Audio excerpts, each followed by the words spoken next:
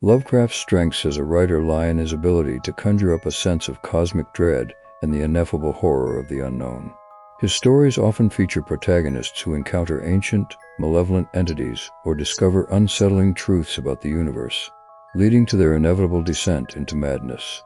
Though sometimes criticized for being overly verbose, his writing style creates an immersive atmosphere that has profoundly influenced the horror genre. His concept of a shared universe, known as the Cthulhu Mythos, has become a foundational element in modern horror and weird fiction. However, Lovecraft's work is not without its weaknesses. His narratives can be dense and archaic, potentially alienating to modern readers. Moreover, his personal views, particularly his overt racism, have rightly become a subject of significant criticism. These views were not only unique, but often seeped into his writings, tainting some of his stories with racial stereotypes and bigoted ideologies. It's essential to address and critically examine these aspects rather than ignore them, as they are part of the complex legacy he left behind. Despite these significant flaws, Lovecraft's impact on horror and science fiction is undeniable. His creation of a mythos that combines elements of horror, fantasy, and science fiction has inspired countless writers and artists. Lovecraftian horror, characterized by the fear of the unknown and the insignificance of humanity in the face of incomprehensible cosmic forces, has become a genre unto itself. Lovecraft's ability to tap into our deepest fears of the unknown, the incomprehensible, and the inevitable decline into chaos is what makes his stories so seminal and influential. He explored themes ahead of his time, delving into existential dread and the fragility of human sanity in the face of the vast, uncaring universe. Join me as we count down his 10 best tales that have haunted readers' imaginations for nearly a century. Dagon. I am writing this under an appreciable mental strain, since by tonight I shall be no more, penniless and at the end of my supply of the drug which alone makes life endurable. I can bear the torture no longer, and shall cast myself from this garret window into the squalid street below. Do not think from my slavery to morphine that I am a weakling or a degenerate. When you have read these hastily scrolled pages, you may guess, though never fully realize, why it is that I must have forgetfulness or death. It was in one of the most open and least frequented parts of the Pacific that the packet of which I was supercargo fell a victim to the German sea raider. The Great War was then at its very beginning, and the enemy's navy had not reached its later degree of ruthlessness, so that our vessel was made a legitimate prize, whilst we of her crew were treated with all the fairness and consideration due us as naval prisoners. So liberal indeed was the discipline of our captors, that 5 days after we were taken I managed to escape alone in a small boat with water and provisions for a good length of time. When I finally found myself adrift and free, I had but little idea of my surroundings. Never a competent navigator, I could only guess vaguely by the sun and stars that I was somewhat south of the equator. Of the longitude I knew nothing, and no island or coastline was in sight. The weather kept fair, and for uncounted days I drifted aimlessly beneath the scorching sun, waiting either for some passing ship or to be cast on the shores of some habitable land. But neither ship nor land appeared, and I began to despair in my solitude upon the heaving vastness of unbroken blue. The change happened whilst I slept. Its details I shall never know, for my slumber, though troubled and dream-infested, was continuous, and at last I awaked. It was to discover myself half sucked into a slimy expanse of hellish black mire, which extended about me in monotonous undulations as far as I could see, and in which my boat lay grounded some distance away. Though one might well imagine that my first sensation would be of wonder at so prodigious and unexpected a transformation of scenery, I was in reality more horrified than astonished. For there was in the air and in the rotting soil a sinister quality which chilled me to the very core. The region was, putrid with the carcasses of decaying fish, and of other less describable things which I saw protruding from the nasty mud of the unending plain. Perhaps I should not stoop to convey in mere words the unutterable hideousness that can dwell in absolute silence and barren immensity. There was nothing within hearing, and nothing in sight save a vast reach of black slime. Yet the very completeness of the stillness and the homogeneity of the landscape oppressed me with a nauseating fear. The sun was blazing down from a sky which seemed to me almost black in its cloudless cruelty, was there reflecting the inky marsh beneath my feet. As I crawled into the stranded boat, I realized that only one theory could explain my position. Through some unprecedented volcanic upheaval, a portion of the ocean floor must have been thrown to the surface, exposing regions which for innumerable millions of years had lain hidden under unfathomable watery depths. So great was the extent of the new land which had risen under me that I could not detect the faintest noise of the surging ocean, strain my ears as I might, nor were there any seafowl to prey upon the dead things. For several hours I sat thinking or brooding in the boat, which lay upon its side and afforded a slight shade as the sun moved across the heavens. As the day progressed, the ground lost some of its stickiness and seemed likely to dry sufficiently for traveling purposes in a short time. That night I slept but little, and the next day I made for myself a pack containing food and water, preparatory to an overland journey in search of the vanished sea and possible rescue. On the third morning, I found the soil dry enough to walk upon with ease. The odor of the fish was maddening, but I was too much concerned with graver things to mind so slight an evil, and set out boldly for an unknown goal. All day I forged steadily westward, guided by a faraway hummock which rose higher than any other elevation on the rolling desert. That night I camped, and on the following day still traveled toward the hummock, though that object seemed scarcely nearer than when I had first spied it. By the fourth evening I attained the base of the mound, which turned out to be much higher than it appeared from a distance, an intervening valley setting it out in sharper relief from the general surface. Too weary to ascend, I slept in the shadow of the hill. I do not know why my dreams were so wild that night, but before the waning and fantastically gibbous moon had risen far above the eastern plain, I was awake in a cold perspiration, determined to sleep no more. Such visions as I had experienced were too much for me to endure again, and in the glow of the moon I saw how unwise I had been to travel by day. Without the glare of the parching sun, my journey would have cost me less energy. Indeed, I now felt quite able to perform the ascent which had deterred me at sunset. Picking up my pack, I started for the crest of the eminence. I have said that the unbroken monotony of the rolling plain was a source of vague horror to me, but I think my horror was greater when I gained the summit of the mound and looked down the other side into an immeasurable pit or canyon, whose black recesses the moon had not yet soared high enough to illumine. I felt myself on the edge of the world, peering over the rim into a fathomless chaos of eternal night. Through my terror ran curious reminiscences of Paradise Lost and of Satan's hideous climb through the unfathomed realms of darkness.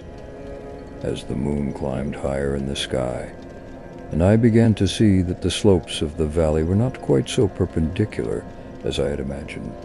Ledges and outcroppings of rock afforded fairly easy footholds for descent, whilst after a drop of a few hundred feet, the declivity became very gradual, urged on by an impulse which I could not definitely analyze. I scrambled with difficulty down the rocks and stood on the gentler slope beneath, gazing into the Stygian deeps where no light had yet penetrated.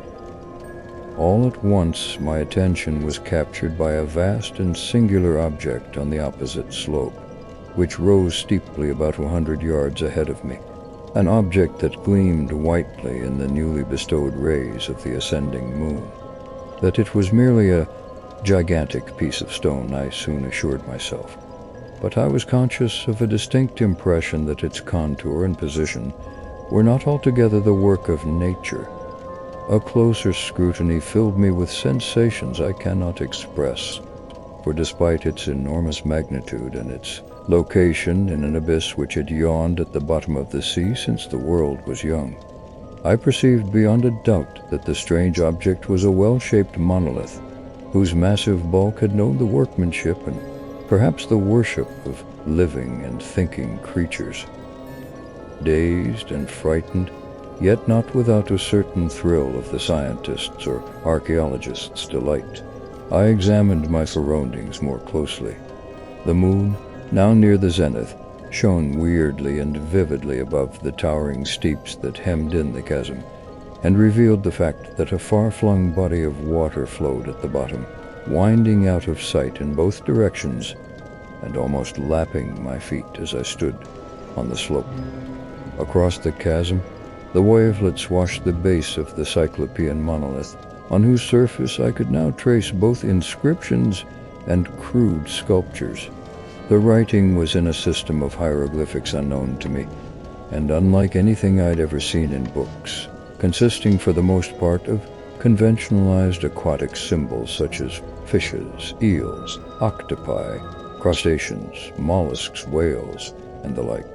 Several characters obviously represented marine things which are unknown to the modern world, but whose decomposing forms I had observed on the ocean-ridden plain. It was the pictorial carving, however, that did most to hold me spellbound.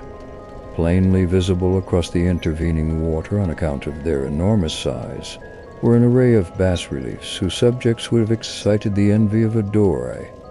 I think that these things were supposed to depict men, at least a certain sort of men, though the creatures were shown disporting like fishes in the waters of some marine grotto, or paying homage at some monastic shrine which appeared to be under the waves as well. Of their faces and forms I dare not speak in detail, for the mere remembrance makes me grow faint.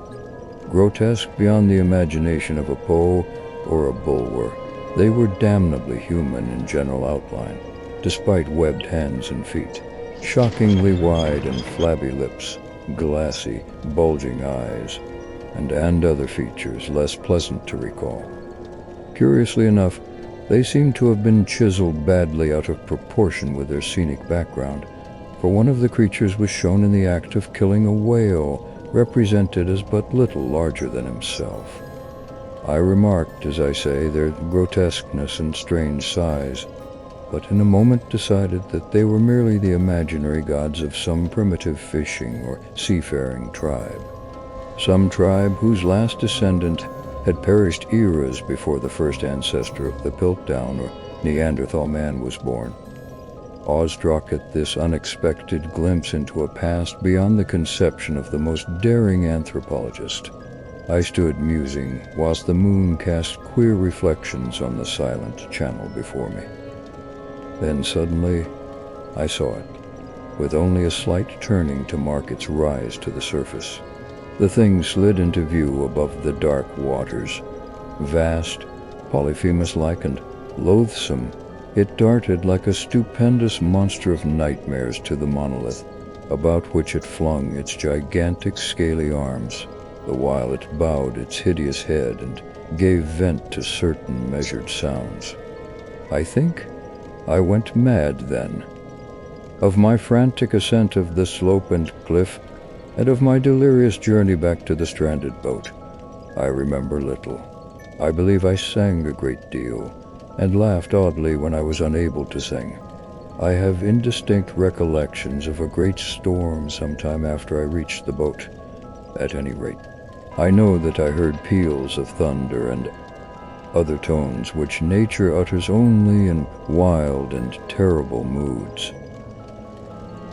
When I came out of the shadows, I was in a San Francisco hospital, brought thither by the captain of the American ship which had picked up my boat in mid-ocean.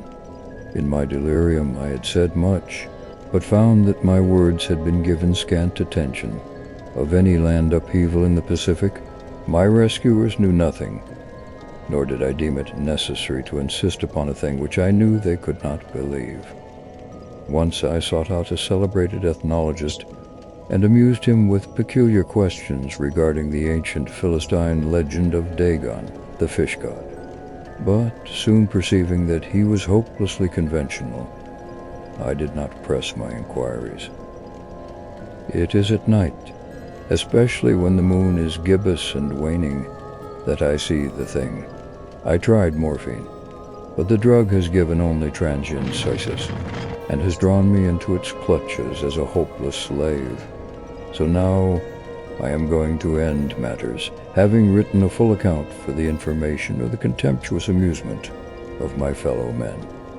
Often I ask myself if it could not all have been a pure phantasm, a mere freak of fever as I lay sun-stricken and raving in the open boat after my escape from the German man-of-war.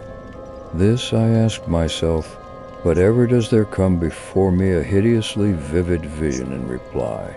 I cannot think of the deep sea without shuddering at the nameless things that may at this very moment be crawling and floundering on its slimy bed, worshipping their ancient stone idols and carving their own detestable likenesses on submarine obelisks of water-soaked granite.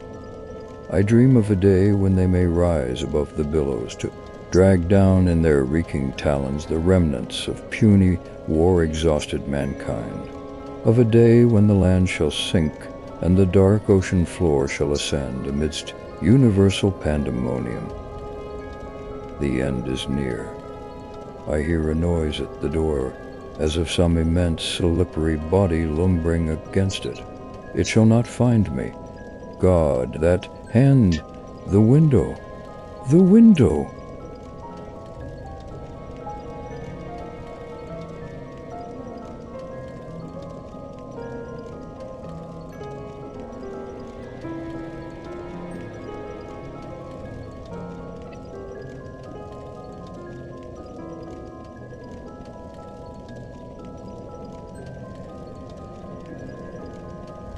The color out of space. West of Arkham, the hills rise wild, and there are valleys with deep woods that no axe has ever cut. There are dark, narrow glens where the trees slope fantastically, and where thin brooklets trickle without ever having caught the glint of sunlight.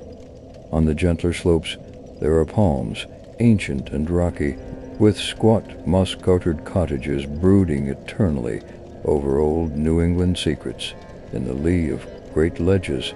But these are all vacant now, the wide chimneys crumbling and the shingled sides bulging perilously beneath low gambrel roofs. The old folk have gone away, and foreigners do not like to live there. French Canadians have tried it, Italians have tried it, and the Poles have come and departed. It is not because of anything that can be seen or heard or handled, but because of something that is imagined. The place is not good for the imagination, and does not bring restful dreams at night. It must be this which keeps the foreigners away, for old Ammi Pierce has never told them of anything he recalls from the strange days. Ammi, whose head has been a little queer for years, is the only one who still remains, or who ever talks of the strange days. And he dares to do this because his house is so near the open fields and the traveled roads around Arkham. There was once a road over the hills and through the valleys that ran straight where the blasted heath is now, but people ceased to use it, and a new road was laid curving far toward the south. Traces of the old one can still be found amidst the weeds of a returning wilderness, and some of them will doubtless linger even when half the hollows are flooded for the new reservoir. Then the dark woods will be cut down, and the blasted heath will slumber far below blue waters, whose surface will mirror the sky and ripple in the sun, and the secrets of the strange days will be one with the deep secrets, one with the hidden lore of old ocean, and all the mystery of primal earth. When I went into the hills and vales to survey the new reservoir, they told me the place was evil. They told me this in Arkham, and because that is a very old town full of witch legends, I thought the evil must be something which grandmoms had whispered to children through centuries. The name Blasted Heath seemed to me very odd and theatrical, and I wondered how it had come into the folklore of a Puritan people. Then I saw that dark westward tangle of glens and slopes for myself, and ceased to wonder at anything besides its own elder mystery. It was morning when I saw it, but shadow lurked always there. The trees grew too thickly, and their trunks were too big for any healthy New England wood. There was too much silence in the dim alleys between them, and the floor was too soft with the dank moss and mattings of infinite years of decay. In the open spaces, mostly along the line of the old road, there were little hillside farms, sometimes with all the buildings standing, sometimes with only one or two, and sometimes with only a lone chimney or fast-filling cellar.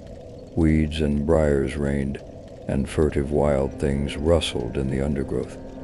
Upon everything was a haze of restlessness and oppression, a touch of the unreal and the grotesque, as if some vital element of perspective or chiaroscuro were awry.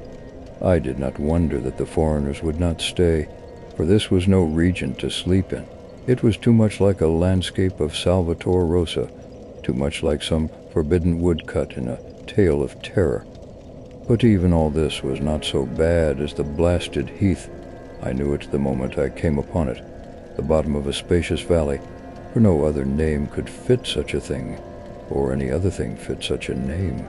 It was as if the poet had coined the phrase from having seen this one particular region. It must, I thought, as I viewed it, be the outcome of a fire. But why had nothing new ever grown over those 5 acres of gray desolation that sprawled open to the sky like a great spot eaten by acid in the woods and fields? It lay largely to the north of the ancient road line, but encroached a little on the other side. I felt an odd reluctance about approaching, and did so at last only because my business took me through and past it. There was no vegetation of any kind in that broad expanse, but only a fine gray dust or ash which no wind seemed ever to blow about. The trees near it were sickly and stunted, and many dead trunks stood or lay rotting at the rim. As I walked hurriedly by, I saw the tumbled bricks and stones of an old chimney and cellar on my right, and the yawning black moor of an abandoned well, whose stagnant vapors played strange tricks with the hues of the sunlight. Even the long, dark woodland climb beyond seemed welcome in contrast, and I marveled no more at the frightened whispers of Arkham people. There had been no house or ruin near. Even in the old days the place must have been lonely and remote, and at twilight, dreading to repass that ominous spot, I walked circuitously back to the town by the curving road on the south. I vaguely wished some clouds would gather, for an odd timidity about the deep skyey voids above had crept into my soul. In the evening, I asked old people in Arkham about the Blasted Heath, and what was meant by that phrase, strange days, which so many evasively muttered. I could not, however, get any good answers, except that all the mystery was much more recent than I had dreamed. It was not a matter of old legendry at all, but something within the lifetime of those who spoke. It had happened in the 80s, and a family had disappeared, or was killed. Speakers would not be exact, and because they all told me to pay no attention to old Ammi Pierce's crazy tales, I sought him out the next morning, having heard that he lived alone in the ancient, tottering cottage where the trees first begin to get very thick. It was a fearsomely archaic place, and had begun to exude the faint, miasmal odor which clings about houses that have stood too long. Only with persistent knocking could I rouse the aged man, and when he shuffled timidly to the door, I could tell he was not glad to see me. He was not so feeble as I'd expected, but his eyes drooped in a curious way, and his unkempt clothing and white beard made him seem very worn and dismal. Not knowing just how he could best be launched on his tales, I feigned a matter of business, told him of my surveying, and asked vague questions about the district. He was far brighter and more educated than I had been led to think, and before I knew it had grasped quite as much of the subject as any man I had talked with in Arkham. He was not like other rustics I had known in the sections where reservoirs were to be. From him, there were no protests at the miles of old wood and farmland to be blotted out, though perhaps there would have been, had not his home lain outside the bounds of the future lake. Relief was all that he showed, relief at the doom of the dark, ancient valleys through which he had roamed all his life. They were better underwater now, better underwater since the strange days.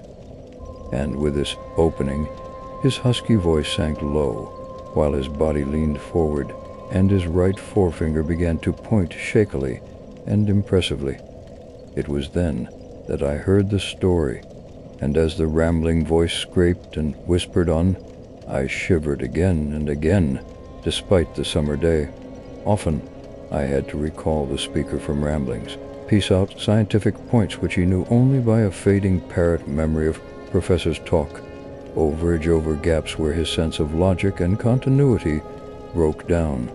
When he was done, I did not wonder that his mind had snapped a trifle, or that the folk of Arkham would not speak much of the blasted heath.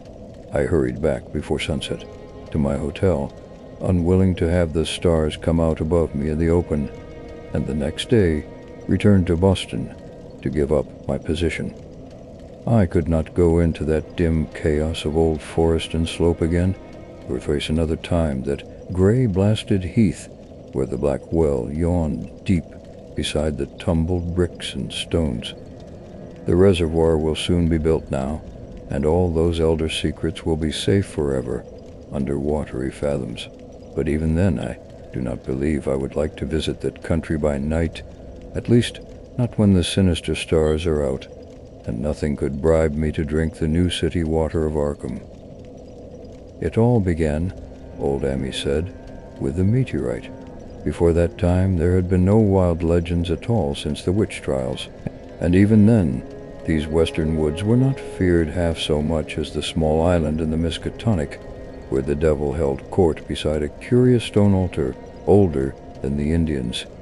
These were not haunted woods, and their fantastic dusk was never terrible, till the strange days. Then there had come that white noontide cloud, that string of explosions in the air, and that pillar of smoke from the valley far in the wood. And by night all Arkham had heard of the great rock that fell out of the sky and bedded itself in the ground beside the well at the Nahum Gardner place. That was the house which had stood where the blasted heath was to come, the trim white Nahum Gardner house amidst its fertile gardens and orchards. Nahum had come to town to tell people about the stone, and had dropped in at Amy Pierce's on the way. Amy was 40 then, and all the queer things were fixed very strongly in his mind. He and his wife had gone with the 3 professors from Miskatonic University, who hastened out the next morning to see the weird visitor from unknown stellar space, and had wondered why Nathan had called it so large the day before. It had shrunk, Nathan said, as he pointed out the big, brownish mound above the ripped earth and charred grass near the archaic well sweep in his front yard. But the wise men answered that stones do not shrink. Its heat lingered persistently, and Nahum declared it glowed faintly in the night. The professors tried it with a geologist's hammer, and found it was oddly soft.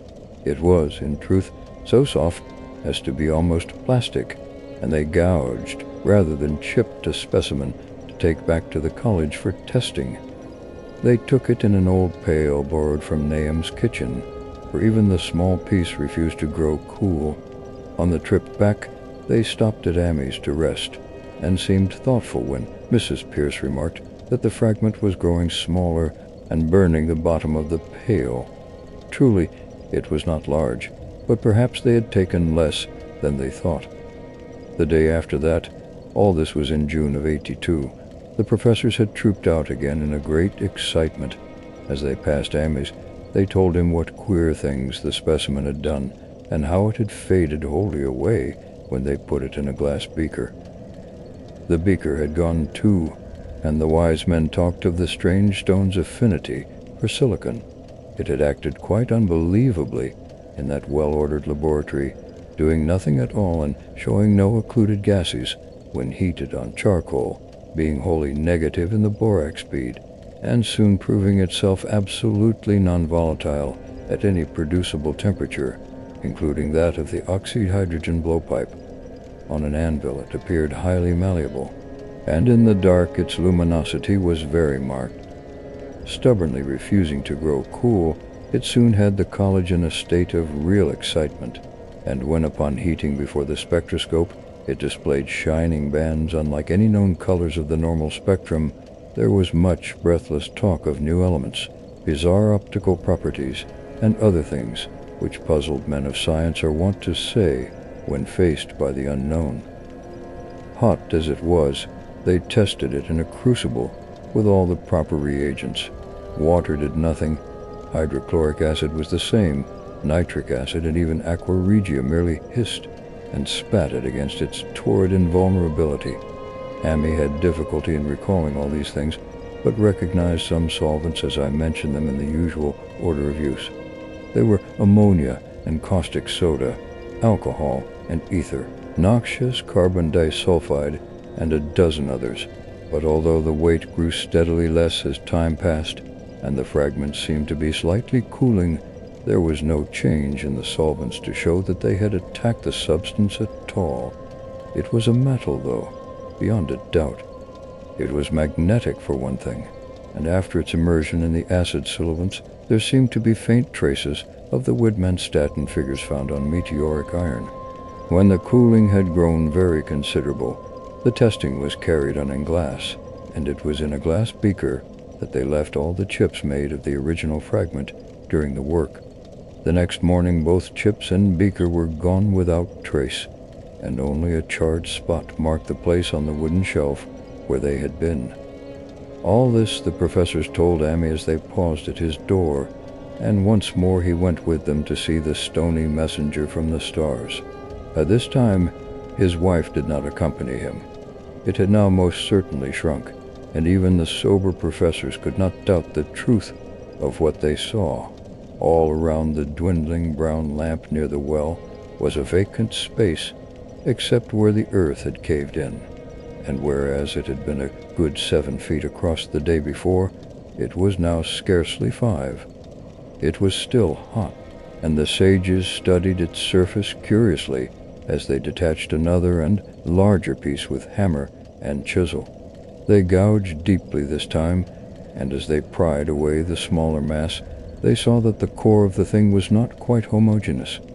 They had uncovered what seemed to be the side of a large colored globule embedded in the substance. The color, which resembled some of the bands in the Meteor's strange spectrum, was almost impossible to describe, and it was only by analogy that they called it color at all. Its texture was glossy, and upon tapping it appeared to promise both brittleness and hollowness. One of the professors gave it a smart blow with a hammer, and it burst with a nervous little pop. Nothing was emitted, and all trace of the thing vanished with the puncturing. It left behind a hollow spherical space about 3 inches across, and all thought it probable that others would be discovered as the enclosing substance wasted away.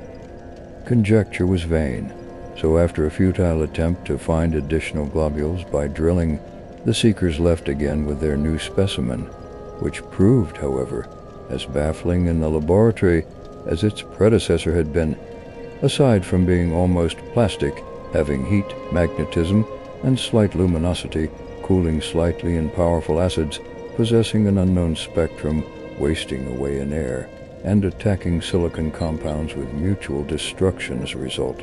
It presented no identifying features whatsoever, and at the end of the tests, the college scientists were forced to own that they could not lace it.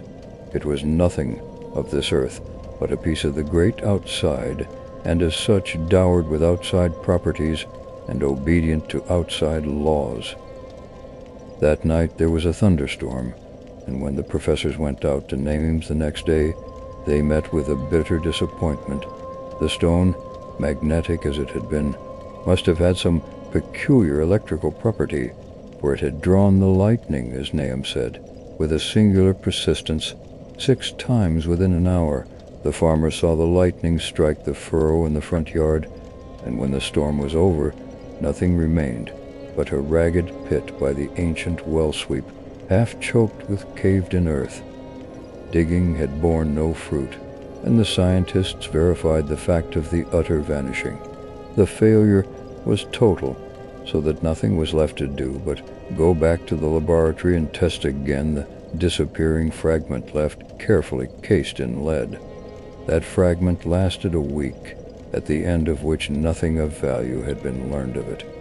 When it had gone, no residue was left behind, and in time the professors felt scarcely sure they had indeed seen with waking eyes that cryptic vestige of the fathomless gulfs outside, that lone, weird message from other universes and other realms of matter, force, and entity. As was natural, the Arkham papers made much of the incident with its collegiate sponsoring and sent reporters to talk with Nahum Gardner and his family. At least one Boston daily also sent a scribe, and Nahum quickly became a kind of local celebrity.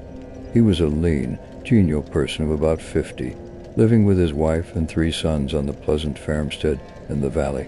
He and Amy exchanged visits frequently, as did their wives, and Amy had nothing but praise for him after all these years. He seemed slightly proud of the notice his place had attracted, and talked often of the meteorite in the succeeding weeks. That July and August were hot, and Nahum worked hard at his haying in the 10-acre pasture across Chapman's Brook, his rattling wain wearing deep ruts in the shadowy lanes between. The labor tired him more than it had in other years, and he felt that age was beginning to tell on him. Then fell the time of fruit and harvest. The pears and apples slowly ripened, and Nahum vowed that his orchards were prospering as never before. The fruit was growing to phenomenal size and unwanted gloss, and in such abundance that extra barrels were ordered to handle the future crop. But with the ripening came sore disappointment, for of all that gorgeous array of specious lusciousness, not one single jot was fit to eat. Into the fine flavor of the pears and apples had crept a stealthy bitterness and sickishness, so that even the smallest of bites induced a lasting disgust. It was the same with the melons and tomatoes, and Nahum sadly saw that his entire crop was lost. Quick to connect events, he declared that the meteorite had poisoned the soil, and thanked heaven that most of the other crops were in the upland lot along the road. Winter came early, and was very cold.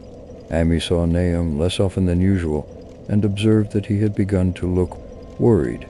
The rest of his family, too, seemed to have grown taciturn, and were far from steady in their church-going or their attendance at the various social events of the countryside. For this reserve or melancholy no cause could be found, though all the household confessed now and then to poorer health and a feeling of vague disquiet. Nahum himself gave the most definite statement of anyone when he said he was disturbed about certain footprints in the snow. They were the usual winter prints of red squirrels, white rabbits, and foxes, but the brooding farmer professed to see something not quite right about their nature and arrangement.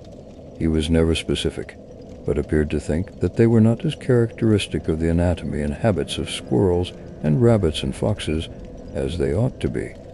Amy listened without interest to this talk until one night when he drove past Nahum's house in his sleigh on the way back from Clark's Corners. There had been a moon, and a rabbit had run across the road, and the leaps of that rabbit were longer than either Amy or his horse liked. The latter, indeed, had almost run away when brought up by a firm rein. Thereafter, Amy gave Nahum's tales more respect, and wondered why the Gardner dog seemed so cowed and quivering every morning. They had, it developed, nearly lost the spirit to bark. In February, the McGregor boys from Meadow Hill were out shooting woodchucks. and not far from the Gardner place bagged a very peculiar specimen. The proportions of its body seemed slightly altered in a queer way impossible to describe, while its face had taken on an expression which no one ever saw in a woodchuck before. The boys were genuinely frightened, and threw the thing away at once, so that only their grotesque tales of it never reached the people of the countryside. But the shying of the horses near Nahum's house had now become an acknowledged thing, and all the basis for a cycle of whispered legend was fast taking form. People vowed that the snow melted faster around Nahum's than it did anywhere else, and early in March there was an awed discussion in Potter's General Store at Clark's Corners. Stephen Rice had driven past Gardner's in the morning and had noticed the skunk cabbages coming up through the mud by the woods across the road. Never were things of such size seen before, and they held strange colors that could not be put into any words. Their shapes were monstrous, and the horse had snorted at an odor which struck Stephen as wholly unprecedented. That afternoon, several persons drove past to see the abnormal growth, and all agreed that plants of that kind ought never to sprout in a healthy world. The bad fruit of the fall before was freely mentioned, and it went from mouth to mouth that there was poison in Nahum's ground. Of course, it was the meteorite, and remembering how strange the men from the college had found that stone to be, several farmers spoke about the matter to them. One day they paid Nahum a visit, but having no love of wild tales and folklore, were very conservative in what they inferred. The plants were certainly odd, but all skunk cabbages are more or less odd in shape and odor and hue. Perhaps some mineral element from the stone had entered the soil, but it would soon be washed away. And as for the footprints and frightened horses, of course this was mere country talk, which such a phenomenon as the aerolite would be certain to start. There was really nothing for serious men to do in cases of wild gossip, for superstitious rustics will say and believe anything. And so, all through the strange days, the professor stayed away in contempt. Only one of them, when given 2 files of dust for analysis and a police job over a year and a half later, recalled that the queer color of that skunk cabbage had been very like one of the anomalous bands of light shown by the meteor fragment in the college spectroscope, and like the brittle globule found embedded in the stone from the abyss. The samples in this analysis case gave the same odd bands at first, though later they lost the property. The trees bud prematurely around Nahum's, and at night they swayed ominously in the wind. Nahum's second son, Thaddeus, a lad of 15, swore that they swayed also when there was no wind, but even the gossips would not credit this. Certainly, however, restlessness was in the air.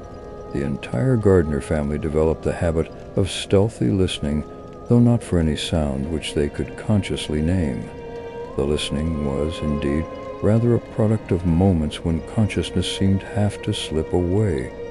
Unfortunately, such moments increased week by week, till it became common speech that something was wrong with all Nahum's folks. When the early saxifrage came out, it had another strange color, not quite like that of the skunk cabbage, but plainly related and equally unknown to anyone who saw it. Nahum took some blossoms to Arkham and shared them to the editor of the Gazette, but that dignitary did no more than write a humorous article about them, in which the dark fears of rustics were held up to polite ridicule. It was a mistake of Nahum's to tell a stolid city man about the way the great, overgrown mourning cloak butterflies behaved in connection with these saxifrages. April brought a kind of madness to the country folk, and began that disuse of the road past Nahum's, which led to its ultimate abandonment. It was the vegetation. All the orchard trees blossomed forth in strange colors, and through the stony soil of the yard and adjacent pasturage there sprang up a bizarre growth which only a botanist could connect with the proper flora of the region. No sane, wholesome colors were anywhere to be seen, except in the green grass and leafage but everywhere those hectic and prismatic variants of some diseased, underlying primary tone without a place among the known tints of earth. The Dutchman's breeches became a thing of sinister menace, and the blood roots grew insolent in their chromatic perversion. Amy and the gardeners thought that most of the colors had a sort of haunting familiarity, and decided that they reminded one of the brittle globule in the meteor. Nahum plowed and sowed the 10-acre pasture in the upland lot, but did nothing with the land around the house. He knew it would be of no use, and hoped that the summer's strange growths would draw all the poison from the soil. He was prepared for almost anything now, and had grown used to the sense of something near him, waiting to be heard. The shunning of his house by neighbors told on him, of course, but it told on his wife more. The boys were better off, being at school each day, but they could not help being frightened by the gossip. Thaddeus, an especially sensitive youth, suffered the most. In May, the insects came, and Nahum's place became a nightmare of buzzing and crawling. Most of the creatures seemed not quite usual in their aspects and motions, and their nocturnal habits contradicted all former experience. The gardeners took to watching at night, watching in all directions at random for something. They could not tell what. It was then that they all owned that Thaddeus had been right about the trees. Mrs. Gardner was the next to see it from the window, as she watched the swollen boughs of a maple against a moonlit sky. The boughs surely moved, and there was no wind. It must be the sap. Strangeness had come into everything growing now, yet it was none of Nahum's family at all who made the next discovery. Familiarity had dulled them, and what they could not see was glimpsed by a timid windmill salesman from Bolton, who drove by one night in ignorance of the country legends. What he told in Arkham was given a short paragraph in the Gazette, and it was there that all the farmers, Nahum included, saw it first. The night had been dark, and the buggy lamps faint, but around a farm in the valley which everyone knew from the account must be Nahum's, the darkness had been less thick. A dim, though distinct luminosity seemed to inhere in all the vegetation, grass, leaves, and blossoms alike, while at one moment a detached piece of the phosphorescence appeared to stir furtively in the yard near the barn. The grass had so far seemed untouched, and the cows were freely pastured in the lot near the house, but toward the end of May, the milk began to be bad. Then Nahum had the cows driven to the uplands, after which the trouble ceased. Not long after this, the change in grass and leaves became apparent to the eye. All the verdure was going gray, and was developing a highly singular quality of brittleness. Amy was now the only person who ever visited the place, and his visits were becoming fewer and fewer. When schools closed, the gardeners were virtually cut off from the world, and sometimes let Amy do their errands in town. They were failing curiously both physically and mentally, and no one was surprised when the news of Mrs. Gardner's madness stole around. It happened in June, about the anniversary of the meteor's fall, and the poor woman screamed about things in the air which she could not describe. In her raving, there was not a single specific noun, but only verbs and pronouns. Things moved and changed and fluttered, and ears tingled to impulses which were not wholly sounds. Something was taken away. She was being drained of something. Something was fastening itself on her that ought not to be. Someone must make it keep off. Nothing was ever still in the night. The walls and windows shifted. Nahum did not send her to the county asylum, but let her wander about the house as long as she was harmless to herself and others. Even when her expression changed, he did nothing. But when the boys grew afraid of her, and Thaddeus nearly fainted at the way she made faces at him, he decided to keep her locked in the attic. By July, she had ceased to speak and crawled on all fours, and before that month was over, Nahum got the mad notion that she was slightly luminous in the dark, as he now clearly saw was the case with the nearby vegetation. It was a little before this that the horses had stampeded. Something had aroused them in the night, and their neighing and kicking in their stalls had been terrible. There seemed virtually nothing to do to calm them, and when Nahum opened the stable door, they all bolted out like frightened woodland deer. It took a week to track all four, and when found, they were seen to be quite useless and unmanageable. Something had snapped in their brains, and each one had to be shot for its own good. Nahum borrowed a horse from Ammi for his hagging, but found it would not approach the barn.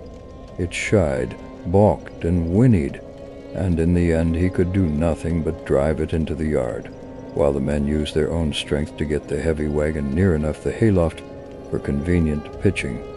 And all the while, the vegetation was turning gray and brittle. Even the flowers, whose hues had been so strange, were graying now, and the fruit was coming out gray and dwarfed and tasteless. The asters and goldenrod bloomed gray and distorted, and the roses and zinnias and hollyhocks in the front yard were such blasphemous-looking things that Nahum's oldest boy, Zenas, cut them down. The strangely puffed insects died about that time, even the bees that had left their hives and taken to the woods. By September, all the vegetation was fast crumbling to a grayish powder, and Nahum feared that the trees would die before the poison was out of the soil. His wife now had spells of terrific screaming, and he and the boys were in a constant state of nervous tension. They shunned people now, and when school opened the boys did not go. But it was Ammi, on one of his rare visits, who first realized that the well water was no longer good. It had an evil taste that was not exactly fetid, nor exactly salty, and Ammi advised his friend to dig another well on higher ground to use till the soil was good again. Nahum, however, ignored the warning, for he had by that time become callous to strange and unpleasant things. He and the boys continued to use the tainted supply, drinking it as listlessly and mechanically as they ate their meager and ill-cooked meals and did their thankless and monotonous chores through the aimless days. There was something of stolid resignation about them all, as if they walked half in another world between lines of nameless guards to a certain and familiar doom. Thaddeus went mad in September after a visit to the well. He had gone with a pail and had come back empty-handed, shrieking, waving his arms, and sometimes lapsing into an inane titter or a whisper about the moving colors down there. 2 in one family was pretty bad, but Nahum was very brave about it. He let the boy run about for a week until he began stumbling and hurting himself, and then he shut him in an attic room across the hall from his mother's. The way they screamed at each other from behind their locked doors was very terrible, especially to little Moen, who fancied they talked in some terrible language that was not of earth. Moen was getting frightfully imaginative, and his restlessness was worse after the shutting away of the brother who had been his greatest playmate. Almost at the same time, the mortality among the livestock commenced. Poultry turned grayish and died very quickly, their meat being found dry and noisome upon cutting. Hogs grew inordinately fat, then suddenly began to undergo loathsome changes which no one could explain. Their meat was of course useless, and Nahum was at his wit's end. No rural veterinary would approach his place, and the city veterinarian from Arkham was openly baffled. The swine began growing gray and brittle and falling to pieces before they died, and their eyes and muzzles developed singular alterations. It was very inexplicable, for they had never been fed from the tainted vegetation. And something struck the cows. Certain areas, or sometimes the whole body, would be uncannily shriveled or compressed, and atrocious collapses or disintegrations were common. In the last stages, and death was always the result, there would be a graying and turning brittle, like that which beset the hogs. There could be no question of poison, for all the cases occurred in a locked and undisturbed bong. No bites of prowling things could have brought the virus, for what live beast of earth can pass through solid obstacles? It must be only natural disease. Yet what disease could wreak such results was beyond any mind's guessing. When the harvest came, there was not an animal surviving on the place, for the stock and poultry were dead, and the dogs had run away. These dogs, 3 in number, had all vanished one night, and were never heard of again. The 5 cats had left some time before, but their going was scarcely noticed, since there now seemed to be no mice, and only Mrs. Gardner had made pets of the graceful felines. On a 19th October, Nahum staggered into Amy's house with hideous news. The death had come to poor Thaddeus in his attic room, and it had come in a way which could not be told. Nahum had dug a grave in the railed family plot behind the farm, and had put therein what he found. There could have been nothing from outside, for the small barred window and locked door were intact, but it was much as it had been in the barn. Amy and his wife consoled the stricken man as best they could, but shuddered as they did so. Stark terror seemed to cling round the Gardners and all they touched, and the very presence of one in the house was a breath from regions unnamed and unnameable. Amy accompanied Nahum home with the greatest reluctance, and did what he might to calm the hysterical sobbing of little Merwin. Zenas needed no calming. He had come of late to do nothing but stare into space and obey what his father told him, and Amy thought that his fate was very merciful. Now and then Merwin's screams were answered faintly from the attic, and in response to an inquiring look, Nahum said that his wife was getting very feeble. When night approached, Amy managed to get away, for not even friendship could make him stay in that spot when the faint glow of the vegetation began, and the trees may or may not have swayed without wind. It was really lucky for Amy that he was not more imaginative. Even as things were, his mind was bent ever so slightly, but had he been able to connect and reflect upon all the portents around him, he must inevitably have turned a total maniac. In the twilight, he hastened home, the screams of the mad woman and the nervous child ringing horribly in his ears. 3 days later, Nahum lurched into Amy's kitchen in the early morning, and in the absence of his host stammered out a desperate tale once more, while Mrs. Pierce listened in a clutching fright. It was little Merwin this time. He was gone. He had gone out late at night with a lantern and pail for water, and had never come back. He had been going to pieces for days, and hardly knew what he was about, screamed at everything. There had been a frantic shriek from the yard then, but before the father could get to the door, the boy was gone.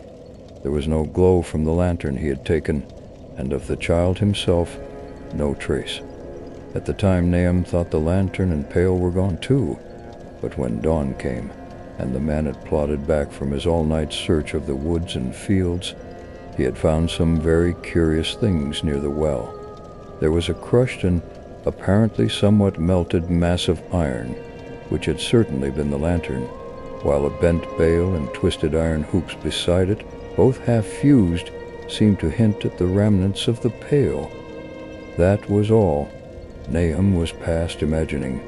Mrs. Pierce was blank, and Amy, when he had reached home and heard the tale, could give no guess. Merwin was gone, and there would be no use in telling the people around, who shunned all gardeners now. No use either in telling the city people at Arkham, who laughed at everything. Thad was gone, and now Merwin was gone. Something was creeping and waiting to be seen and felt and heard. Nahum would go soon, and he wanted Amy to look after his wife and Zenas if they survived him. It must all be a judgment of some sort, though he could not fancy what for, since he had always walked uprightly in the Lord's way so far as he knew. For over 2 weeks, Amy saw nothing of Nahum, and then, Worried about what might have happened, he overcame his fears and paid the gardener place a visit. There was no smoke from the great chimney, and for a moment the visitor was apprehensive of the worst. The aspect of the whole farm was shocking. Grayish withered grass and leaves on the ground, vines falling in brittle wreckage from archaic walls and gables, and great bare trees clawing up at the gray November sky with a studied malevolence which Amy could not but feel had come from some subtle change in the tilt of the branches. But Nahum was alive, after all. He was weak and lying on a couch in the low-ceiled kitchen, but perfectly conscious and able to give simple orders to Zenas. The room was deadly cold, and as Amy visibly shivered, the host shouted huskily to Zenas for more wood. Wood, indeed, was sorely needed, since the cavernous fireplace was unlit and empty, with a cloud of soot blowing about in the chill wind that came down the chimney. Presently, Nahum asked him if the extra wood had made him any more comfortable. Then Amy saw what had happened. The stoutest cord had broken at last, and the hapless farmer's mind was proof against more sorrow. Questioning tactfully, Amy could get no clear data at all about the missing Zenas. "In the well. He lives in the well," was all that the clouded father would say. Then there flashed across the visitor's mind a sudden thought of the mad wife, and he changed his line of inquiry. "Nebby? Why, here she is," was the surprised response of poor Nahum, and Amy soon saw that he must search for himself. Leaving the harmless babbler on the couch, he took the keys from their nail beside the door and climbed the creaking stairs to the attic. It was very close and noisome up there, and no sound could be heard from any direction. Of the 4 doors in sight, only one was locked, and on this he tried various keys on the ring he had taken. The 3rd key proved the right one, and after some fumbling, Amy threw open the low white door. It was quite dark inside, for the window was small and half obscured by the crude wooden bars, and Amy could see nothing at all on the wide planked floor. The stench was beyond enduring, and before proceeding further, he had to retreat to another room and return with his lungs filled with breathable air. When he did enter, he saw something dark in the corner, and upon seeing it more clearly, he screamed outright. While he screamed, he thought a momentary cloud eclipsed the window, and a second later he felt himself brushed as if by some hateful current of vapor. Strange colors danced before his eyes, and had not a present horror numbed him, he would have thought of the globule in the meteor that the geologist's hammer had shattered, and of the morbid vegetation that had sprouted in the spring. As it was, he thought only of the blasphemous monstrosity which confronted him, and which all too clearly had shared the nameless fate of young Thaddeus and the livestock. But the terrible thing about this horror was that it very slowly and perceptibly moved as it continued to crumble. Amy would give me no added particulars to this scene, but the shape in the corner does not reappear in his tale as a moving object. There are things which cannot be mentioned, and what is done in common humanity is sometimes cruelly judged by the law. I gathered that no moving thing was left in that attic room, and that to leave anything capable of motion there would have been a deed so monstrous as to damn any accountable being to eternal torment.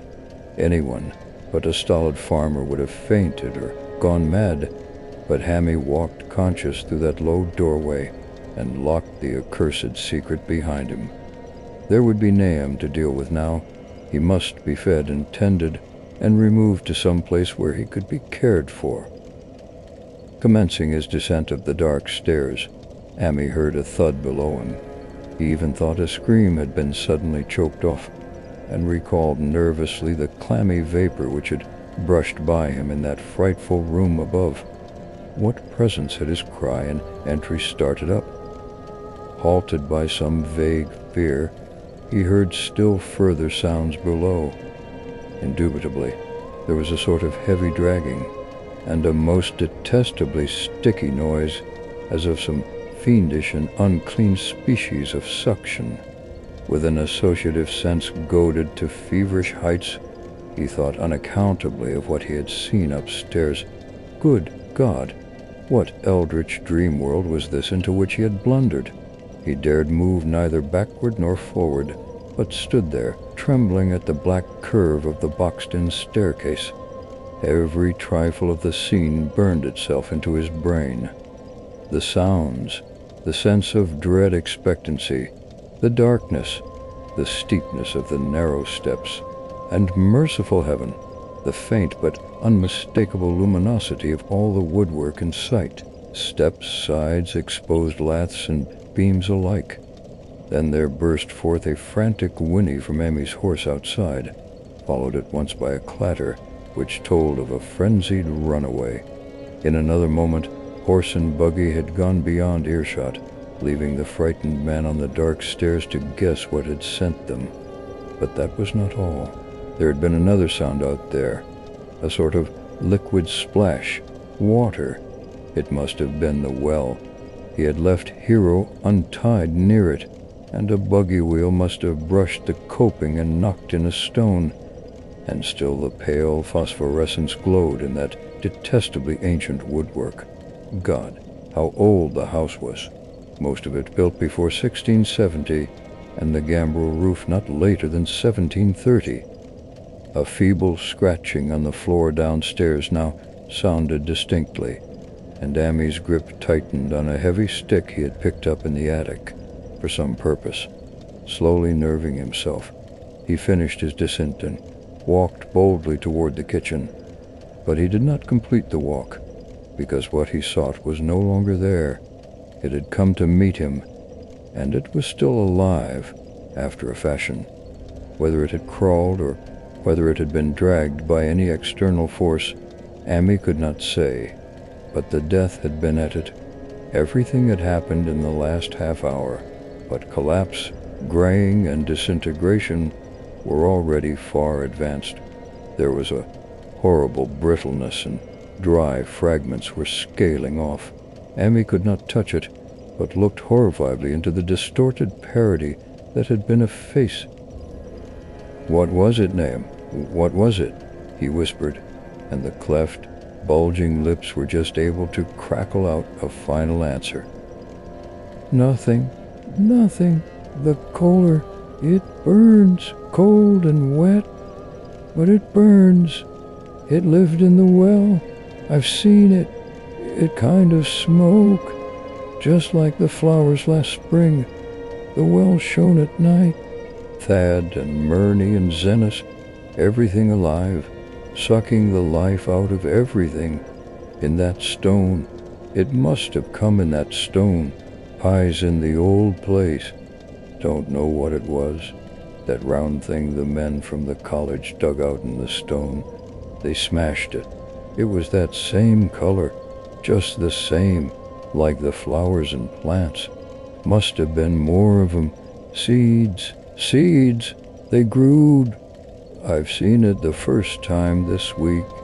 Must have got strong on Zenas. He was a big boy, full of life. It beats down your mind and then gets you, burns you up in the well water. You was right about that. Evil water. Zenas never come back from the well. Can't get away. Georgia.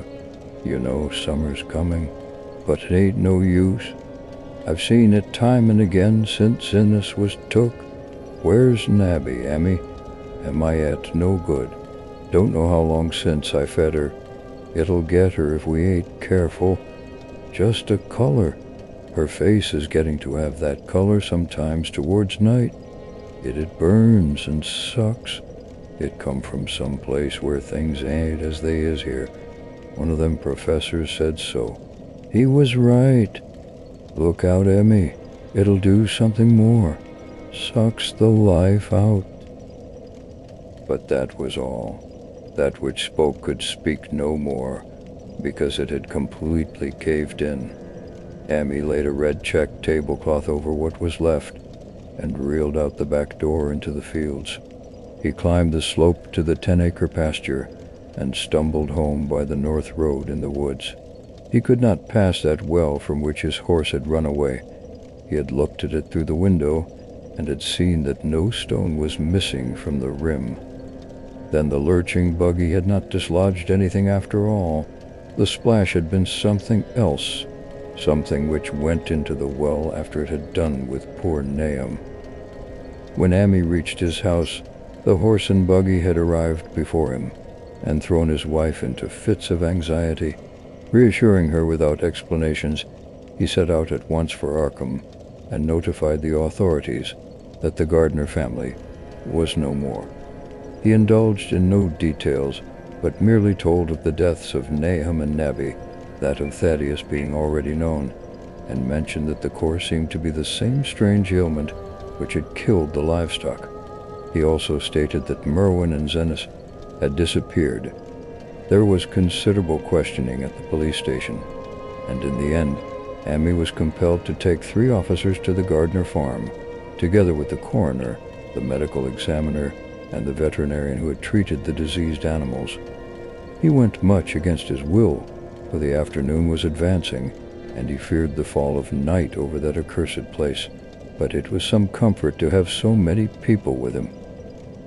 The 6 men drove out in a Democrat wagon, following Amy's buggy, and arrived at the pest-ridden farmhouse about 4 o'clock. Used as the officers were to gruesome experiences, not one remained unmoved at what was found in the attic and under the red-checked tablecloth on the floor below. The whole aspect of the farm with its gray desolation was terrible enough, but those 2 crumbling objects were beyond all bounds. No one could look long at them, and even the medical examiner admitted that there was very little to examine.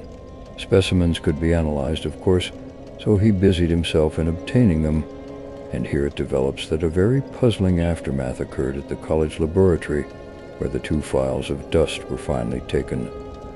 Under the spectroscope, both samples gave off an unknown spectrum, in which many of the baffling bands were precisely like those which the strange meteor had yielded in the previous year.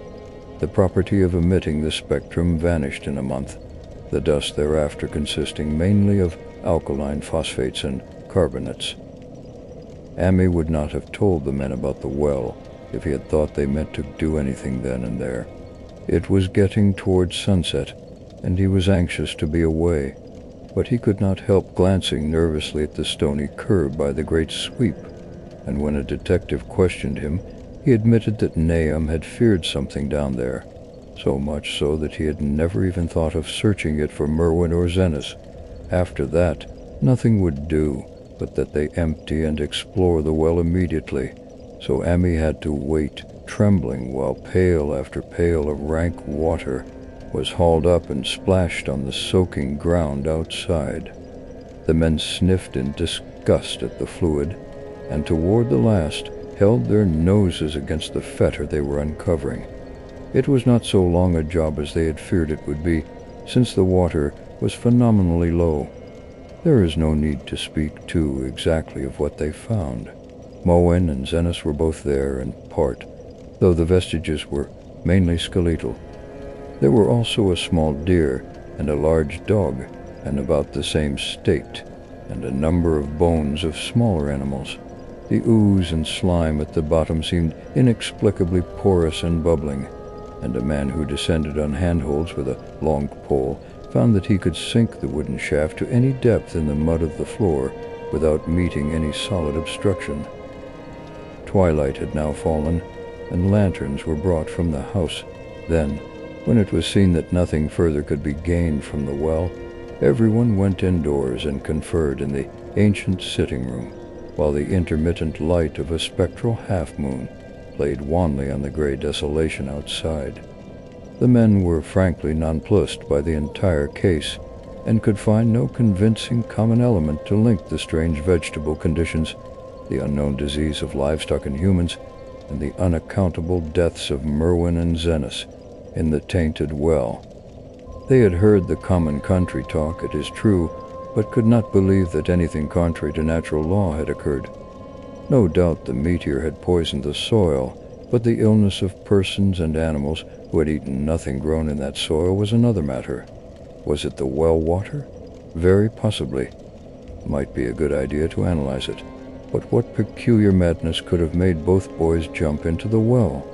Their deeds were so similar, and the fragments showed that they had both suffered from the gray, brittle death. Why was everything so gray and brittle? It was the coroner, seated near a window overlooking the yard, who first noticed the glow about the well. Night had fully set in, and all the abhorrent ground seemed faintly luminous, with more than the fitful moonbeams. But this new glow was something definite and distinct, and appeared to shoot up from the black pit like a softened ray from a searchlight, giving dull reflections in the little ground pools where the water had been emptied. It had a very queer color, and as all the men clustered round the window, Emmy gave a violent start, for this strange beam of ghastly miasma was to him of no unfamiliar hue. He had seen that color before, and feared to think what it might mean. He had seen it in the nasty, brittle globule in that aerolite 2 summers ago, had seen it in the crazy vegetation of the springtime, and had thought he had seen it for an instant, that very morning, against the small barred window of that terrible attic room where nameless things had happened. It had flashed there a second, and a clammy and hateful current of vapor had brushed past him, and then poor Nahum had been taken by something of that color. He had said so at the last, said it was the globule and the plants.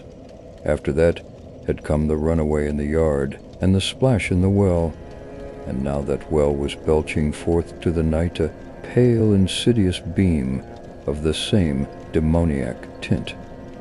It does credit to the alertness of Amy's mind that he puzzled even at that tense moment over a point which was essentially scientific.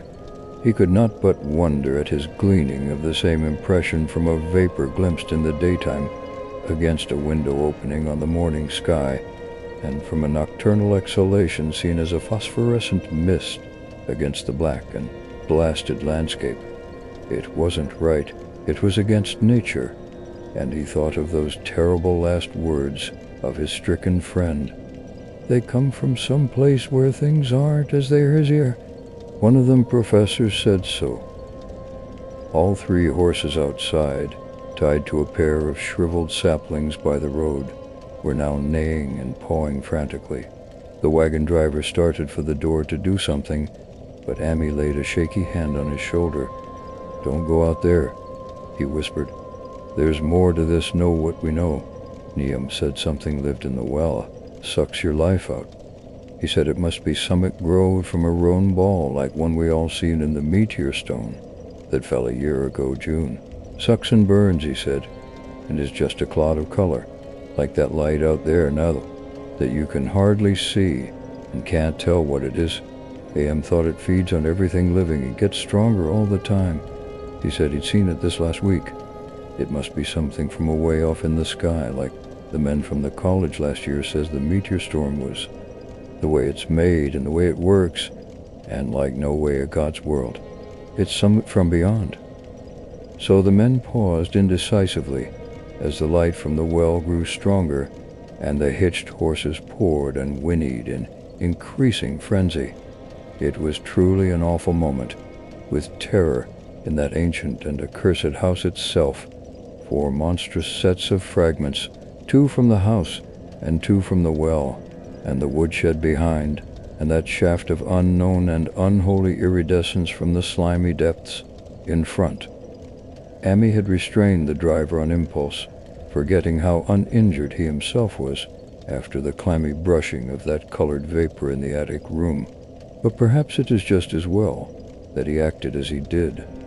No one will ever know what was abroad that night, and though the blasphemy from beyond had not so far hurt any human of unweakened mind, there is no telling what it might not have done at that last moment, and with its seemingly increased strength and the special signs of purpose it was soon to display beneath the half-clouded moonlit sky.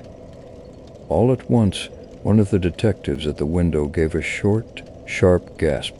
The others looked at him, and then quickly followed his own gaze upward to the point at which its idle straying had been suddenly arrested. There was no need for words. What had been disputed in country gossip was disputable no longer, and it is because of the thing which every man of that party agreed in, whispering later on, that the strange days are never talked about. In Arkham, it is necessary to premise that there was no wind at that hour of the evening. One did arise not long afterward, but there was absolutely none then.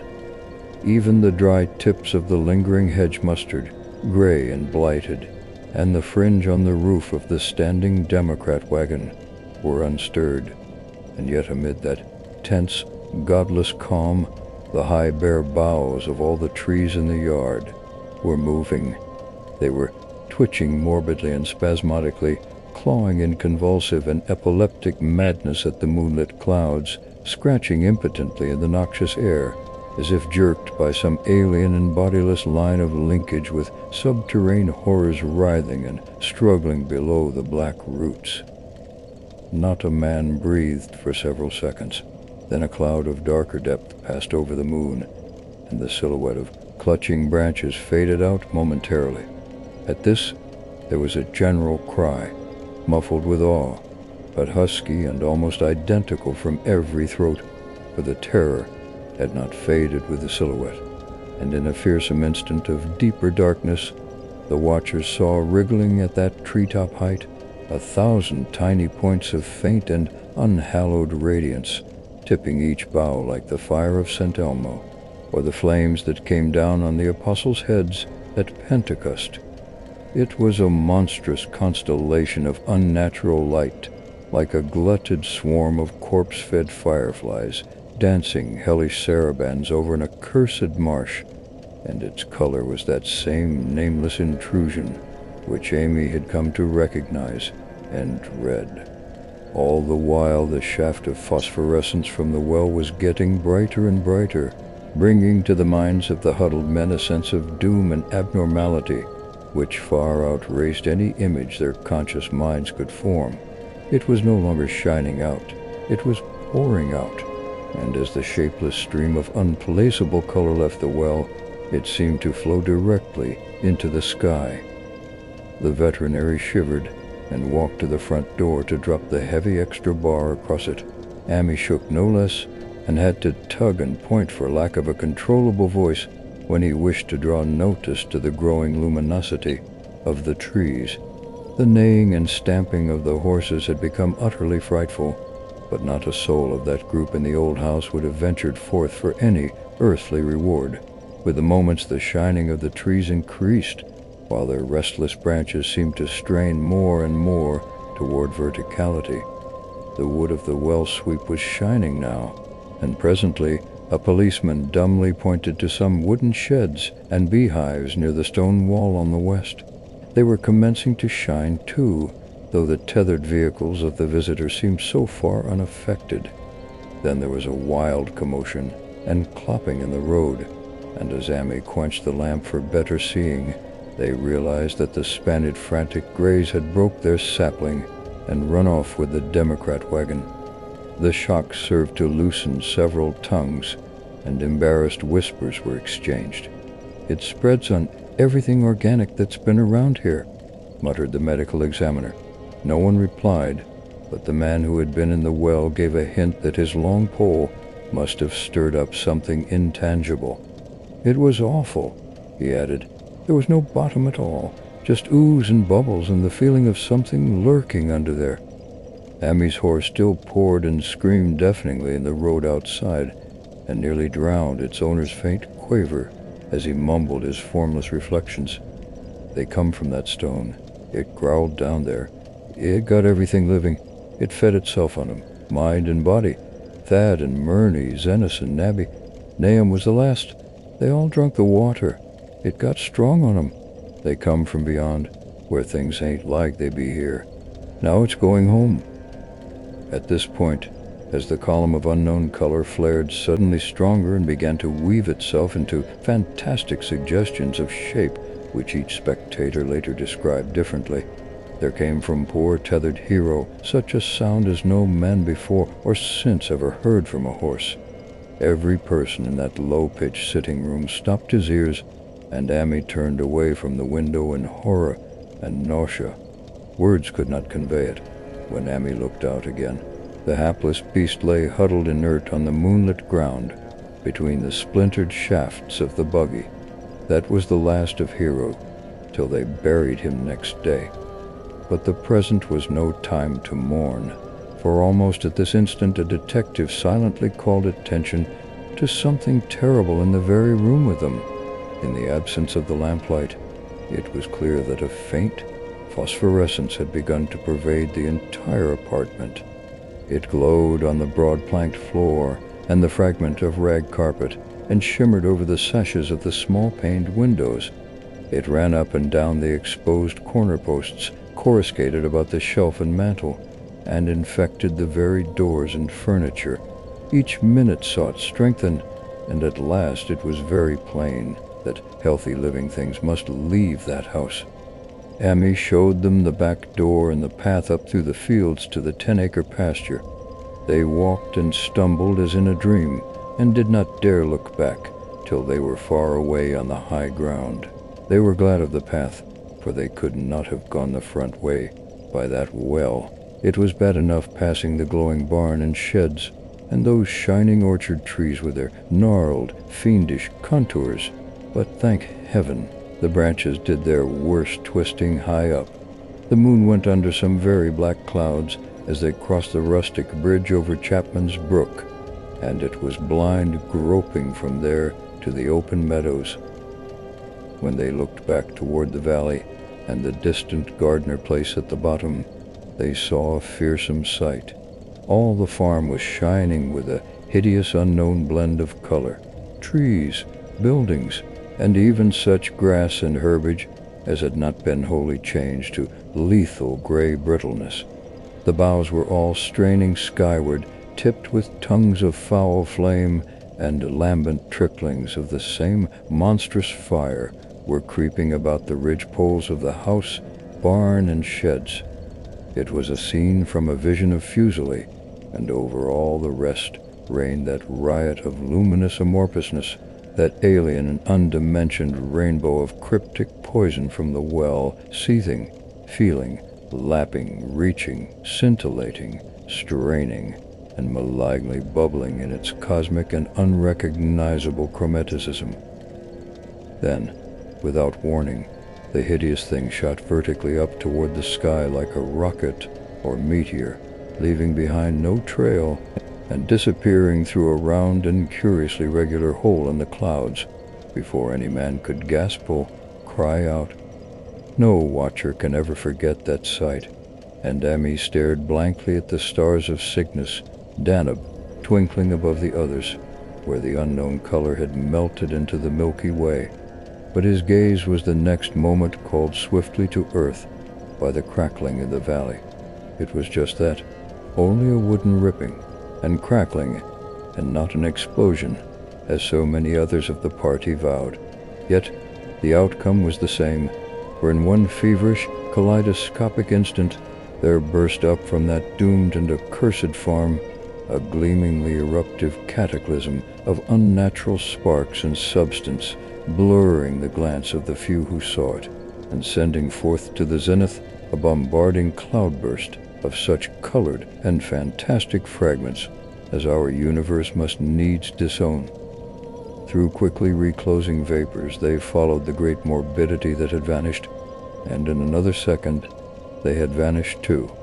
Behind and below was only a darkness to which the men dared not return, and all about was a mountain wind which seemed to sweep down in black, frog gusts from interstellar space.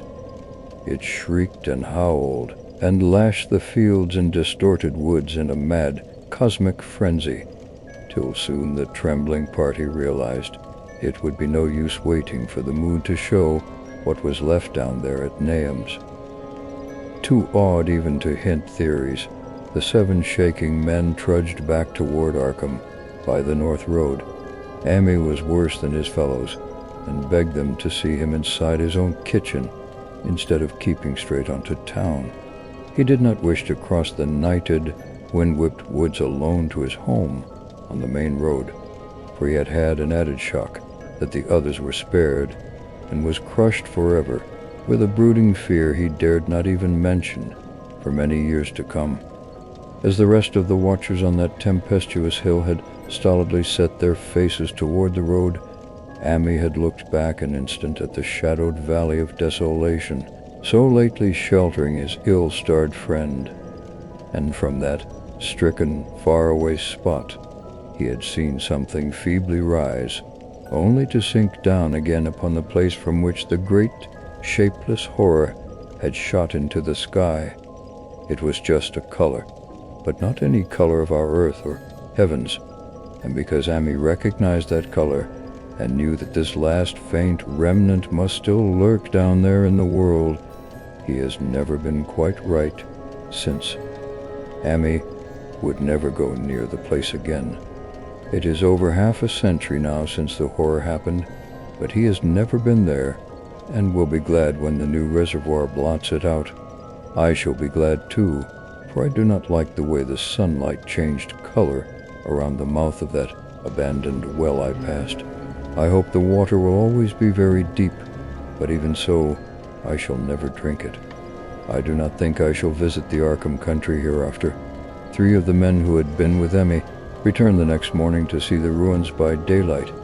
There were not any real ruins, only the bricks of the chimney, the stones of the cellar, some mineral and metallic litter here and there, and the rim of that nefandous well. Save for Amy's dead horse, which they towed away and buried, and the buggy which they shortly returned to him, everything that had ever been living had gone. 5 eldritch acres of dusty gray desert remained, nor has anything ever grown there since. To this day, it sprawls open to the sky like a great spot eaten by acid in the woods and fields, and the few who have ever dared glimpse it, in spite of the rural tales, have named it the Blasted Heath. The rural tales are queer. They might be even queerer if city men and college chemists could be interested enough to analyze the water from that disused well, or the gray dust that no wind seems ever to disperse. Botanists, too, ought to study the stunted flora on the borders of that spot, for they might shed light on the country notion that the blight is spreading, little by little, perhaps an inch a year. People say the color of the neighboring herbage is not quite right in the spring, and that wild things leave queer prints in the light winter snow. Snow never seems quite so heavy on the Blasted Heath as it is elsewhere. Horses, the few that are left in this motor age, grow skittish in the silent valley, and hunters cannot depend on their dogs too near the splotch of grayish dust. They say the mental influences are very bad too. Numbers went queer in the years after Nahum's taking, and always they lacked the power to get away. Then the stronger-minded folk all left the region, and only the foreigners tried to live in the crumbling old homesteads. They could not stay, though, and one sometimes wonders what insight beyond ours their wild, weird stories of whispered magic have given them. Their dreams at night, they protest, are very horrible in that grotesque country, and surely the very look of the dark realm is enough to stir a morbid fancy. No traveler has ever escaped a sense of strangeness in those deep ravines, and artists shiver as they paint thick woods whose mystery is as much of the spirit as of the eye. I myself am curious about the sensation I derived from my one lone walk before Amy told me his tale. When twilight came, I had vaguely wished some clouds would gather, for an odd timidity about the deep sky voids above had crept into my soul. Do not ask me for my opinion. I do not know, that is all. There was no one but Amy to question, for Arkan people will not talk about the strange days, and all 3 professors who saw the aerolite and its color globule are dead. There were other globules, depend upon that. One must have fed itself and escaped, and probably There was another which was too late. No doubt, it is still down the well. I know there was something wrong with the sunlight I saw above that miasmal brink. The rustics say the blight creeps an inch a year, so perhaps there is a kind of growth or nourishment even now. But whatever demon hatchling is there, it must be tethered to something, or else it would quickly spread. Is it fastened to the roots of those trees that claw the air? One of the current Arkham tales is about fat oaks that shine and move, as they ought not to do at night. What it is, only God knows. In terms of matter, I suppose the thing Amy described would be called a gas, but this gas obeyed laws that are not of our cosmos. This was no fruit of such worlds and suns as shine on the telescopes and photographic plates of our observatories. This was no breath from the skies, whose motions and dimensions our astronomers measure or deem too vast to measure. It was just a color out of space, a frightful messenger from unformed realms of infinity, beyond all nature as we know it, from realms whose mere existence stuns the brain and numbs us with the black extra-cosmic gulf it throws open before our frenzied eyes. I doubt very much if Emmy consciously lied to me, and I do not think his tale was all a freak of madness as the townsfolk had forewarned.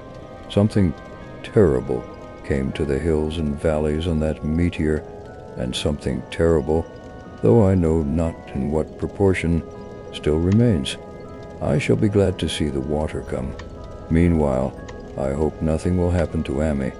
He saw so much of the thing, and its influence was so insidious. Why has he never been able to move away?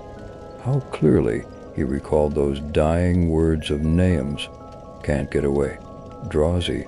You know some's coming, but it ain't no use. Amy is such a good old man.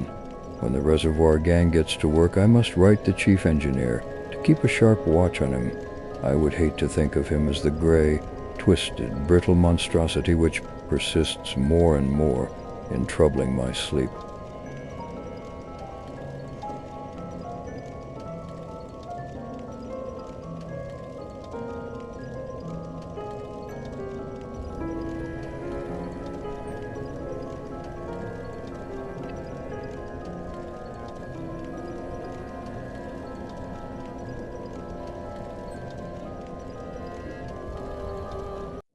At the Mountains of Madness. 1. I am forced into speech because men of science have refused to follow my advice without knowing why. It is altogether against my will that I tell my reasons for opposing this contemplated invasion of the Antarctic, with its vast fossil hunt and its wholesale boring and melting of the ancient ice cap. And I am the more reluctant because my warning may be in vain.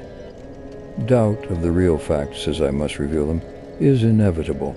Yet if I suppress what will seem extravagant and incredible, there would be nothing left. The hitherto withheld photographs, both ordinary and aerial, will count in my favor, for they are damnably vivid and graphic. Still, they will be doubted because of the great lengths to which clever fakery can be carried. The ink drawings, of course, will be jeered at as obvious impostures, notwithstanding the strangeness of technique which art experts ought to remark and puzzle over. In the end, I must rely on the judgment and standing of the few scientific leaders who have, on the one hand, sufficient independence of thought to weigh my data on its own hideously convincing merits or in the light of certain primordial and highly baffling myth cycles, and on the other hand, sufficient influence to deter the exploring world in general from any rationed-over ambitious program in the region of those mountains of madness. It is an unfortunate fact that relatively obscure men like myself or my associates, connected only with a small university, have little chance of making an impression where matters of a wildly bizarre or highly controversial nature are concerned. It is further against us that we are not, in the strictest sense, specialists in the fields which came primarily to be concerned. As a geologist, my object in leading the Miskatonic University expedition was wholly that of securing deep-level specimens of rock and soil from various parts of the Antarctic continent, aided by the remarkable drill devised by Professor Frank H. Pabody of our engineering department. I had no wish to be a pioneer in any other field than this, but I did hope that the use of this new mechanical appliance at different points along previously explored paths would bring to light materials of a sort hitherto unreached by the ordinary methods of collection. Pabady's drilling apparatus, as the public already knows from our reports, was unique and radical in its lightness, portability, and capacity to combine the ordinary artesian drill principle with the principle of the small circular rock drill in such a way as to cope quickly with strata of varying hardness. Steel head, jointed rods, gasoline motor, collapsible wooden derrick, dynamiting paraphernalia, cording, rubbish removal auger, and sectional piping for bores 5 inches wide and up to 1,000 feet deep, all formed, with needed accessories, no greater load than 3 7-dog sledges could carry. This being made possible by the clever aluminum alloy of which most of the metal objects were fashioned. 4 large Dornier aeroplanes, designed especially for the tremendous altitude flying necessary on the Antarctic plateau, and with added fuel warming and quick starting devices worked out by Pabody, could transport our entire expedition from a base at the edge of the Great Ice Barrier to various suitable inland points, and from these points a sufficient quota of dogs would serve us. We plan to cover as great an area as one Antarctic season, or longer if absolutely necessary, would permit, operating mostly in the mountain ranges and on the plateau south of Ross Sea, regions explored in varying degree by Shackleton, Amundsen, Scott, and Byrd, with frequent changes of camp made by aeroplane and involving distances great enough to be of geological significance. We expected to unearth a quite unprecedented amount of material, especially in the Precambrian strata, of which so narrow a range of Antarctic specimens had previously been secured. We wished also to obtain as great as possible a variety of the apophosiliferous rocks, since the primal life history of this bleak realm of ice and death is of the highest importance to our knowledge of the Earth's past. That the Antarctic continent was once temperate and even tropical, with a teeming vegetable and animal life of which the lichens, marine fauna, arachnida, and penguins of the northern edge are the only survivals, is a matter of common information, and we hope to expand that information in variety, accuracy, and detail. When a simple boring revealed fossiliferous signs, we would enlarge the aperture by blasting in order to get specimens of suitable size and condition. Our borings, of varying depth according to the promise held out by the aposoil or rock, were to be confined to exposed or nearly exposed land surfaces, these inevitably being slopes and ridges, because of the 1 or 2 mile thickness of solid ice overlying the lower levels. We could not afford to waste drilling depth on any considerable amount of mere glaciation, though Pabody had worked out a plan for sinking copper electrodes in thick clusters of borings and melting off limited areas of ice with current from a gasoline-driven dynamo. It is this plan, which we could not put into effect except experimentally on an expedition such as ours, that the coming Starkweather Moore expedition proposes to follow, despite the warnings I have issued since our return from the Antarctic.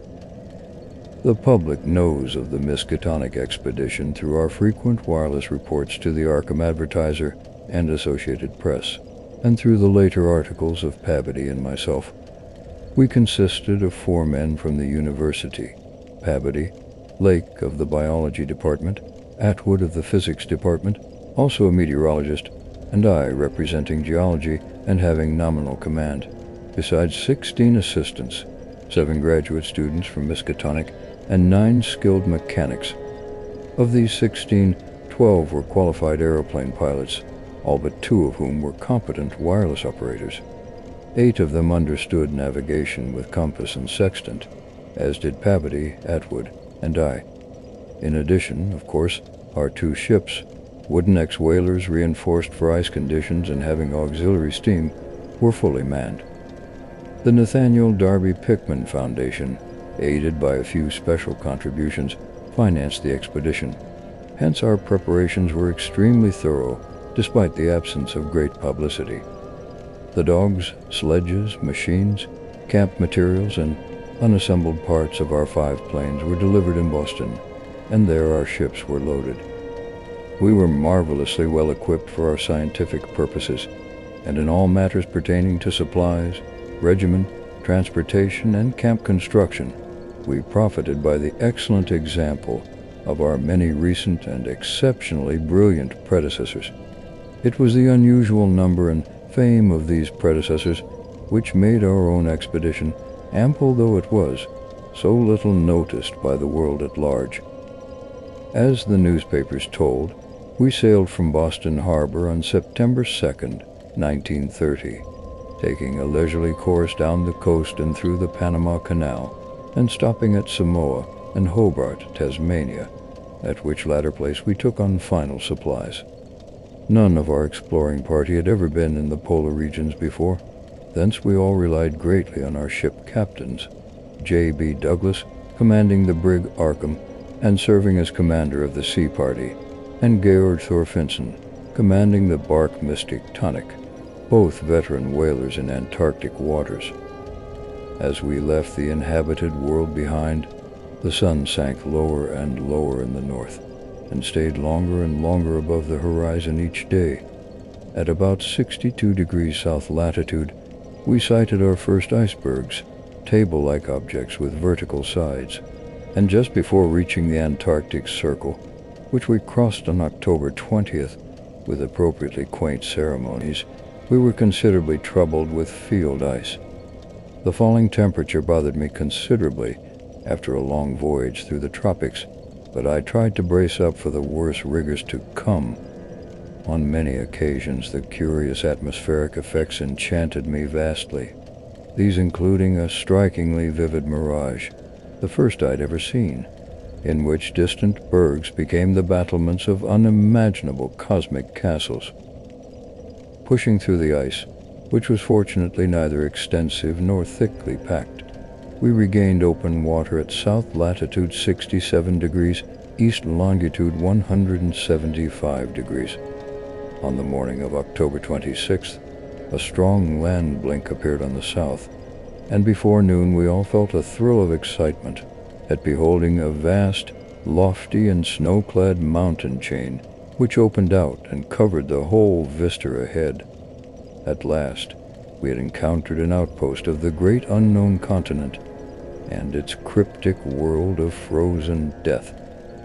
These peaks were obviously the Admiralty Range, discovered by Ross, and it would now be our task to round Cape Adea and sail down the east coast of Victoria Land to our contemplated base on the shore of McMurdo Sound at the foot of the volcano Erebus in south latitude 77 degrees 9 minutes.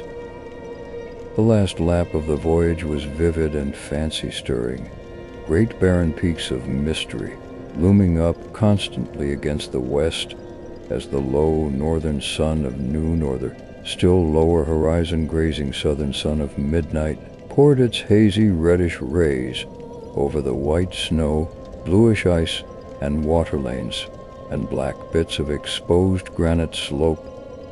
Through the desolate summit swept raging intermittent gusts of the terrible Antarctic wind, whose cadences sometimes held vague suggestions of a wild and half-sentient musical piping, with notes extending over a wide range, and which for some subconscious mnemonic reason seemed to me disquieting and even dimly terrible.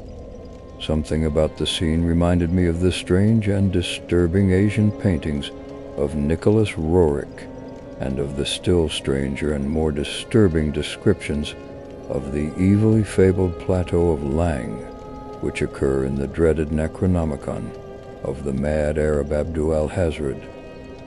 I was rather sorry later on that I had ever looked into that monstrous book at the college library.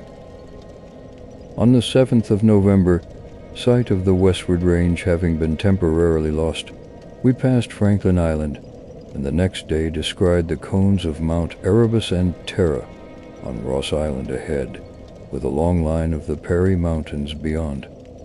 They now stretched off to the east, the low, white line of the Great Ice Barrier, rising perpendicularly to a height of 200 feet, like the rocky cliffs of Quebec, and marking the end of southward navigation. In the afternoon, we entered McMurdo Sound and stood off the coast in the lee of smoking Mount Erebus. The scoriac peak towered up some 12,700 feet against the eastern sky, like a Japanese print of the sacred Fujiyama, while beyond it rose the white, ghost-like height of Mount Terra, 10,900 feet in altitude, and now extinct as a volcano. Puffs of smoke from Erebus came intermittently, and one of the graduate assistants, a brilliant young fellow named Danforth, pointed out what looked like lava on the snowy slope, remarking that this mountain, discovered in 1840, had undoubtedly been the source of Poe's image when he wrote 7 years later of the lavas that restlessly roll their sulphurous currents down Yaanek in the ultimate climes of the pole, that groan as they roll down Mount Yaanek in the realms of the boreal pole. Danforth was a great reader of bizarre material and had talked a good deal of Poe. I was interested myself because of the Antarctic scene of Poe's only long story, the disturbing and enigmatical Arthur Gordon Pym. On the barren shore, and on the lofty ice barrier in the background, myriads of grotesque penguins squawked and flapped their fins, while many fat seals were visible on the water, swimming or sprawling across large cakes of slowly drifting ice. Using small boats, we effected a difficult landing on Ross Island shortly after midnight on the morning of the 9th, carrying a line of cable from each of the ships and preparing to unload supplies by means of a bridgeless buoy arrangement. Our sensations on first treading Antarctic soil were poignant and complex, even though at this particular point the Scott and Shackleton expeditions had preceded us. Our camp on the frozen shore below the volcano's slope was only a provisional one, headquarters being kept aboard the Arkham. We landed all our drilling apparatus, dogs, sledges, tents, provisions, gasoline tanks, experimental ice melting outfit, cameras both ordinary and aerial, aeroplane parts, and other accessories, including 3 small portable wireless outfits, besides those in the planes, capable of communicating with the Arkham's large outfit from any part of the Antarctic continent that we would be likely to visit. The ship's outfit, communicating with the outside world, was to convey press reports to the Arkham Advertiser's powerful wireless station on Kingsport Head, Massachusetts. We hoped to complete our work during a single Antarctic summer, but if this proved impossible, we would winter on the Arkham, sending the Miskatonic north before the freezing of the ice for another summer's supplies. I need not repeat what the newspapers have already published about our early work, of our ascent of Mount Erebus, our successful mineral borings at several points on Ross Island, and the singular speed with which Pabody's apparatus accomplished them, even through solid rock layers, our provisional test of the small ice-melting equipment, our perilous ascent of the Great Barrier with sledges and supplies, and our final assembling of 5 huge aeroplanes at the camp atop the barrier. The health of our land party, 20 men and 55 Alaskan sledge dogs, was remarkable, though of course we had so far encountered no really destructive temperatures or windstorms. For the most part, the thermometer varied between 0 and 20 degrees or 25 degrees above, and our experience with New England winters had accustomed us to rigors of this sort. The barrier camp was semi-permanent and destined to be a storage cache for gasoline, provisions, dynamite, and other supplies. Only 4 of our planes were needed to carry the actual exploring material, the 5th being left with a pilot and 2 men from the ships at the storage cache to form a means of reaching us from the Arkham, in case all our exploring planes were lost.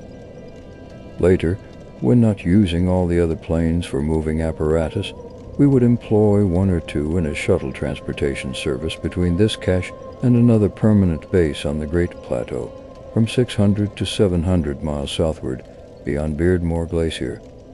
Despite the almost unanimous accounts of appalling winds and tempests that poured down from the plateau, we determined to dispense with intermediate bases, taking our chances in the interest of economy and probable efficiency. Wireless reports have spoken of the breathtaking 4-hour non-stop flight of our squadron on November 21st over the lofty shelf ice, with vast peaks rising on the west and the unfathomed silences echoing to the sound of our engines.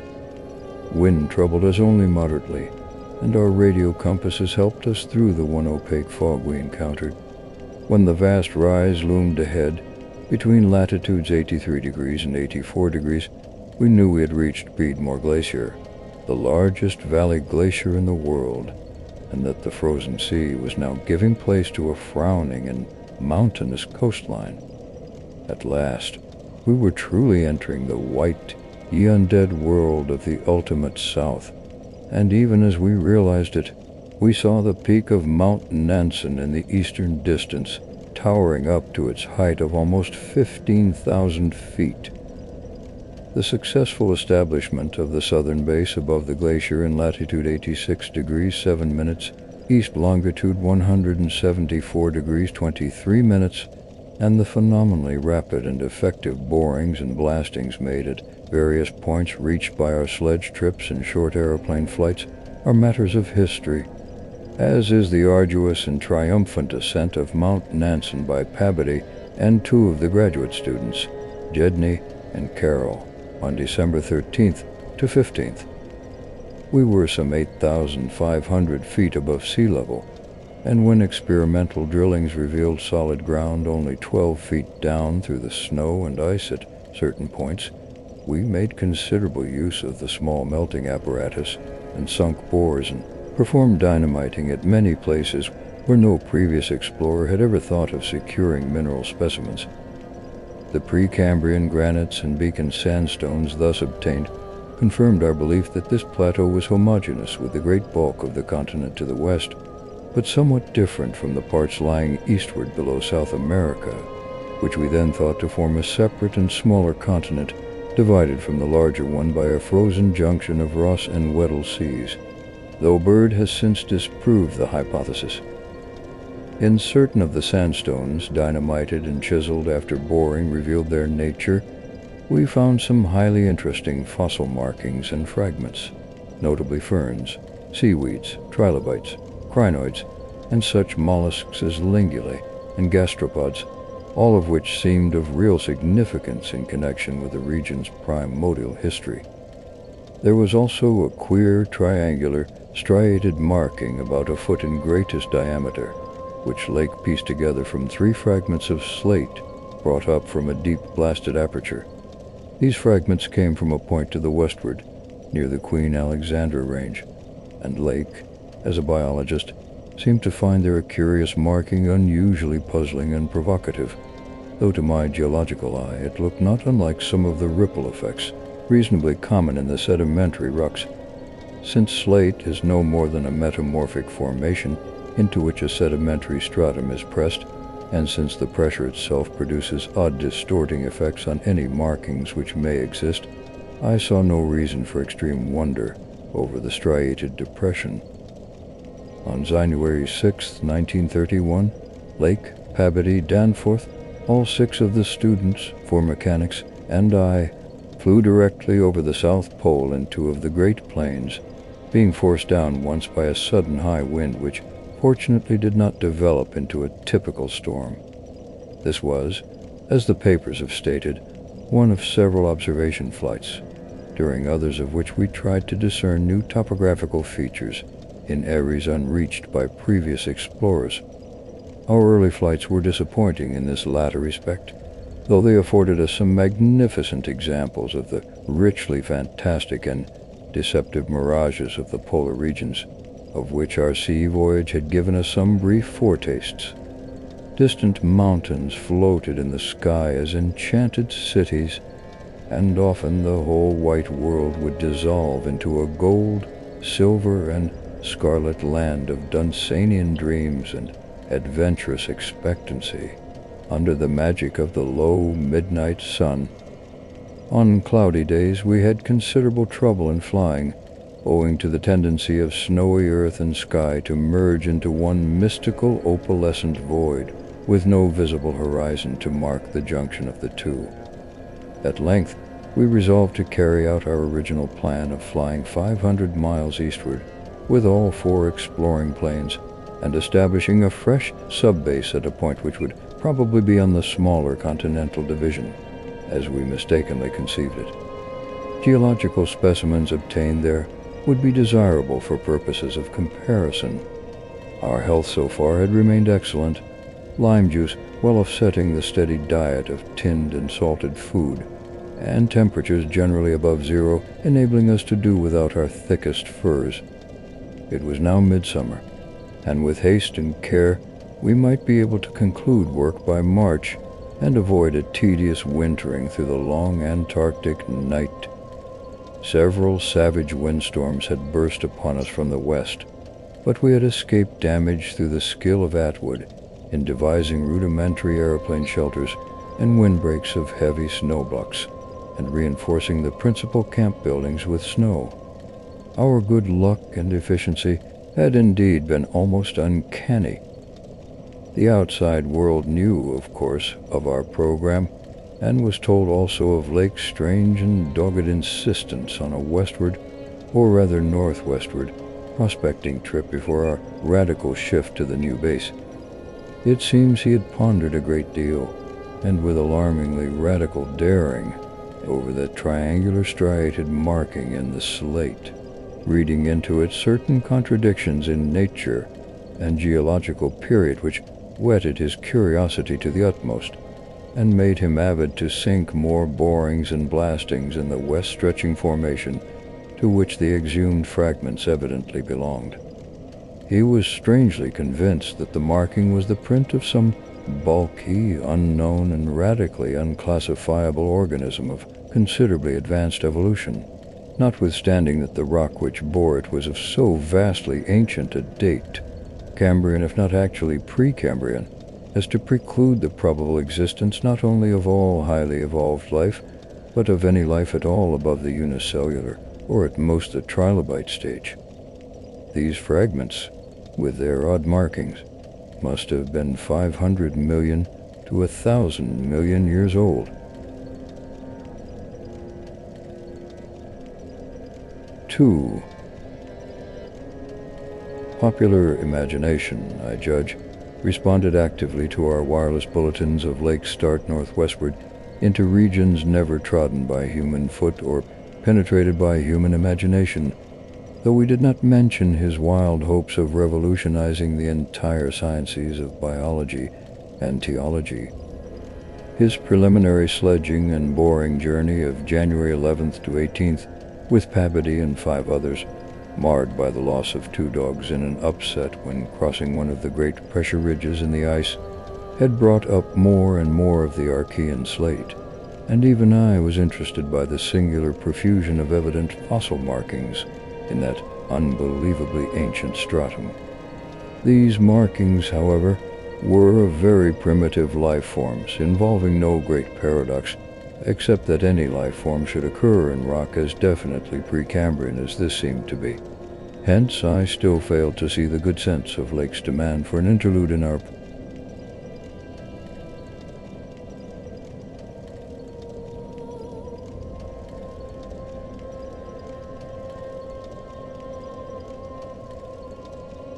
veto the plan, though I decided not to accompany the northwestward party despite Lake's plea for my geological advice. While they were gone, I would remain at the base with Pabody and 5 men and work out final plans for the eastward shift. In preparation for this transfer, one of the planes had begun to move up a good gasoline supply from McMurdo Sound, but this could wait temporarily.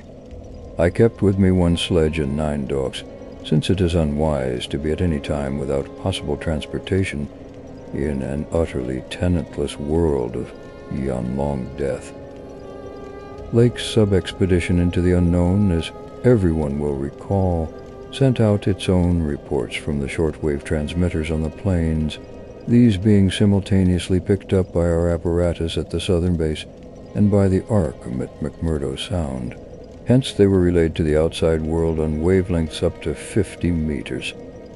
The start was made January 22nd at 4 a.m., and the first wireless message we received came only 2 hours later, when Lake spoke of descending and starting a small-scale ice melting in Bohr at a point some 300 miles away from us. 6 hours after that, a second and very excited message told of the frantic, beaver-like work whereby a shallow shaft had been sunk and blasted, culminating in the discovery of slate fragments with several markings approximately like the one which had caused the original puzzlement.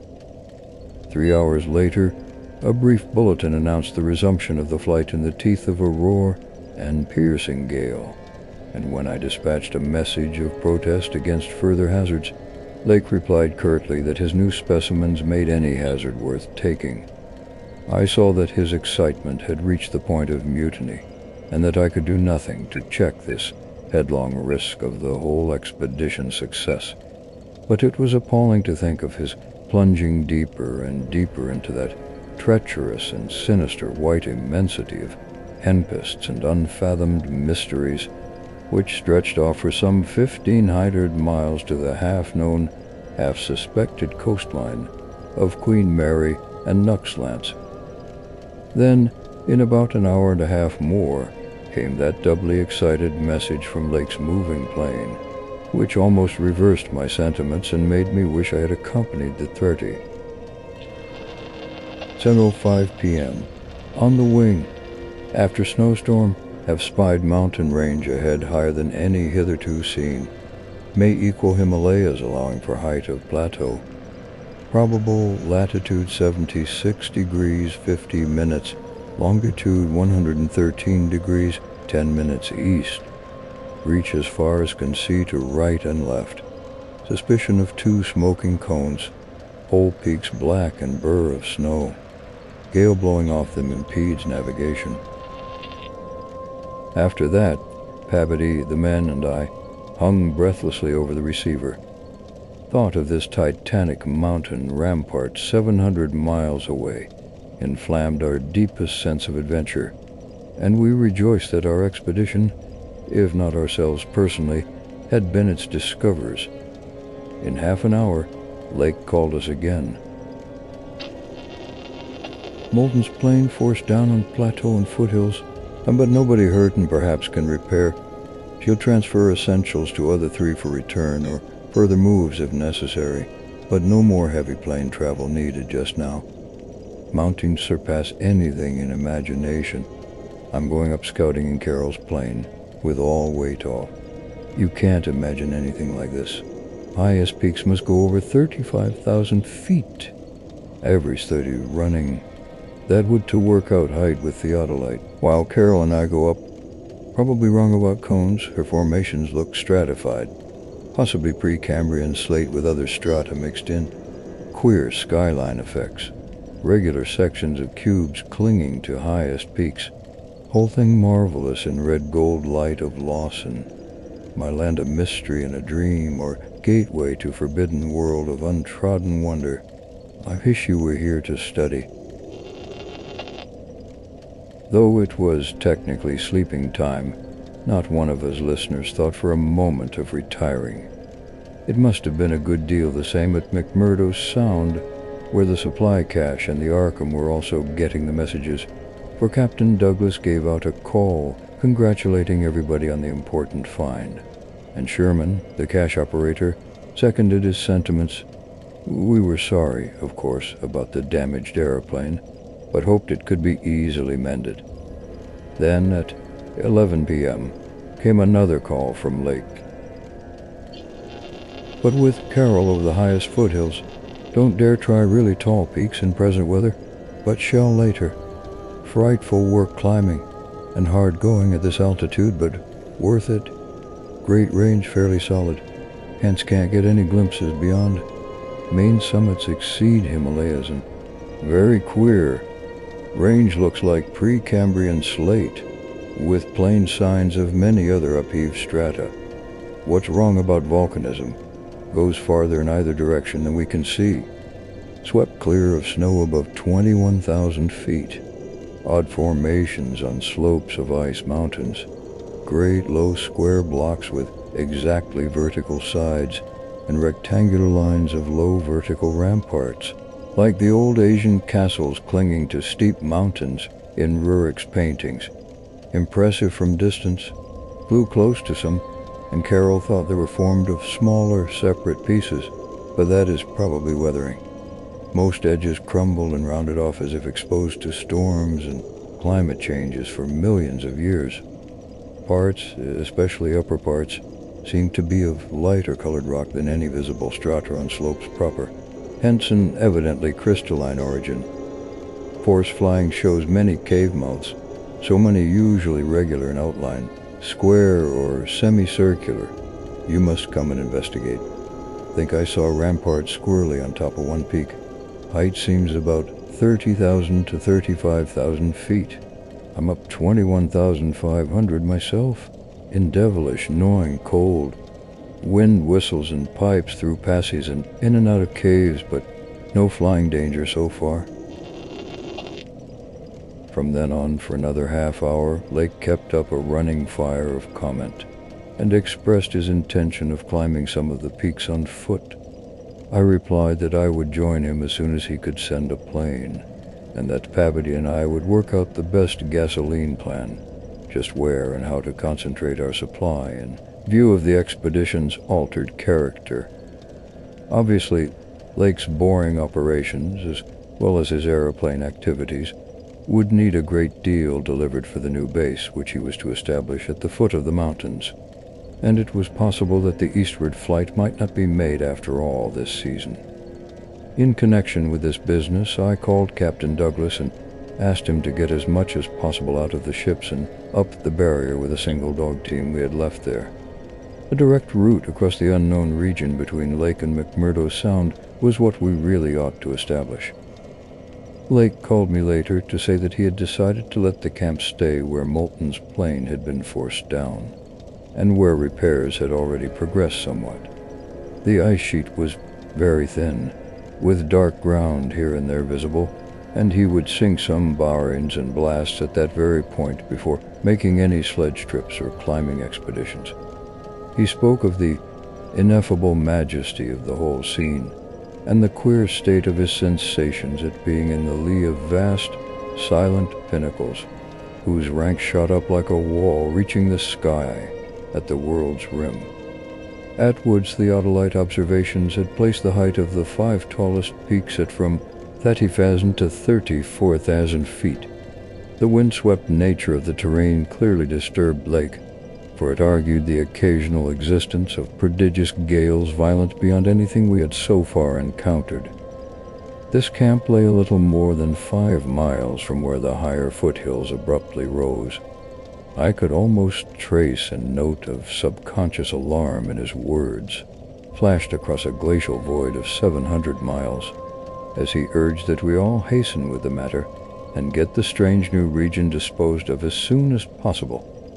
He was about to rest now, after a continuous day's work of almost unparalleled speed, strenuousness, and results.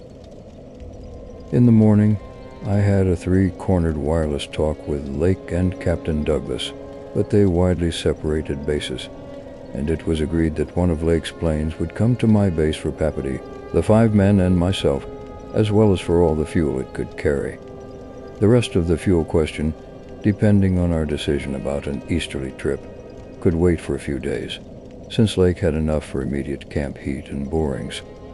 Eventually, the old southern base ought to be restocked, but if we postponed the easterly trip, we would not use it till the next summer, and meanwhile Lake must send a plane to explore a direct route between his new mountains and McMurdo Sound. Pabody and I prepared to close our base for a short or long period, as the case might be. If we wintered in the Antarctic, we would probably fly straight from Lake's base to the Arkham without returning to this spot. Some of our conical tents had already been reinforced by blocks of hard snow, and now we decided to complete the job of making a permanent Eskimo village. Owing to a very liberal tent supply, Lake had with him all that his base would need even after our arrival. I was that Pabody and I would be ready for the northwestward move after one day's work and one night's rest. Our labors, however, were not very steady after 4 p.m. For about that time, Lake began sending in the most extraordinary and excited messages. His working day had started unpropitiously, since an aeroplane survey of the nearly exposed rock surfaces showed an entire absence of those Archean and primordial strata for which he was looking, and which formed so great a part of the colossal peaks that loomed up at a tantalizing distance from the camp. Most of the rocks glimpsed were apparently Jurassic and Comanchean sandstones, and Permian and Triassic schists, with now and then a glossy black outcropping suggesting a hard and slaty coal. This rather discouraged Lake, whose plans all hinged on unearthing specimens more than 500 million years older. It was clear to him that in order to recover the Archean slate vein in which he had found the odd markings, he would have to make a long sledge trip from these foothills to the steep slopes of the gigantic mountains themselves. He had resolved, nevertheless, to do some local boring as part of the expedition's general program. Penn set up the drill and put 5 men to work with it, while the rest finished settling the camp and repairing the damaged aeroplane. The softest visible rock, a sandstone about a quarter of a mile from the camp, had been chosen for the first sampling, and the drill made excellent progress without much supplementary blasting. It was about 3 hours afterward, following the first really heavy blast of the operation, that the shouting of the drill crew was heard, and that young Gedney, the acting foreman, rushed into the camp with the startling news. They had struck a cave.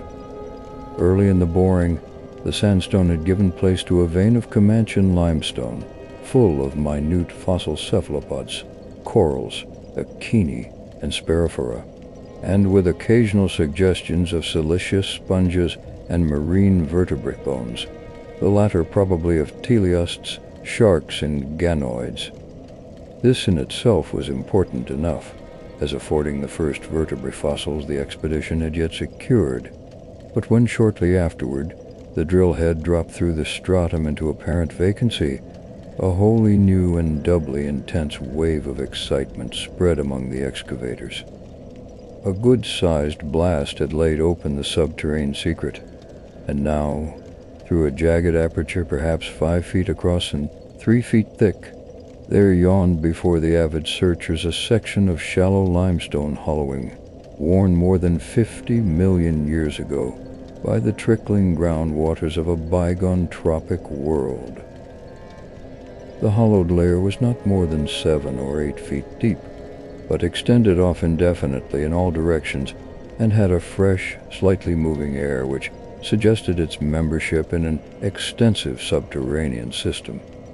Its roof and floor were abundantly equipped with large stalactites and stalagmites, some of which met in columnar form, but important above all else was the vast deposits of shells and bones, which in places nearly choked the passage. Washed down from unknown jungles of Mesozoic tree ferns and fungi and forests of tertiary cycads, fan palms, and primitive angiosperms, the osseous medley contained representatives of more Cretaceous, Eocene, and other animal species than the greatest paleontologist could have counted or classified in a year. Mollusks, crustacean armor, fishes, amphibians, reptiles, birds, and early mammals, great and small, known and unknown.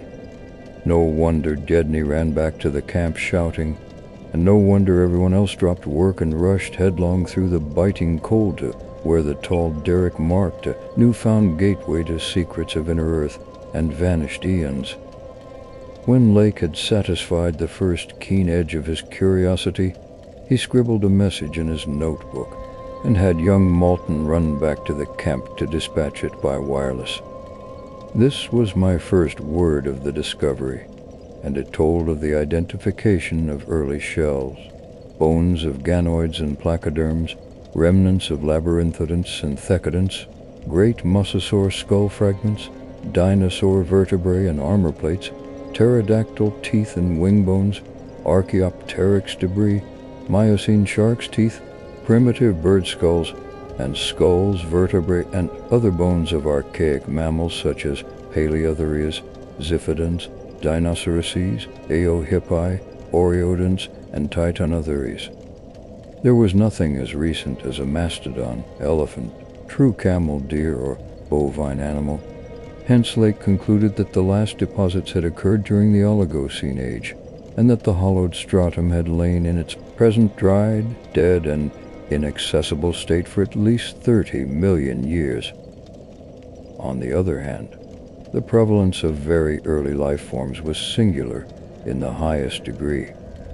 Though the limestone formation was, on the evidence of such typical embedded fossils as ventriculites, positively and unmistakably Comanchian, and not a particle earlier, the three fragments in the hollow space included a surprising proportion from organisms hitherto considered as peculiar to far older periods, even rudimentary fishes, mollusks, and corals as remote as the Silurian or Ordovician. The inevitable inference was that in this part of the world there had been a remarkable and unique degree of continuity between the life of over 300 million years ago and that of only 30 million years ago. How far this continuity had extended beyond the Oligocene age when the cavern was closed was of course past all speculation. In any event, the coming of the frightful ice in the Pleistocene some 500,000 years ago, a mere yesterday, as compared with the age of this cavity, must have put an end to any of the primal forms which had locally managed to outlive their common terms. Lake was not content to let his first message stand, but had another bulletin written and dispatched across the snow to the camp before Morton could get back. After that, Morton stayed at the wireless in one of the planes, transmitting to me and to the Arkham for relaying to the outside world the frequent postscripts which Lake sent him by a succession of messengers. Those who followed the newspapers will remember the excitement created among men of science by that afternoon's reports which have finally led, after all these years, to the organization of that very stark Weathermore expedition, which I am so anxious to dissuade from its purposes. I'd better give the messages literally as Lake sent them, and as our base operator McTighe translated them from his pencil shorthand. Thalomech's discovery of highest importance in sandstone and limestone fragments from blasts. Several distinct triangular striated prints like those in Archean slate, proving that sorts survived from over 600 million years ago to Comanchian times without more than moderate morphological changes and decrease in average size. Comanchian prints apparently more primitive or decadent, if anything, than older ones. Emphasize importance of discovery and press will mean to biology what Einstein has meant to mathematics and physics. Joins up with my previous work and amplifies conclusions. Appears to indicate, as I suspected, that Earth has seen whole cycle or cycles of organic life before known one that begins with Archaeozoic cells was evolved and specialized not later than 1,000 million years ago, when planet was young and recently uninhabitable for any life forms or normal protoplasmic structure. Question arises when, were, and how development took place. Later, examining certain skeletal fragments of large land and marine saurians and primitive mammals, find singular local wounds or injuries to bony structure not attributable to any known predatory or carnivorous animal of any period.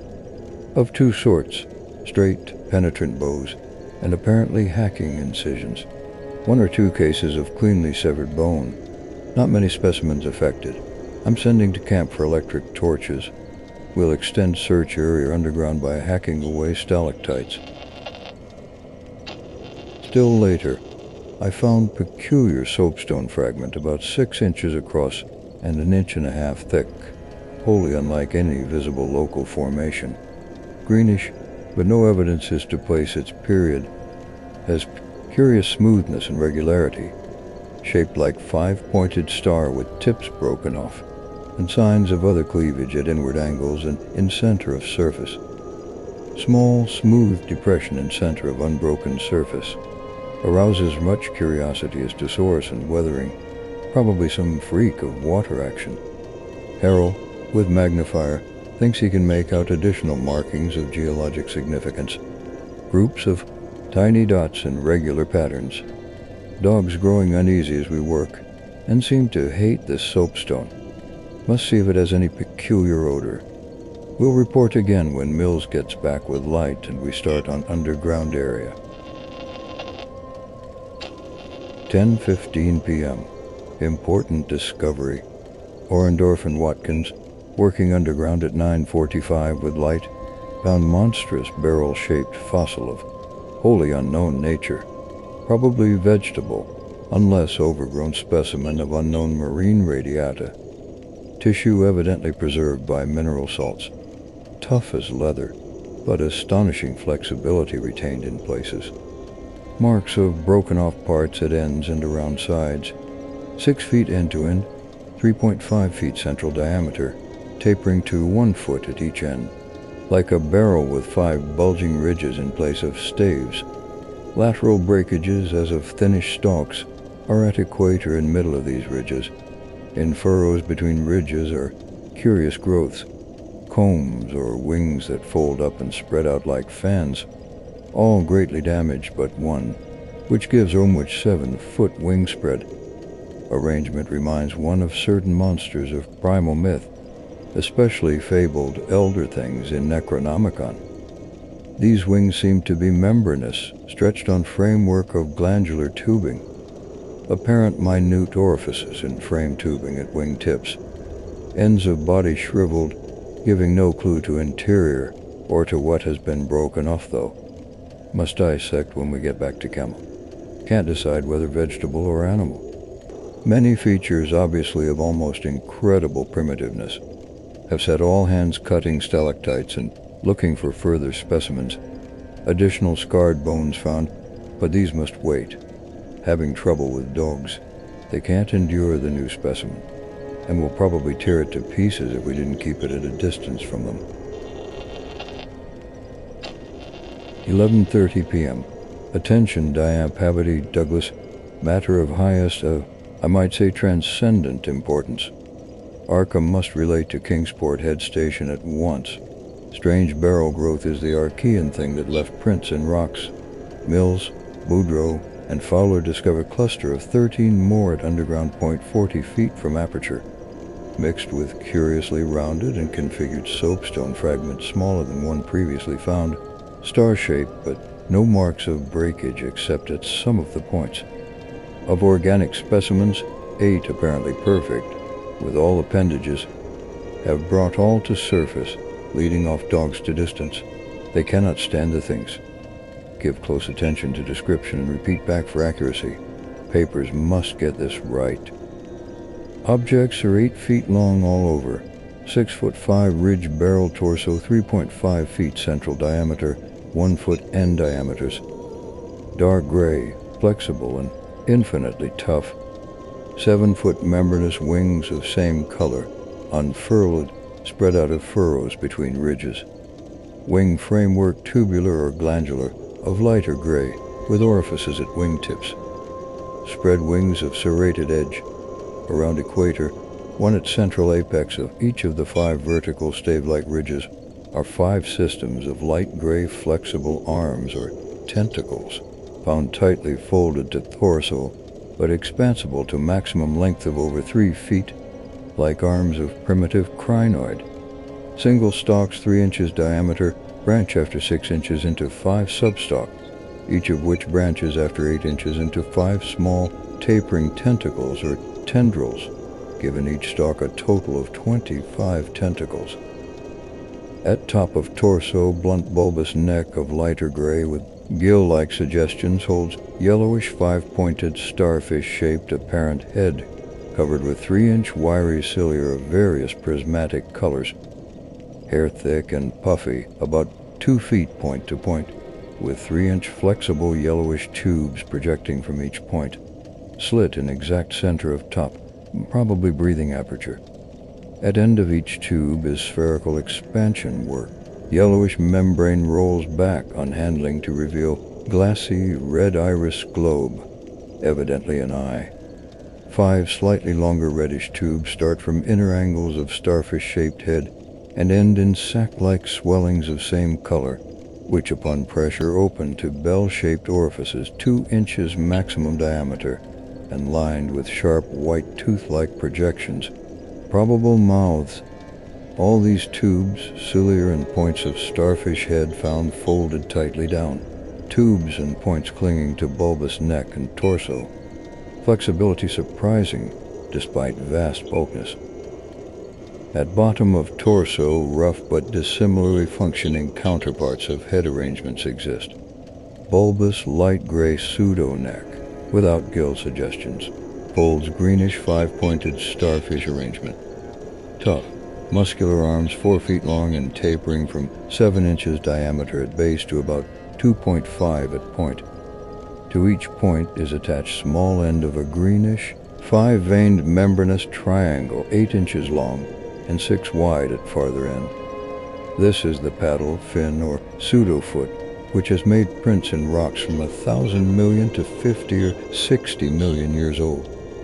From inner angles of starfish arrangement project 2-foot reddish tubes tapering from 3 inches diameter at base to 1 at tip, orifices at tips. All these parts infinitely tough and leathery, but extremely flexible. 4-foot arms with paddles undoubtedly used for locomotion of some sort, marine or otherwise. When moved, display suggestions of exaggerated musculature. As found, all these projections tightly folded over pseudo-neck and end of torso, corresponding to projections at other end. Cannot yet assign positively to animal or vegetable, but odds no favor animal. Probably represents incredibly advanced evolution of radiata without loss of certain primitive features. The kynoderm resemblance is unmistakable, despite local contradictory evidences. Wing structure puzzles in view of probable marine habitat, but may have use in water navigation. Symmetry is curiously vegetable-like, suggesting vegetables essentially up and down structure, rather than animals fore and ant structure. Fabulously early date of evolution, preceding even simplest Archaean protozoa hitherto known, baffles all conjecture as to origin.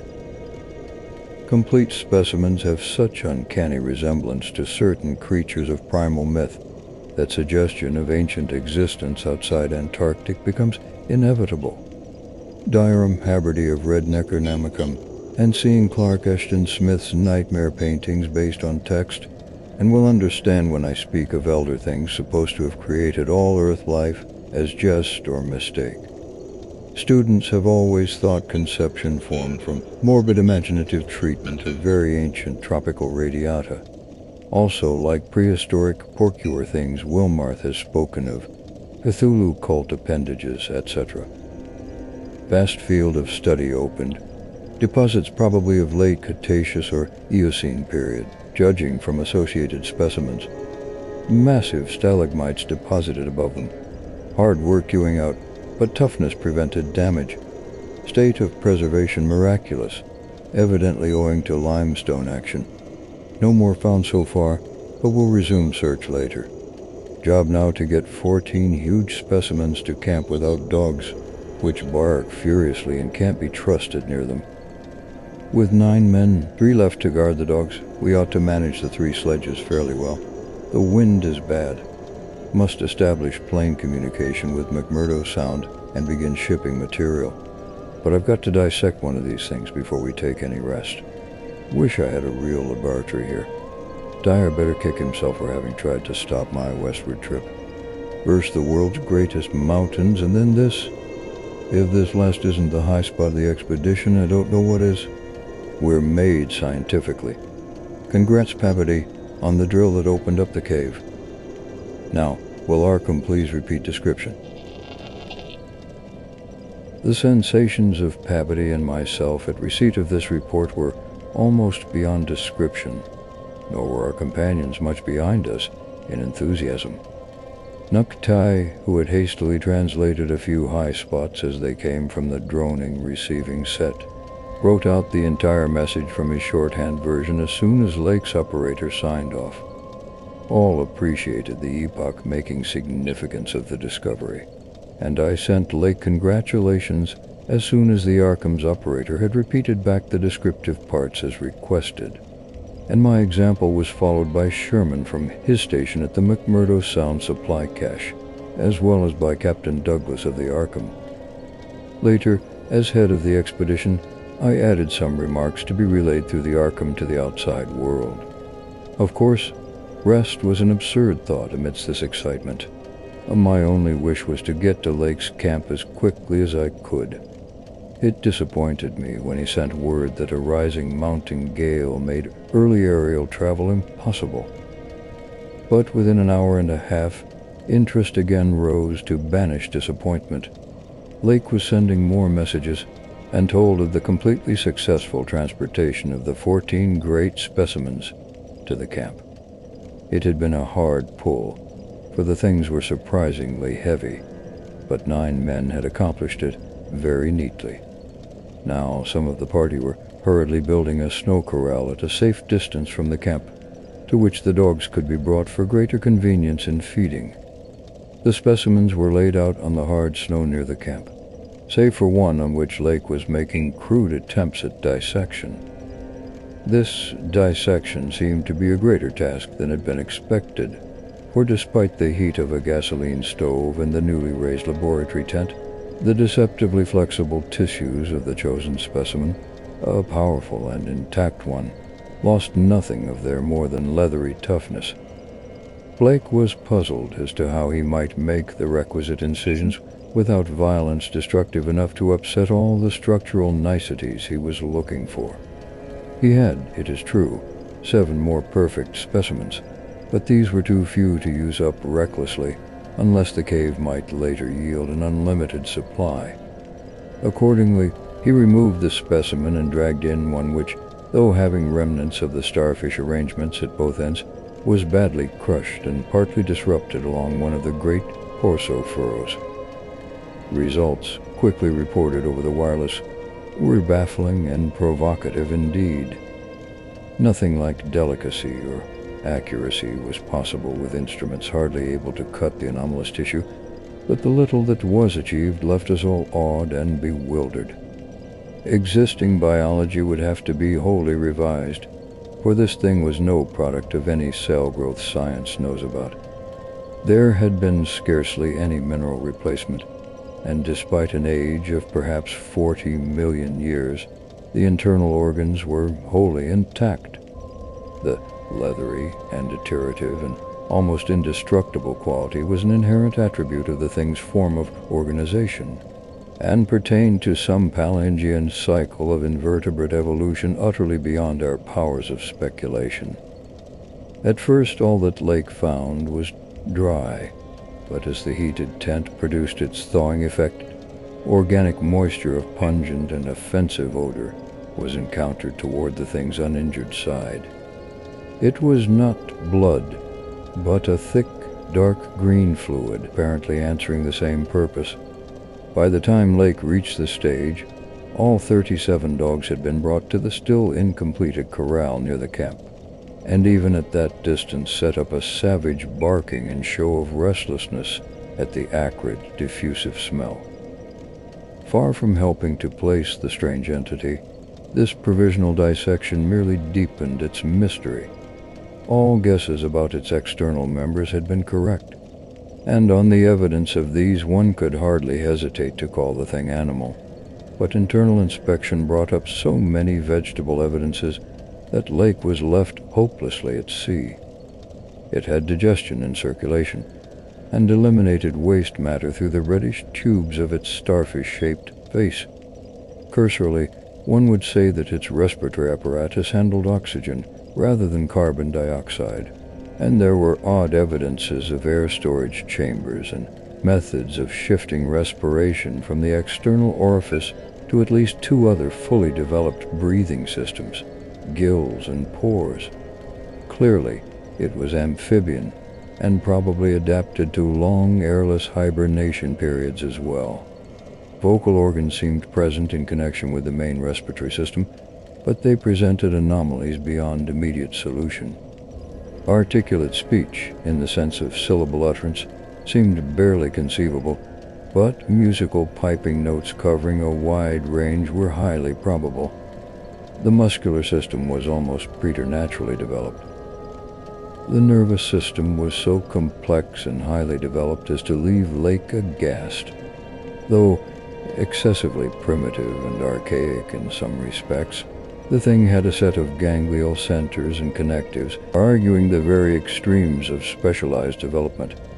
Its five-lobed brain was surprisingly advanced, and there were signs of a sensory equipment, served in part through the wiry cilia of the head, involving factors alien to any other terrestrial organism. Probably it had more than five senses, so that its habits could not be predicted from any existing analogy.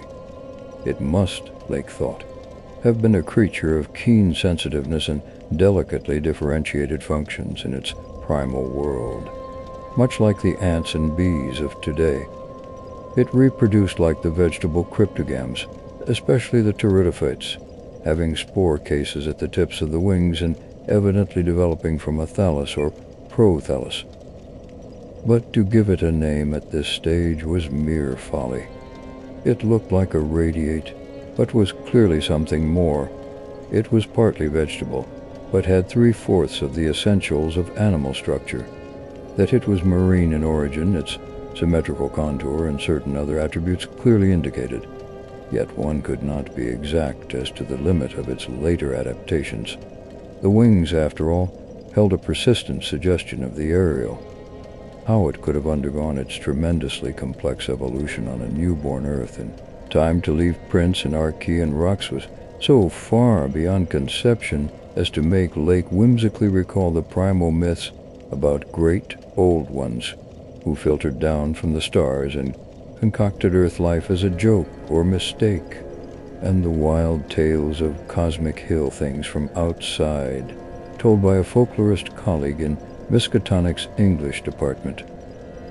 Naturally, he considered the possibility of the Precambrian prints having been made by a less evolved ancestor of the present specimens, but quickly rejected this too facile theory upon considering the advanced structural qualities of the older fossils. If anything, the later contours showed decadence rather than higher evolution. The size of the pseudo-feet had decreased, and the whole morphology seemed coarsened and simplified. Moreover, the nerves and organs just examined held singular suggestions of retrogression from forms still more complex. Atrophied and vestigial parts were surprisingly prevalent. Altogether, little could be said to have been solved, and Lake fell back on mythology for a provisional name, jocosely dubbing as finds the Elder Ones. At about 2:30 a.m., having decided to postpone further work and get a little rest, he covered the dissected organism with a tarpaulin, emerged from the laboratory tent, and studied the intact specimens with renewed interest. The ceaseless Antarctic sun had begun to limber up their tissues a trifle, so that the head points and tubes of 2 or 3 showed signs of unfolding, but Lake did not believe there was any danger of immediate decomposition in the almost sub-zero air. He did, however, move all the undissected specimens closer together and throw a spare tent over them in order to keep off the direct solar rays. That would also help to keep their possible scent away from the dogs, whose hostile unrest was really becoming a problem, even at their substantial distance and behind the higher and higher snow walls, which an increased quota of the men were hastening to raise around their quarters. He had to weight down the corners of the tent cloth with heavy blocks of snow to hold it in place amidst the rising gale, for the Titan Mountains seemed about to deliver some gravely severe blasts. Early apprehensions about sudden Antarctic winds were revived, and under Edward's supervision, precautions were taken to bank the tents, new dog corral, and crude aeroplane shelters with snow on the mountainside. These latter shelters began with hard snow blocks during odd moments, were by no means as high as they should have been, and Lake finally detached all hands from other tasks to work on them. It was about 4 when Lake at last prepared to sign off and advised us all to share the rest period his outfit would take when the shelter walls were a little higher. He held some friendly chat with Papity over the ether and repeated his praise of the really marvelous drills that had helped him make his discovery. Atwood also sent greetings and praises.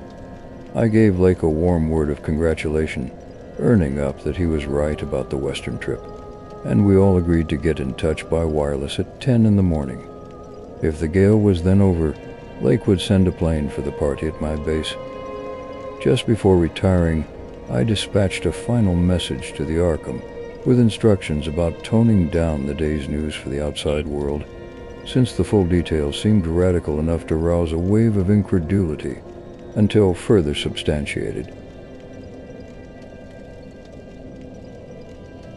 3. None of us, I imagine, slept very heavily or continuously that morning, for both the excitement of Lake's discovery and the mounting fury of the wind were against such a thing. So savage was the blast, even where we were, that we could not help wondering how much worse it was at Lake's camp, directly under the vast unknown peaks that bred and delivered it. McTighe was awake at 10 o'clock and tried to get Lake on the wireless as agreed, but some electrical condition and the disturbed air to the westward seemed to prevent communication. We did, however, get the Arkham, and Douglas told me that he had likewise been vainly trying to reach Lake.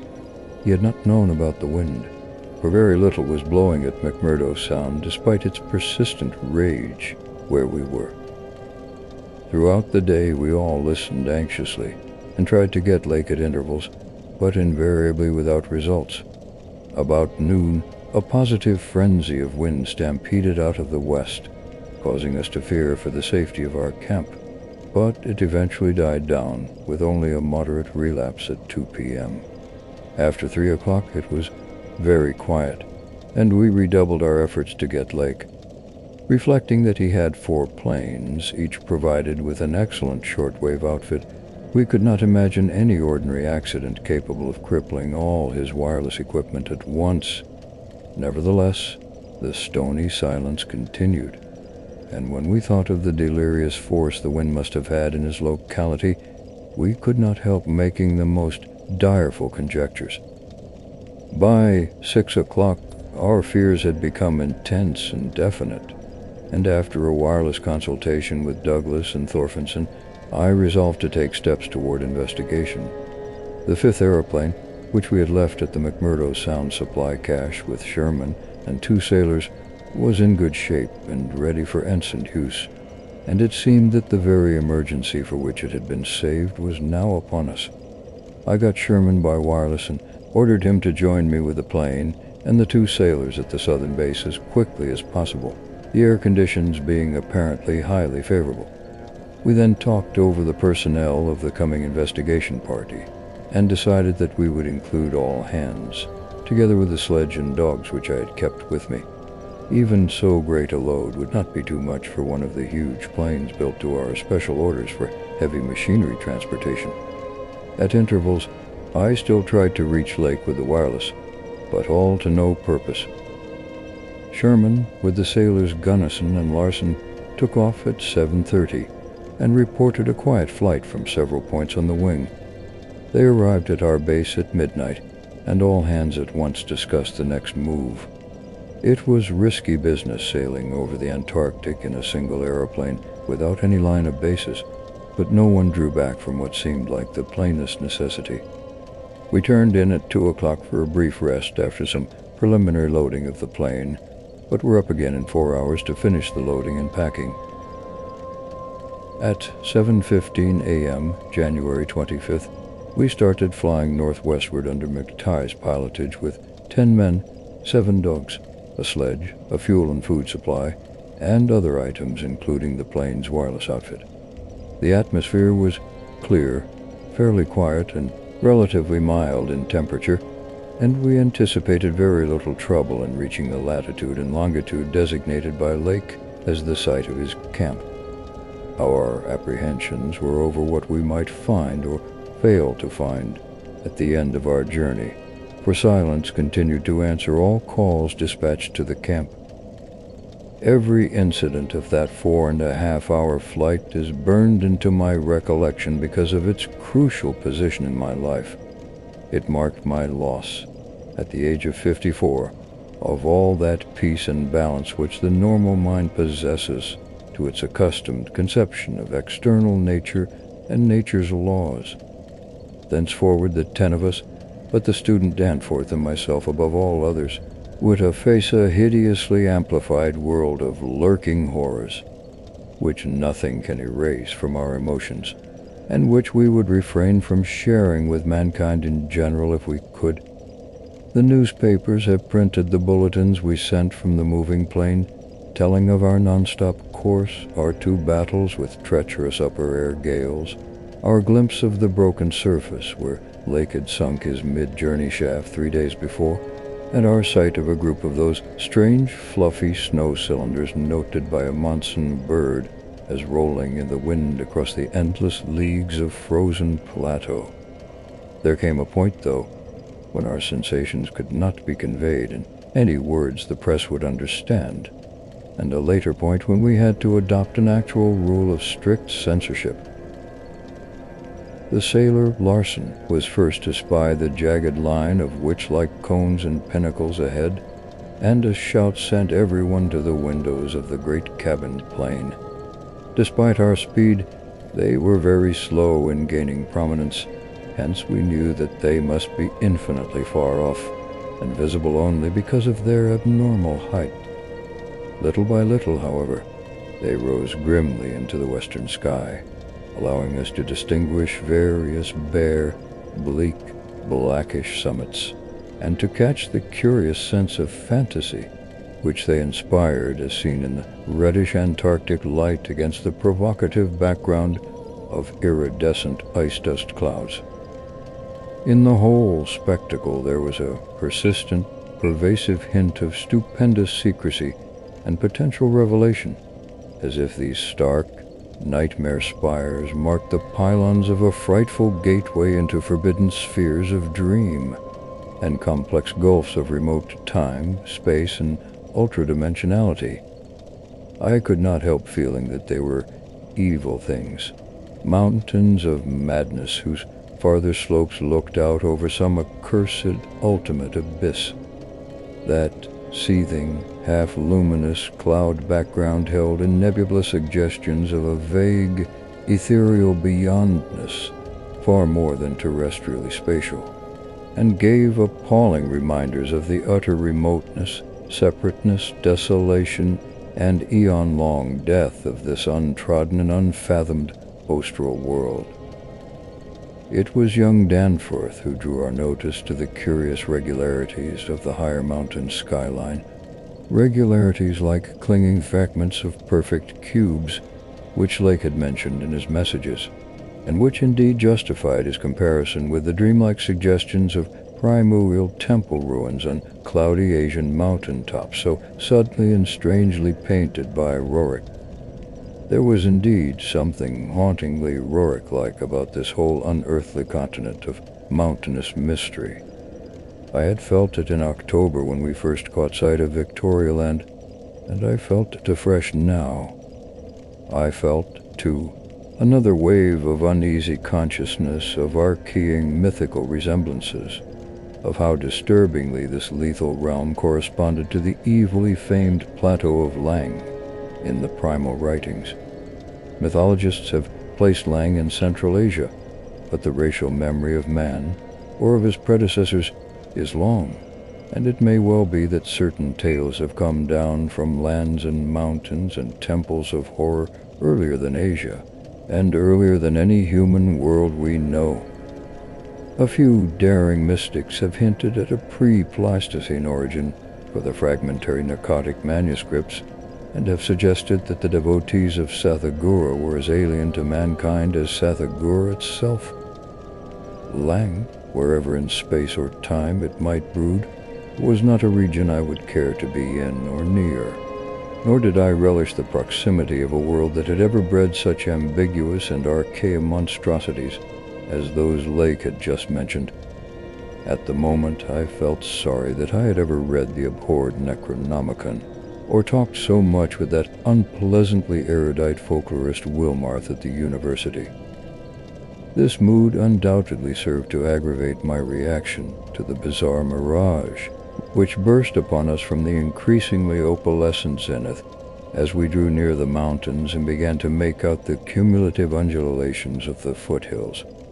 I had seen dozens of polar mirages during the preceding weeks, some of them quite as uncanny and fantastically vivid as the present sample, but this one had a wholly novel and obscure quality of menacing symbolism, and I shuddered as the seething labyrinth of fabulous walls and towers and minarets loomed out of the troubled ice vapors above our heads.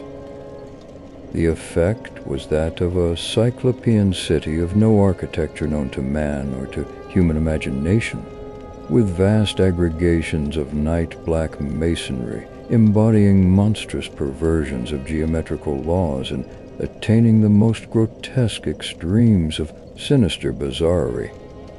There were truncated cones, sometimes terraced or fluted, surmounted by tall cylindrical shafts here and there, bulbously enlarged and often capped with tiers of thinnish scalloped discs, and strange beetling table-like constructions, suggesting piles of multitudinous rectangular slabs or circular plates or five-pointed stars, with each one overlapping the one beneath. There were composite cones and pyramids either alone or surmounting cylinders or cubes, or flatter truncated cones and pyramids, and occasional needle-like spires in curious clusters of five. All of these febrile structures seemed knit together by tubular bridges crossing from one to the other at various dizzy heights, and the implied scale of the whole was terrifying, oppressive in its sheer giganticism.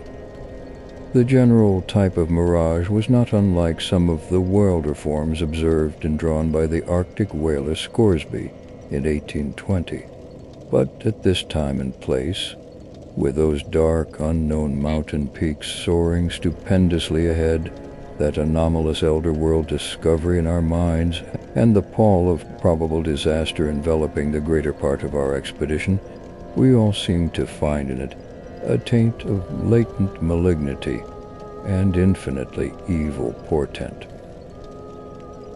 I was glad when the mirage began to break up, though in the process the various nightmare turrets and cones assumed distorted temporary forms of even vaster hideousness. As the whole illusion dissolved to churning opalescence, we began to look earthward again, and saw that our journey's end was not far off. The unknown mountains ahead rose dizzyingly up like a fearsome rampart of giants, their curious regularities showing with startling clearness even without a field glass. We were over the lowest foothills now, and could see amidst the snow, ice, and bare patches of their main plateau a couple of darkish spots which we took to be Lake's camp and boring. The higher foothills shot up between 5 and 6 miles away, forming a range almost distinct from the terrifying line of more than Himalayan peaks beyond them. At length, Ropes, the student who had relieved McTighe at the controls, began to head downward toward the left-hand dark spot, whose size marked it as the camp. As he did so, McTighe sent out the last uncensored wireless message the world was to receive from our expedition. Everyone, of course, has read the brief and unsatisfying bulletins of the rest of our Antarctic sojourn. Some hours after our landing, we sent a guarded report of the tragedy we found, and reluctantly announced the wiping out of the whole lake party by the frightful wind of the preceding day, or of the night before that. 11 known dead, young Gedney missing. People pardoned our hazy lack of details through realization of the shock the sad event must have caused us, and believed us when we explained that the mangling action of the wind had rendered all 11 bodies unsuitable for transportation outside. Indeed, I flatter myself that even in the midst of our distress, utter bewilderment, and soul-clutching horror, we scarcely went beyond the truth in any specific instance. The tremendous significance lies in what we dared not tell, what I would not tell now, but for the need of warning others off from nameless terrors. It is a fact that the wind had wrought dreadful havoc. Whether all could have lived through it, even without the other thing, is gravely open to doubt. The storm, with its fury of madly driven ice particles, must have been beyond anything our expedition had encountered before. One aeroplane shelter, all it seems had been left in a far too flimsy and inadequate state, was nearly pulverized, and the derrick at the distant mooring was entirely shaken to pieces. The exposed metal of the grounded planes and drilling machinery was bruised into a high polish, and 2 of the small tents were flattened, despite their snow banking. Wooden surfaces left out in the blast were pitted and denuded of paint, and all signs of tracks in the snow were completely obliterated. It is also true that we found none of the Archean biological objects in a condition to take outside as a whole. We did gather some minerals from a vast tumbled pile, including several of the greenish soapstone fragments whose odd 5-pointed rounding and faint patterns of group dots caused so many doubtful comparisons, and some fossil bones, among which were the most typical of the curiously injured specimens. None of the dogs survived, their hurriedly built snow enclosure near the camp being almost wholly destroyed. The wind may have done that, though the greater breakage on the side next the camp, which was not the windward one, suggests an outward leap or break of the frantic beasts themselves. All 3 sledges were gone, and we have tried to explain that the wind may have blown them off into the unknown. The drill and ice-melting machinery at the boring were too badly damaged to warrant salvage, so we used them to choke up that subtly disturbing gateway to the past which Lake had blasted.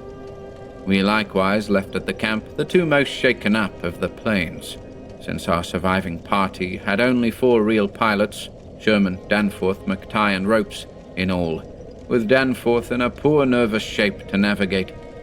We brought back all the books, scientific equipment, and other incidentals we could find, though much was rather unaccountably blown away. Spare tents and furs were either missing or badly out of condition. It was approximately 4 p.m., after wide-plane cruising had forced us to give Gedney up for lost, that we sent our guarded message to the Arkham for relaying, and I think we did well to keep it as calm and non-committal as we succeeded in doing. The most we said about agitation concerned our dogs, whose frantic uneasiness near the biological specimens was to be expected from poor Lake's accounts. We did not mention, I think, their display of the same uneasiness when sniffing around the queer greenish soapstones and certain other objects in the disordered region. Objects including scientific instruments, aeroplanes, and machinery both at the camp and at the boring, whose parts had been loosened, moved, or otherwise tampered with by winds that must have harbored singular curiosity and investigativeness. About the 14 biological specimens, we were pardonably indefinite. We said that the only ones we discovered were damaged, but that enough was left of them to prove Lake's description wholly and impressively accurate. It was hard work keeping our personal emotions out of this matter, and we did not mention numbers or say exactly how we had found those which we did find. We had by that time agreed not to transmit anything suggesting madness on the part of Lake's men, and it surely looked like madness to find 6 imperfect monstrosities carefully buried upright in 9-foot snow graves under 5-pointed mounds punched over with groups of dots in patterns exactly like those on the queer greenish soapstones dug up from Mesozoic or Tertiary times. The 8 perfect specimens mentioned by Lake seem to have been completely blown away. We were careful, too, about the public's general peace of mind. Hence Danforth and I said little about that frightful trip over the mountains the next day. It was the fact that only a radically lightened plane could possibly cross a range of such height which mercifully limited that scouting tour to the 2 of us. On our return at 1 a.m., Danforth was close to hysterics, but kept an admirably stiff upper lip. It took no persuasion to make him promise not to show our sketches and the other things we brought away in our pockets, not to say anything more to the others than what we had agreed to relay outside, and to hide our camera films for private development later on. So that part of my present story will be as new to Pabody, McTighe, Rope, Sherman, and the rest as it will be to the world in general. Indeed, Danforth is closer-mouthed than I, for he saw, or thinks he saw, one thing he will not tell even me. As all know, our report included a tale of a hard ascent, a confirmation of Lake's opinion that the great peaks are of Archean slate and other very primal crumpled strata unchanged since at least Middle Comanchean times, a conventional comment on the regularity of the clinging cube and rampart formations, a decision that the cave mouths indicate dissolved calcareous veins, a conjecture that certain slopes and passes would permit of the scaling and crossing of the entire range by seasoned mountaineers, and a remark that the mysterious other side holds a lofty and immense superplateau, as ancient and unchanging as the mountains themselves, 20,000 feet in elevation, with grotesque rock formations protruding through a thin glacial layer, and with low, gradual foothills between the general plateau surface and the sheer precipices of the highest peaks. This body of data is in every respect true, so far as it goes, and it completely satisfied the men at the camp. We laid our absence of 16 hours, a longer time than our announced flying, landing, reconnoitering, and rock-collecting program called for, to a long mythical spell of adverse wind conditions, and told truly of our landing on the farther foothills. Fortunately, our tale sounded realistic and prosaic enough not to tempt any of the others into emulating our flight. Had any tried to do that, I would have used every ounce of my persuasion to stop them, and I do not know what Danforth would have done. While we were gone, Pabody, Sherman, Ropes, McTighe, and Williamson had worked like beavers over Lake's 2 best planes, fitting them again for use despite the altogether unaccountable juggling of their operative mechanism.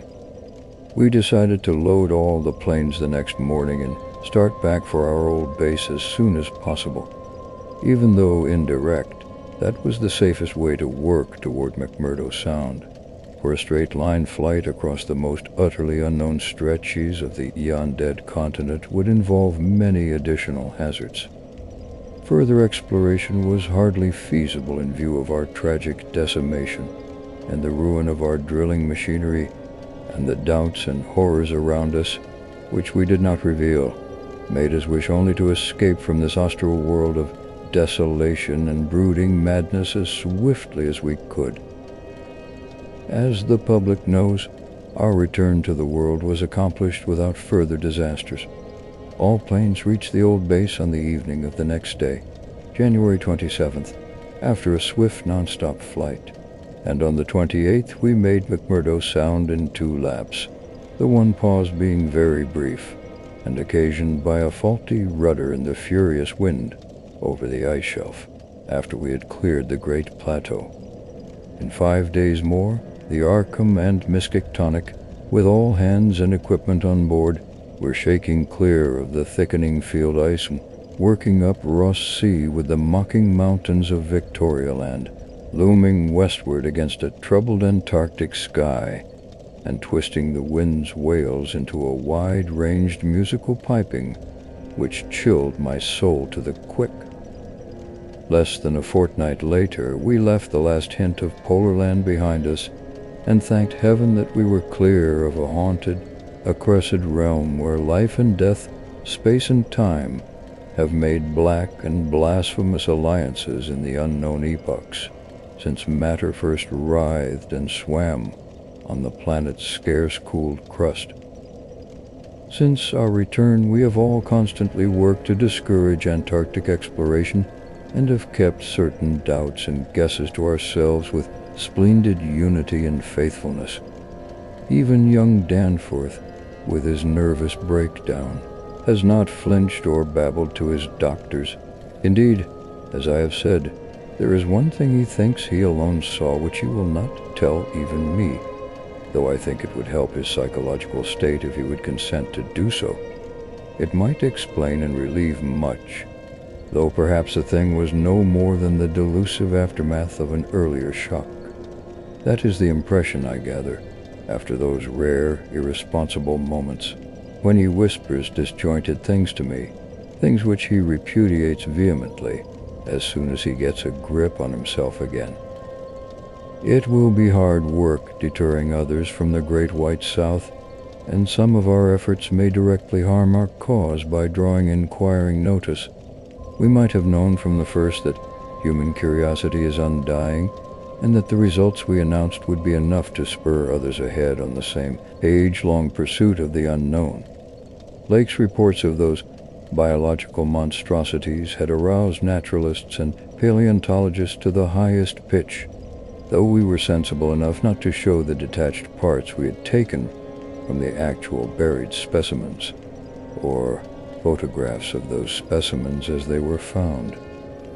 We also refrained from showing the more puzzling of the scarred bones and greenish soapstones, while Danforth and I have closely guarded the pictures we took or drew on the superplateau across the range, and the crumpled things we smoothed, studied in terror, and brought away in our pockets. But now that Starkweather-Moore party is organizing, and with a thoroughness far beyond anything our outfit attempted.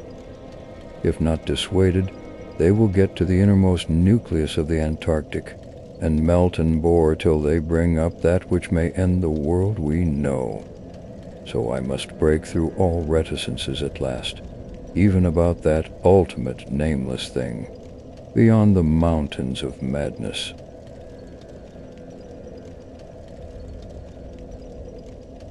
"4.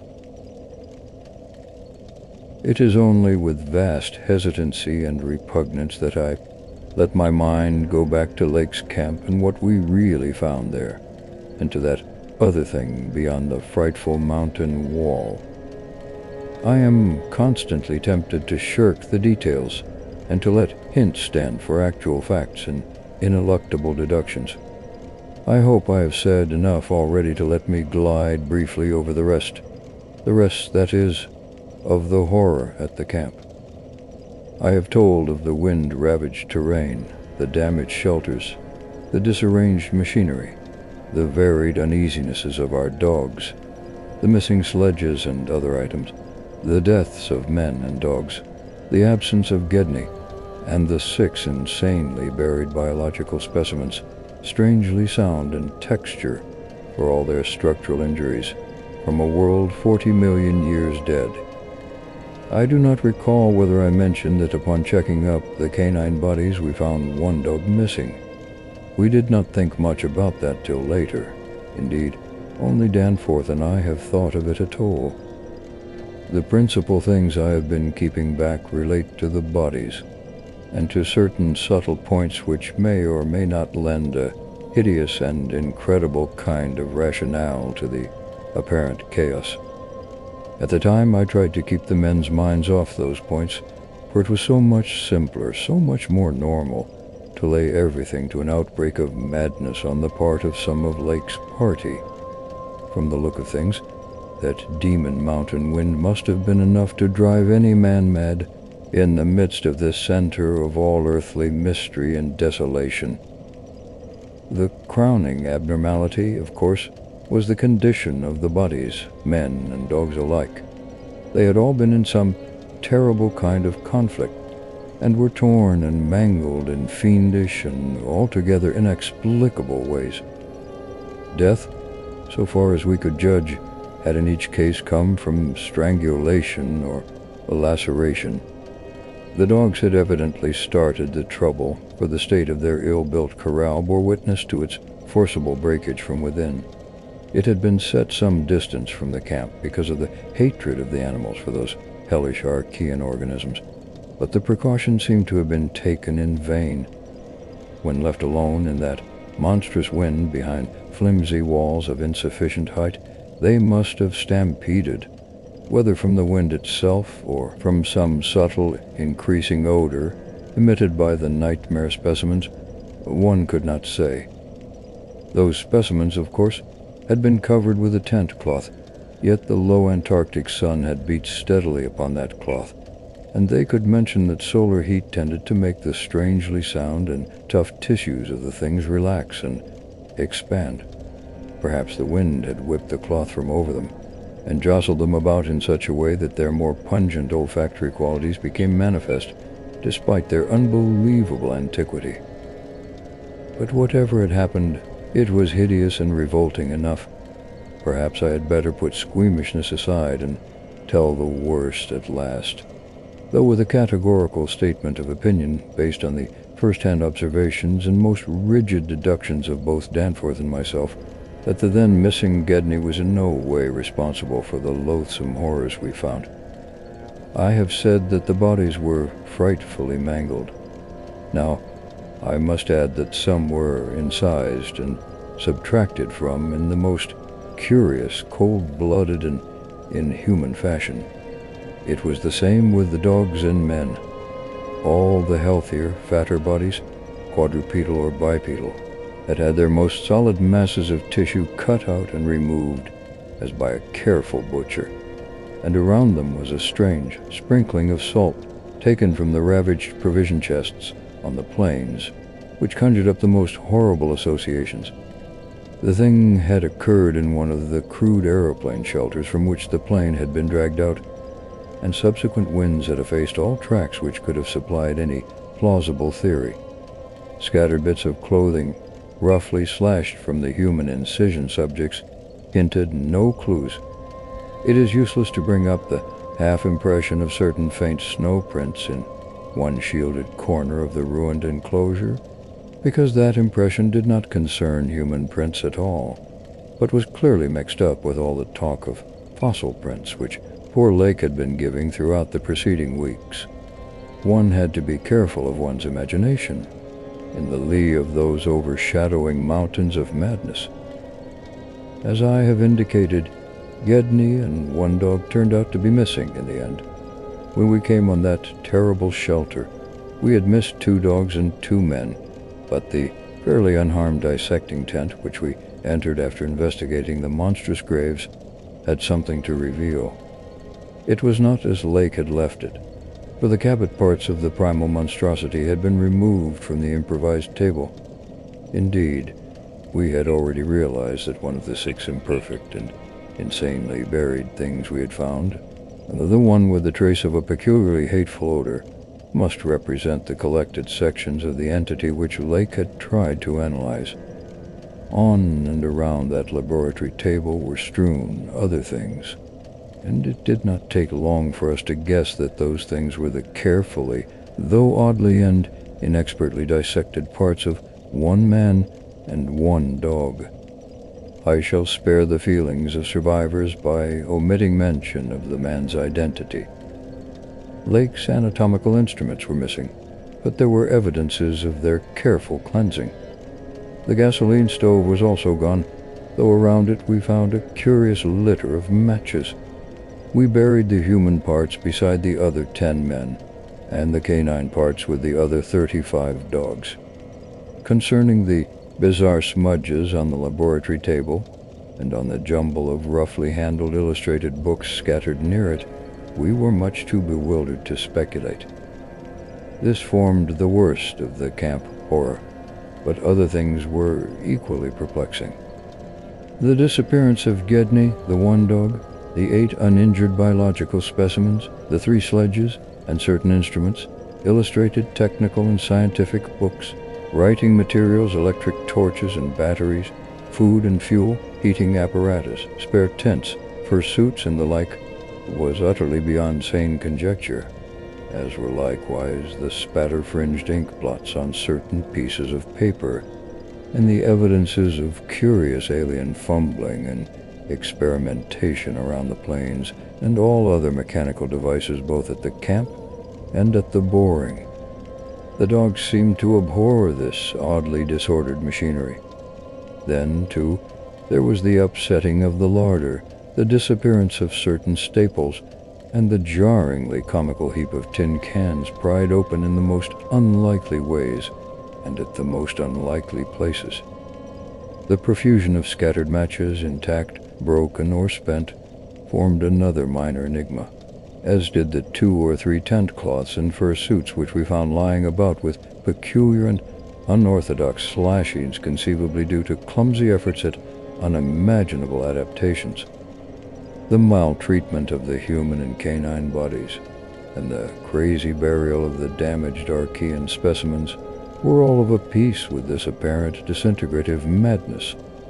In view of just such an eventuality as the present one, we carefully photographed all the main evidences of insane disorder at the camp, and shall use the prints to buttress our pleas against the departure of the proposed Starkweather Moor expedition. Our first act after finding the bodies in the shelter was to photograph and open the row of insane graves with the 5-pointed snow mounds. We could not help noticing the resemblance of these monstrous mounds with their clusters of group dots, the poor lake's descriptions of the strange greenish soapstones, and when we came on some of the soapstones themselves in the great mineral pile, we found the likeness very close indeed. The whole general formation, it must be made clear, seemed abominably suggestive of the starfish head of the Archean entities, and we agreed that the suggestion must have worked potently upon the sensitized minds of Lake's overwrought party. Our own first sight of the actual buried entities formed a horrible moment, and sent the imaginations of Pabody and myself back to some of the shocking primal myths we had read and heard. We all agreed that the mere sight and continued presence of the things must have cooperated with the oppressive polar solitude and demon mountain wind in driving Lake's party mad. For madness, centering in Gedney as the only possible surviving agent, was the explanation spontaneously adopted by everybody, so far as spoken utterance was concerned, though I will not be so naive as to deny that each of us may have harbored wild guesses which sanity forbade him to formulate completely. Sherman, Pabody, and McZai made an exhaustive aeroplane cruise over all the surrounding territory in the afternoon, sweeping the horizon with field glasses in quest of Gedney and of the various missing things. But nothing came to light. The party reported that the Titan barrier range extended endlessly to right and left alike, without any diminution in height or essential structure. On some of the peaks, though, the regular cube and rampart formations were bolder and plainer, having doubly fantastic similitudes to Rorik-painted Asian hill ruins. The distribution of critical cave mouths on the black snow-denuded summits seemed roughly even as far as the range could be traced. In spite of all the prevailing horrors, we were left with enough sheer scientific zeal and adventurousness to wander about the unknown realm beyond those mysterious mountains. As our guarded messages stated, we rested at midnight after our day of terror and bafflement, but not without a tentative plan for one or more range-crossing altitude flights in a lightened plane with aerial camera and geologist's outfit beginning the following morning. It was decided that Danforth and I tried first, and we awaked at 7 a.m., intending an early trip, though heavy winds, mentioned in our brief bulletin to the outside world, delayed our start till nearly 9 o'clock. I have already repeated the non-committal story we told the men at camp and related outside after our return 16 hours later.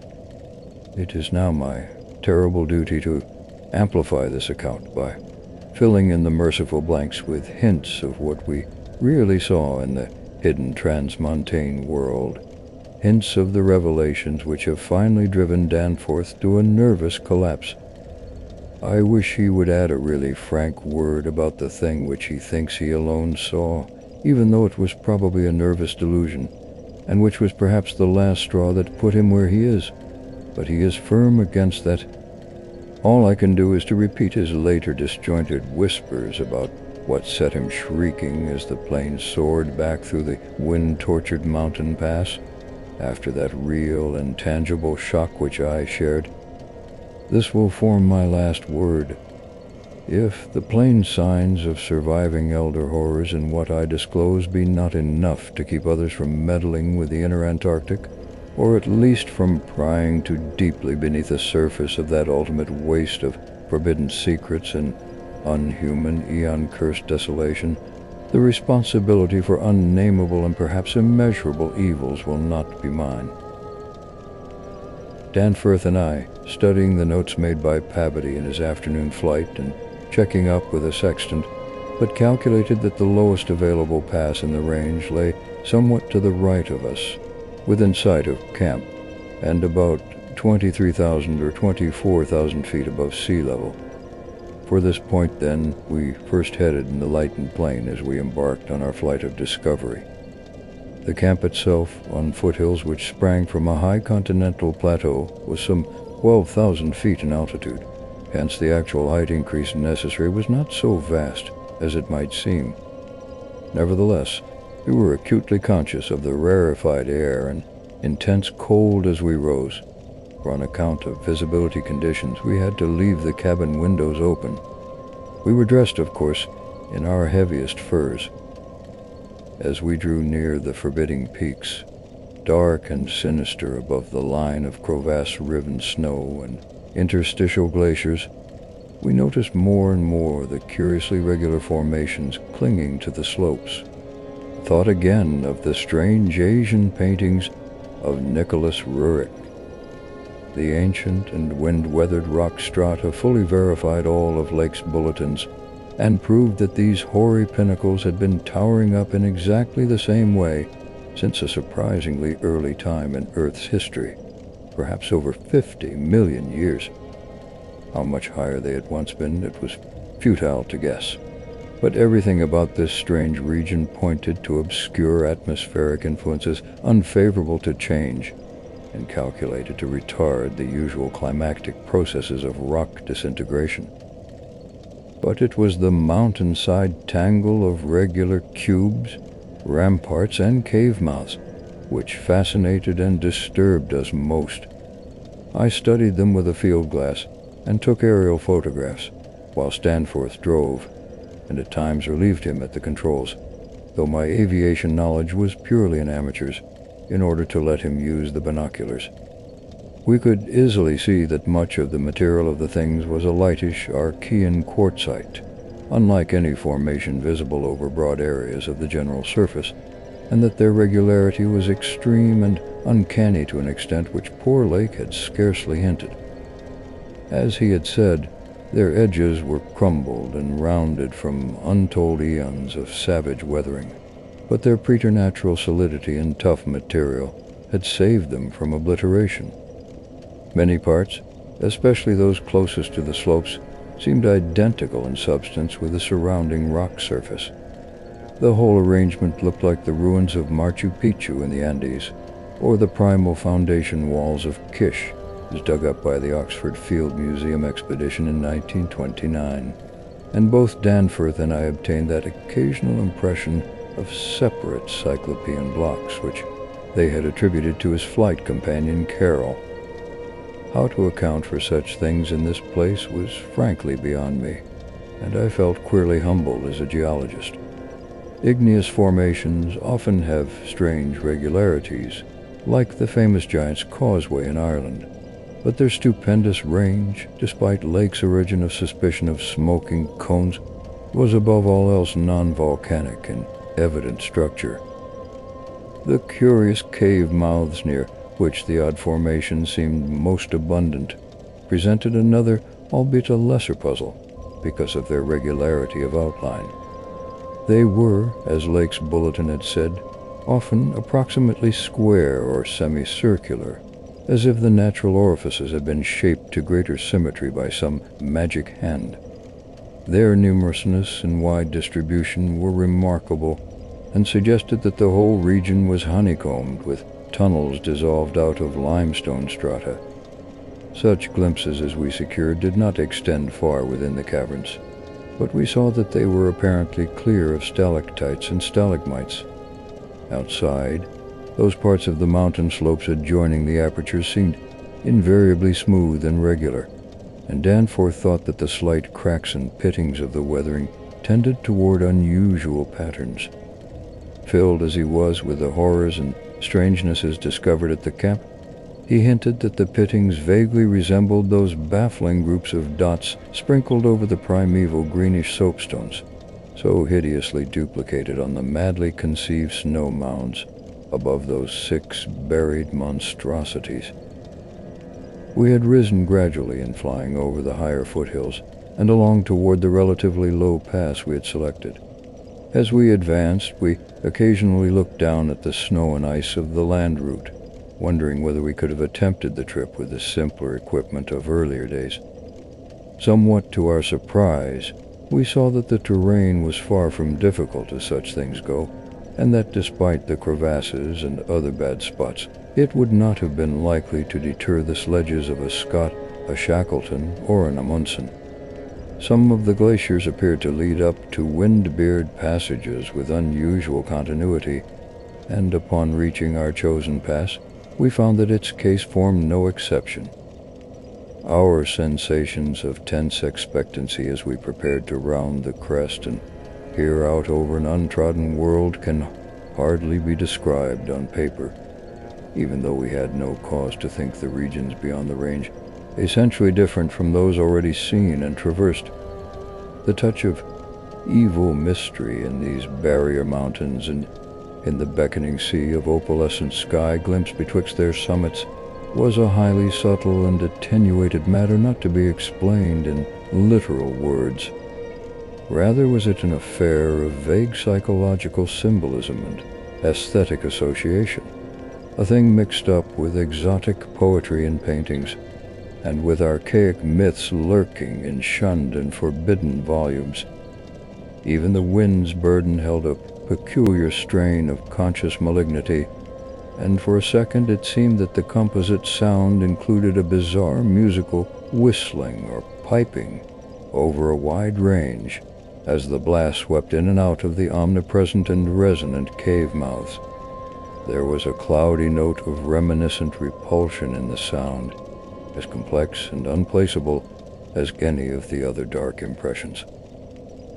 We were now, after a slow ascent, at a height of 23,570 feet, according to the aneroid, and had left the region of clinging snow definitely below us. Up here were only dark, bare rock slopes and the start of rough-ribbed glaciers, but with those provocative cubes, ramparts, and echoing cave mouths to add a portent of the unnatural, the fantastic, and the dreamlike. Looking along the line of high peaks, I thought I could see the one mentioned by poor Lake, with a rampart exactly on top. It seemed to be half lost in a queer Antarctic haze, such a haze, perhaps, as had been responsible for Lake's early notion of volcanism. The pass loomed directly before us, smooth and windswept between its jagged and malignly frowning pylons. Beyond it was a sky fretted with swirling vapors and lighted by the low polar sun, the sky of that mysterious farther realm upon which we felt no human eye had ever gazed. A few more feet of altitude and we would behold that realm. Danforth and I, unable to speak except in shouts amidst the howling, piping wind that raced through the pass and added to the noise of the unmuffled engines, exchanged eloquent glances. And then, having gained those last few feet, we did indeed stare across the momentous divide and over the unsampled secrets of an elder and utterly alien Earth.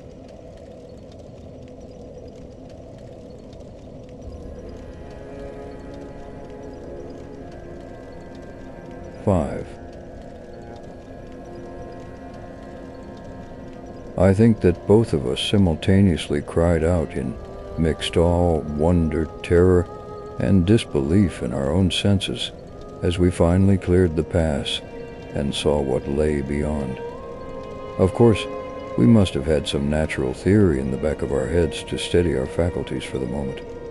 Probably we thought of such things as the grotesquely weathered stones of the Garden of the Gods in Colorado, or the fantastically symmetrical wind-carved rocks of the Arizona desert. Perhaps we even half thought the sight a mirage like that we had seen the morning before, on first approaching those mountains of madness. We must have had some such normal notions to fall back upon, as our eyes swept that limitless, tempest-scarred plateau and grasped the almost endless labyrinth of colossal, regular, and geometrically eurythmic stone masses which reared their crumbled and pitted crests above a glacial sheet not more than 40 or 50 feet deep at its thickest, and in places obviously thinner. The effect of the monstrous sight was indescribable, for some fiendish violation of known natural law seemed certain at the outset. Here, on a hairlessly ancient tableland fully 20,000 feet high, and in a climate deadly to habitation since a pre-human age not less than 500,000 years ago, there stretched nearly to the vision's limit a tangle of orderly stone which only the desperation of mental self-defense could possibly attribute to any but a conscious and artificial cause. We had previously dismissed, so far as serious thought was concerned, any theory that the cubes and ramparts of the mountainsides were other than natural in origin. How could they be otherwise, when man himself could scarcely have been differentiated from the great apes at the time, when this region succumbed to the present unbroken reign of glacial death? Yet now the sway of reason seemed irrefutably shaken, for this cyclopean maze of squared, curved, and angled blocks had features which cut off all comfortable refuge. It was, very clearly, the blasphemous city of the mirage, stark, objective, and ineluctable reality. That damnable portent had had a material basis after all. There had been some horizontal stratum of ice dust in the upper air, and this shocking stone survival had projected its image across the mountains according to the simple laws of reflection. Of course, the phantom had been twisted and exaggerated, and to contain things which the real source did not contain. Yet now, as we saw that real source, we thought it even more hideous and menacing than its distant image. Only the incredible, unhuman massiveness of these vast stone towers and ramparts had saved the frightful thing from utter annihilation. In the hundreds of thousands, perhaps millions of years it had brooded there amidst the blasts of a bleak upland. Corona Mundi, roof of the world. All sorts of fantastic phrases sprang to our lips as we looked dizzily down at the unbelievable spectacle. I thought again of the eldritch primal myths that had so persistently haunted me since my first sight of this dead Antarctic world, of the demoniac plateau of Lang, of the Mi-Go, or abominable snowmen of the Himalayas, of the narcotic manuscripts with their pre-human implications, of the Cthulhu cult, of the Necronomicon, and of the Hyperborean legends of formless Sethagora, and the worse than formless starspawn associated with that semi-entity. For boundless miles in every direction the thing stretched off with very little thinning. Indeed, as our eyes followed it to the right and left along the base of the low, gradual foothills which separated it from the actual mountain rim, we decided that we could see no thinning at all, except for an interruption at the left of the pass through which we had come. We had merely struck, at random, a limited part of something of incalculable extent. The foothills were more sparsely sprinkled with grotesque stone structures, linking the terrible city to the already familiar cubes and ramparts which evidently formed its mountain outposts. These latter, as well as the queer cave mouths, were as thick on the inner as on the outer sides of the mountains. The nameless stone labyrinth consisted, for the most part, of walls from 10 to 150 feet in ice-clear height, and of a thickness varying from 5 to 10 feet. It was composed mostly of prodigious blocks of dark primordial slate, schist, and sandstone, blocks in many cases as large as 4 by 6 by 8 feet, though in several places it seemed to be carved out of a solid, uneven bedrock of Precambrian slate. The buildings were far from equal in size, there being innumerable honeycomb arrangements of enormous extent, as well as smaller separate structures. The general shape of these things tended to be conical, pyramidal, or terraced, though there were many perfect cylinders, perfect cubes, clusters of cubes, and other rectangular forms, and a peculiar sprinkling of angled edifices whose five-pointed ground plan roughly suggested modern fortifications. The builders had made constant and expert use of the principle of the arch, and domes had probably existed in the city's heyday. The whole tangle was monstrously weathered, and the glacial surface from which the towers projected was strewn with fallen blocks and immemorial debris. Where the glaciation was transparent, we could see the lower parts of the gigantic piles, and notice the ice-preserved stone bridges which connected the different towers at varying distances above the ground. On the exposed walls, we could detect the scarred places where other and higher bridges of the same sort had existed.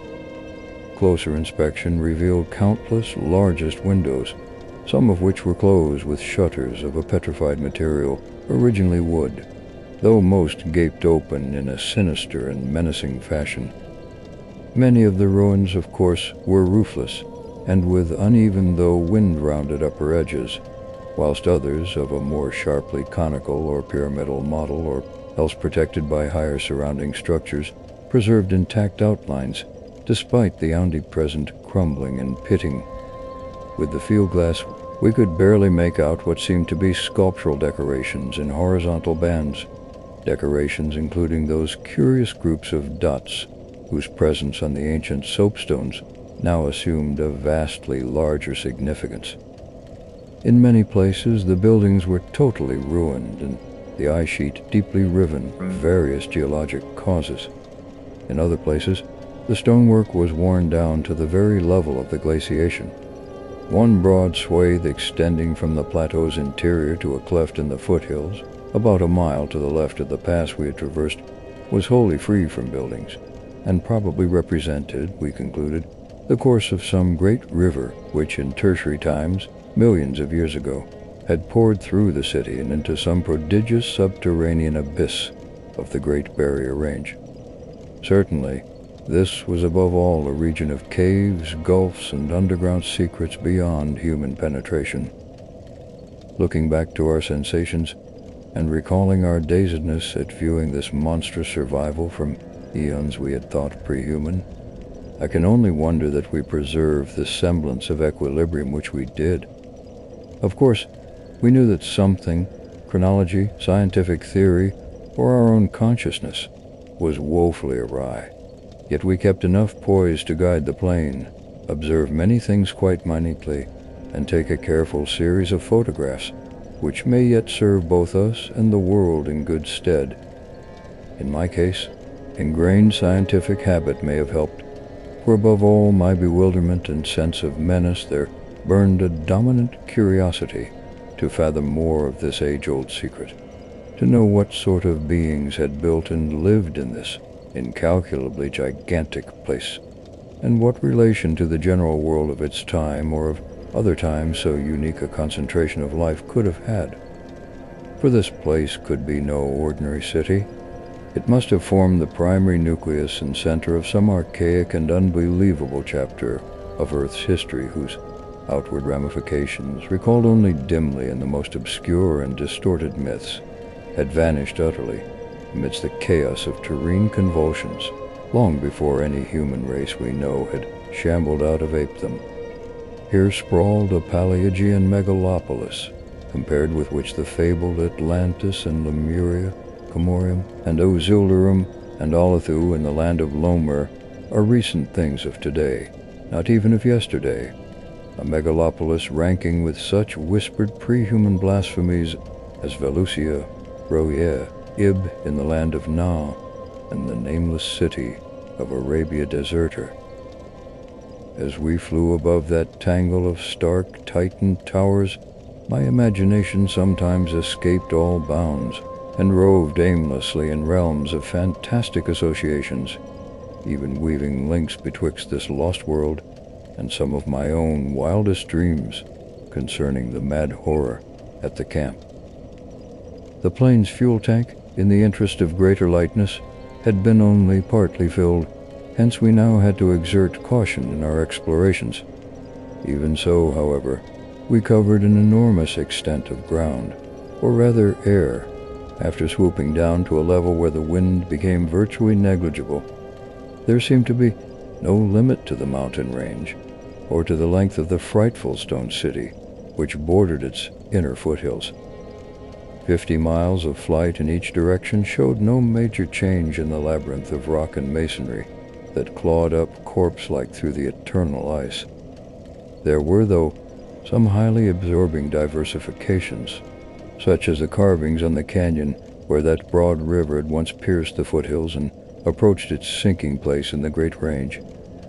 The headlands at the stream's entrance had been boldly carved into cyclopean pylons, and something about the ridgy, barrel-shaped designs stood up oddly vague, hateful, and confusing semi-remembrances in both Danforth and me.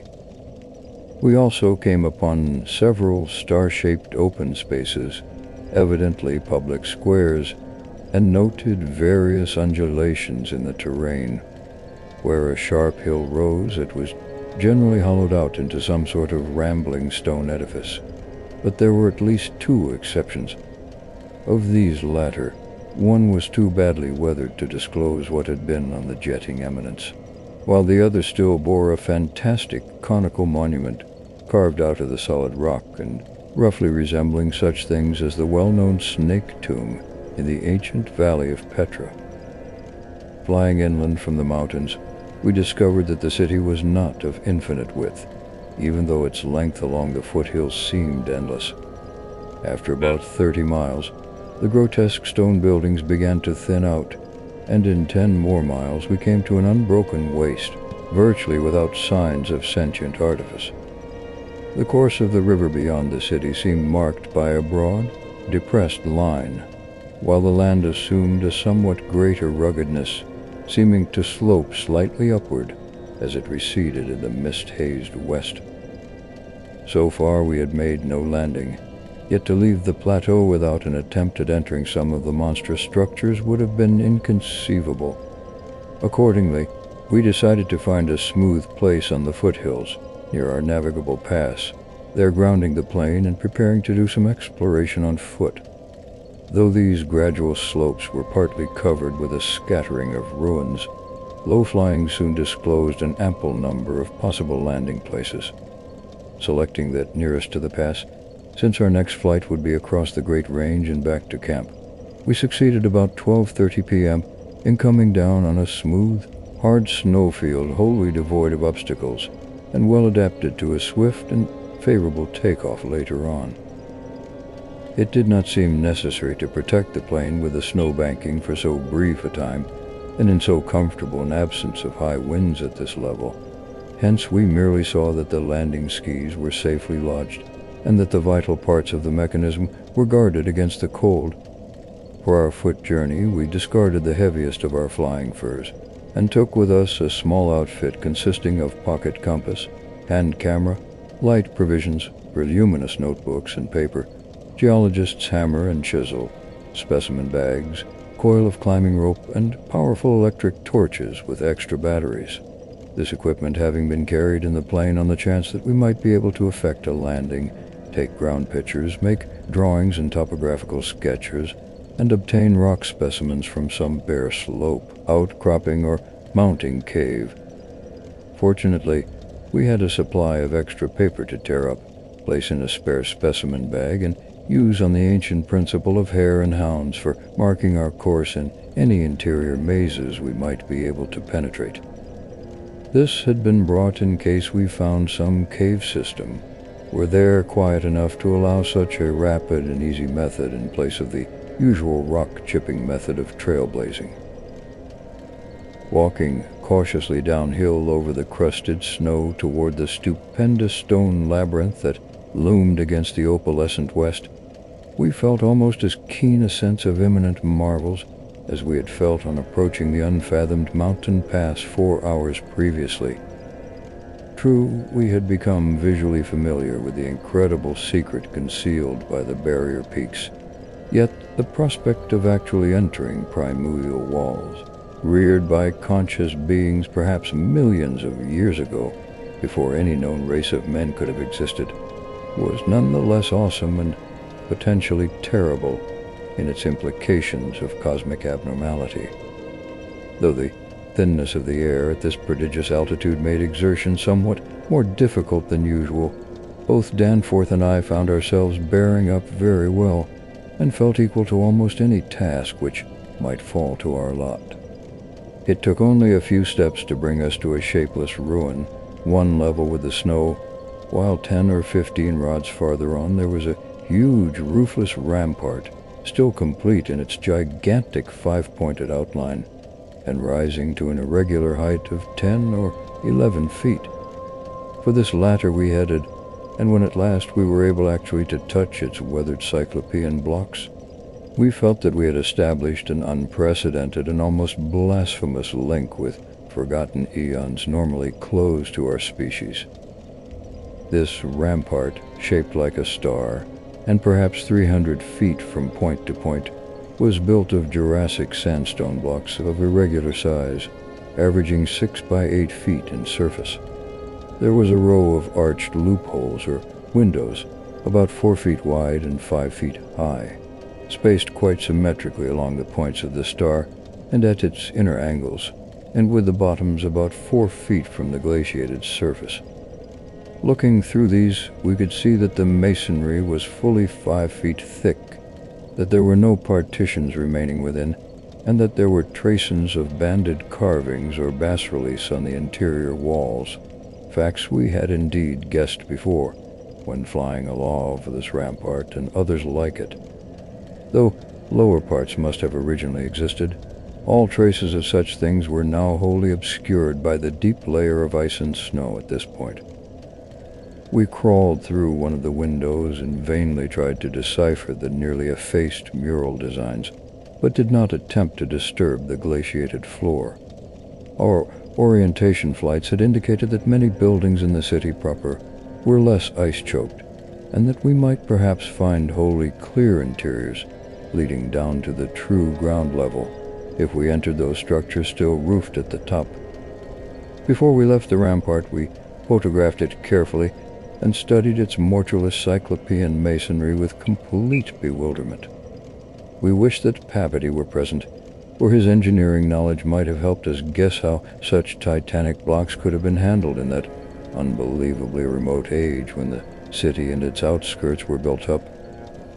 A half-mile walk downhill to the actual city, with the upper wind shrieking vainly and savagely through the skyward peaks in the background, was something whose smallest details will always remain engraved on my mind. Only in fantastic nightmares could any human beings but Danforth and me conceive such optical effects. Between us and the churning vapors of the west lay that monstrous tangle of dark stone towers, its outre and incredible forms impressing us afresh at every new angle of vision. It was a mirage in solid stone, and were it not for the photographs, I would still doubt that such a thing could be. The general type of masonry was identical with that of the rampart we had examined, but the extravagant shapes which this masonry took in its urban manifestations were past all description. Even the pictures illustrate only 1 or 2 phases of its infinite bizarrerie, endless variety, preternatural massiveness, and utterly alien exoticism. There were geometrical forms for which a Euclid could scarcely find a name, cones of all degrees of irregularity and truncation, terraces of every sort of provocative disproportion, shafts with odd bulbous enlargements, broken columns in curious groups, and five-pointed or five-ridged arrangements of mad grotesqueness. As we drew nearer, we could see beneath certain transparent parts of the ice sheet and detect some of the tubular stone bridges that connected the crazily sprinkled structures at various heights. Of orderly streets there seemed to be none, the only broad open swathe being a mile to the left, where the ancient river had doubtless flowed through the town into the mountains. Our field glasses showed the external horizontal bands of nearly effaced sculptures and dot groups to be very prevalent, and we could half imagine what the city must once have looked like, even though most of the roofs and tower tops had necessarily perished. As a whole, it had been a complex tangle of twisted lanes and alleys, all of them deep canyons, and some little better than tunnels because of the overhanging masonry or overarching bridges. Now, outspread below us, it loomed like a dream fantasy against a westward mist, through whose northern end the low, reddish Antarctic sun of early afternoon was struggling to shine. And when for a moment that sun encountered a denser obstruction and plunged the scene into temporary shadow, the effect was sadly menacing, in a way I can never hope to depict. Even the faint howling and piping of the unfelt wind in the great mountain passes behind us took on a wilder note of purposeful malignity. The last stage of our descent to the town was unusually steep and abrupt, and a rock outcropping at the edge where the grade changed led us to think that an artificial terrace had once existed there. Under the glaciation, we believe, there must be a flight of steps, or its equivalent. When at last we plunged into the labyrinthine town itself, clambering over fallen masonry and shrinking from the oppressive nearness and dwarfing height of only present crumbling and pitted walls, our sensations again became such that I marveled at the amount of self-control we retained. Danforth was frankly jumpy and began making some offensively irrelevant speculations about the horror at the camp, which I resented all the more because I could not help sharing certain conclusions forced upon us by many features of this morbid survival from nightmare antiquity. The speculations worked on his imagination too, for in one place, where a debris-littered alley turned a sharp corner, he insisted that he saw faint traces of ground markings which he did not like, whilst elsewhere he stopped to listen to a subtle imaginary sound from some undefined point. A muffled musical piping, he said, not unlike that of the wind in the mountain caves, yet somehow disturbingly different. The ceaseless five-pointedness of the surrounding architecture and of the few distinguishable mural arabesques had a dimly sinister suggestiveness we could not escape, and gave us a touch of terrible subconscious certainty concerning the primal entities which had reared and dwelt in this unhallowed place. Nevertheless, our scientific and adventurous souls were not wholly dead, and we mechanically carried out our program of chipping specimens from all the different rock types represented in the masonry. We wished a rather full set in order to draw better conclusions regarding the age of the place. Nothing in the great outer wall seemed to date from later than the Jurassic and Comanchian periods, nor was any piece of stone in the entire place of a greater recency than the Pliocene age. In stark certainty, we were wandering amidst a death which had reigned at least 500,000 years, and in all probability even longer.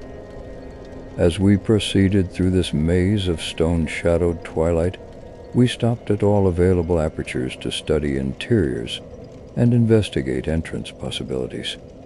Some were above our reach, whilst others led only into ice-choked ruins as unroofed and barren as the rampart on the hill. One, though spacious and inviting, opened on a seemingly bottomless abyss without visible means of descent. Now and then, we had a chance to study the petrified wood of a surviving shutter, and were impressed by the fabulous antiquity implied in the still discernible grain. These things had come from Mesozoic gymnosperms and conifers, especially Cretaceous cycads, and from fan palms and early angiosperms of plainly tertiary date. Nothing definitely later than the Pliocene could be discovered. In the placing of these shuttles, whose edges showed the former presence of queer and long-vanished hinges, usage seemed to be varied, some being on the outer and some on the inner side of the deep embrasures. They seemed to have become wedged in place, thus surviving the rusting of their former and probably metallic fixtures and fastenings.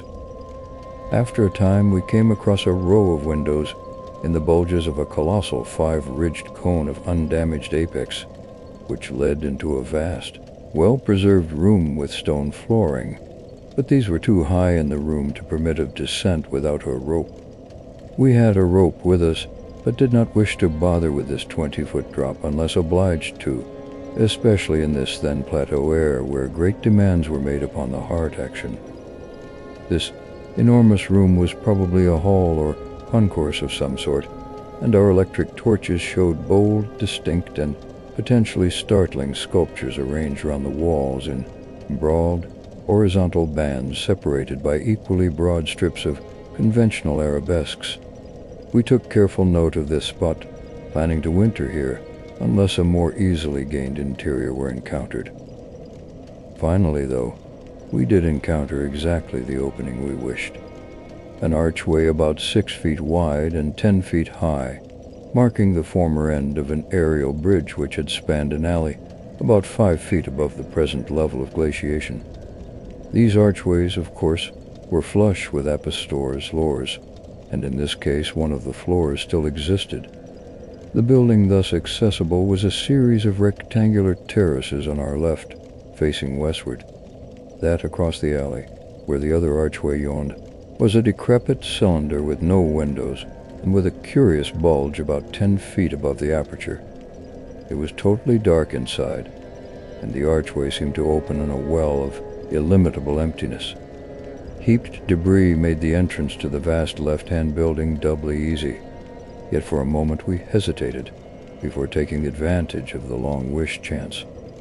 For though we had penetrated into this tangle of archaic mystery, it required fresh resolution to carry us actually inside a complete and surviving building of a fabulous elder world whose nature was becoming more and more hideously plain to us. In the end, however, we made the plunge and scrambled up over the rubble into the gaping embrasure. The floor beyond was of great slate slabs and seemed to form the outlet of a long, high corridor with sculptured walls. Observing the many inner archways which led off from it, and realizing the probable complexity of the nest of apartments within, we decided that we must begin our system of hare and hound trailblazing. Hitherto our compasses, together with frequent glimpses of the vast mountain range between the towers in our rear, had been enough to prevent our losing our way. But from now on, the artificial substitute would be necessary. Accordingly, we reduced our extra paper to shreds of suitable size, placed these in a bag to be carried by Danforth, and prepared to use them as economically as safety would allow. This method would probably gain us immunity from straining, since there did not appear to be any strong air currents inside the primordial masonry. If such should develop, or if our paper supply should give out, we could of course fall back on the more secure, though more tedious and retarding method of rock chipping. Just how extensive a territory we had opened up, it was impossible to guess without a trial.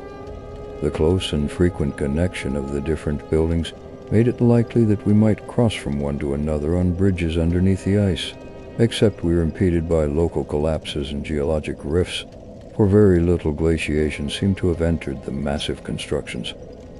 Almost all the areas of transparent ice had revealed the submerged windows as tightly shuttered, as if the town had been left in that uniform state until the glacial sheet came to crystallize the lower part for all succeeding time. Indeed, one gained a curious impression that this place had been deliberately closed and deserted in some dim, bygone eon, rather than overwhelmed by any sudden calamity or even gradual decay. Had the coming of the ice been foreseen, and had a nameless population left en masse to seek a less doomed abode? The precise physiographic conditions attending the formation of the ice sheet at this point would have to wait for later solution. It had not, very plainly, been a grinding drive. Perhaps the pressure of accumulated snows had been responsible, and perhaps some flood from the river or from the bursting of some ancient glacial dam in the Great Range had helped to create the special state now observable. Imagination could conceive almost anything in connection with this place.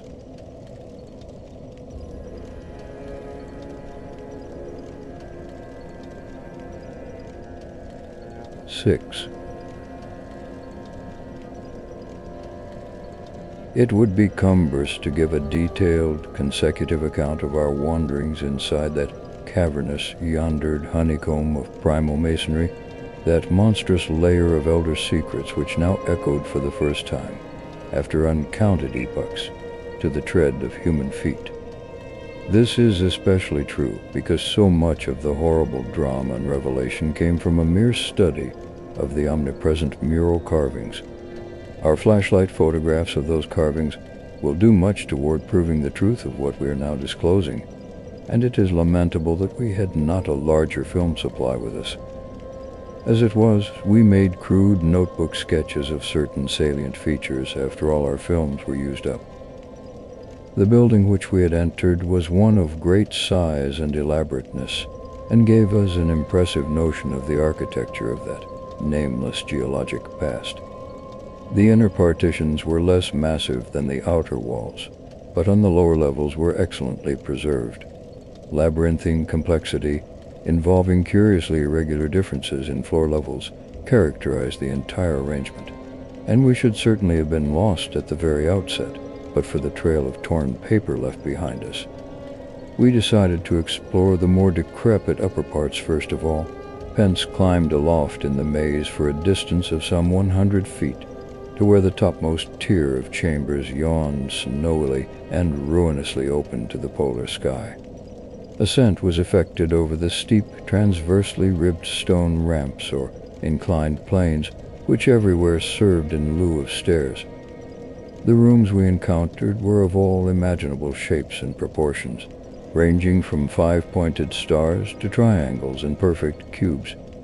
It might be safe to say that their general average was about 30 by 30 feet in floor area and 20 feet in height, though many larger apartments existed.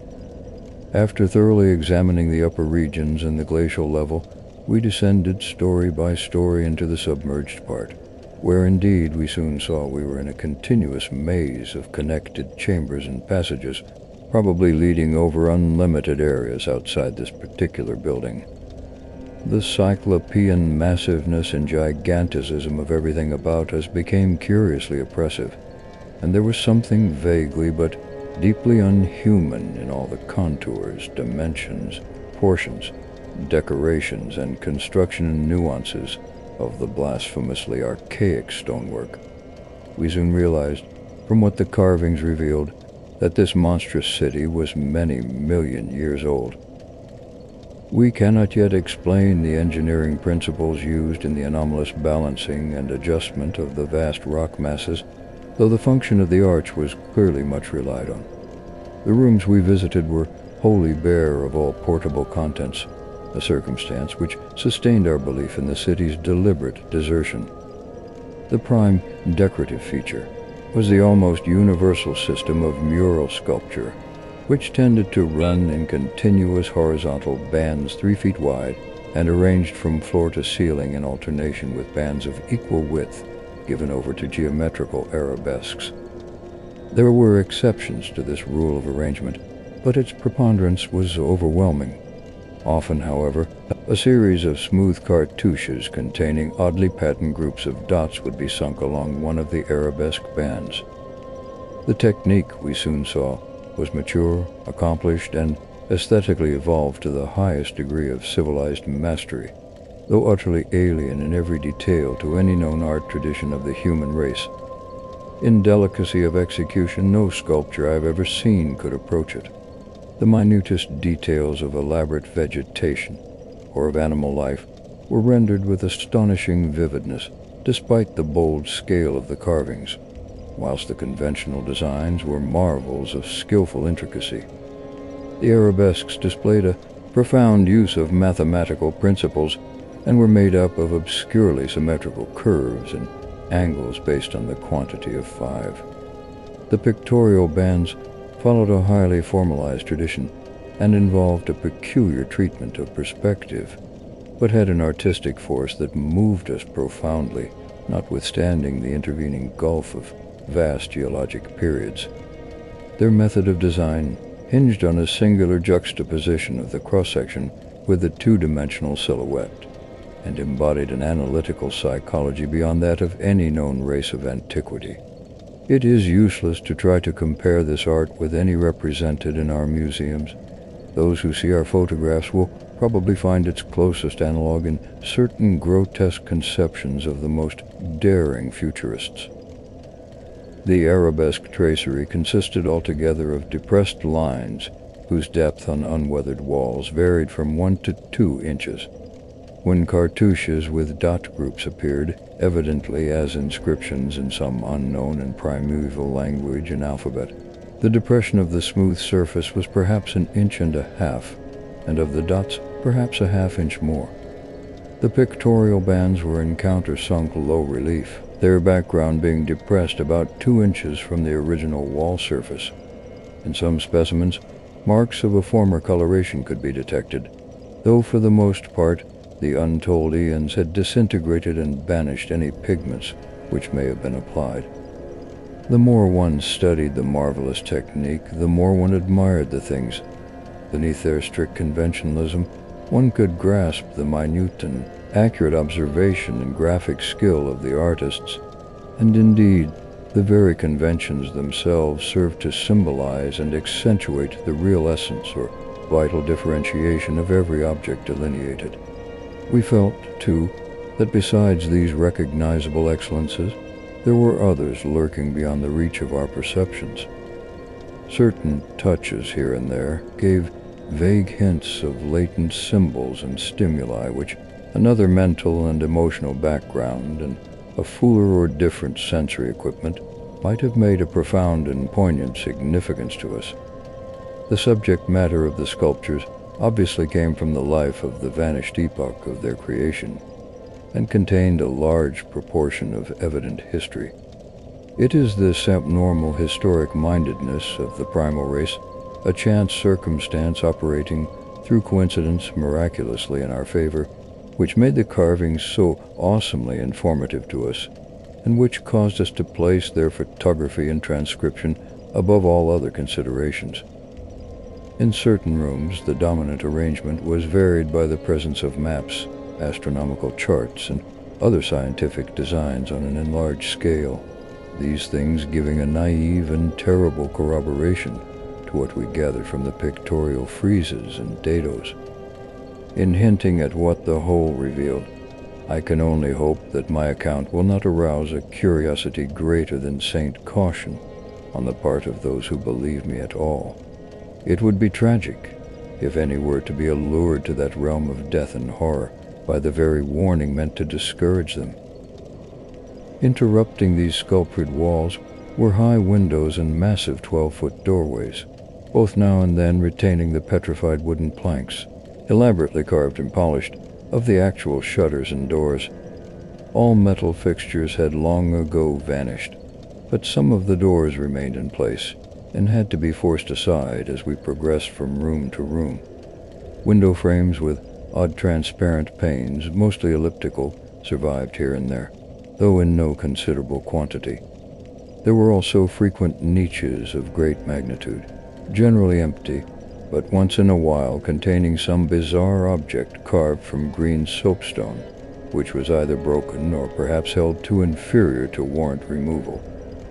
Other apertures were undoubtedly connected with bygone mechanical facilities, heating, lighting, and the like, of a sort suggested in many of the carvings.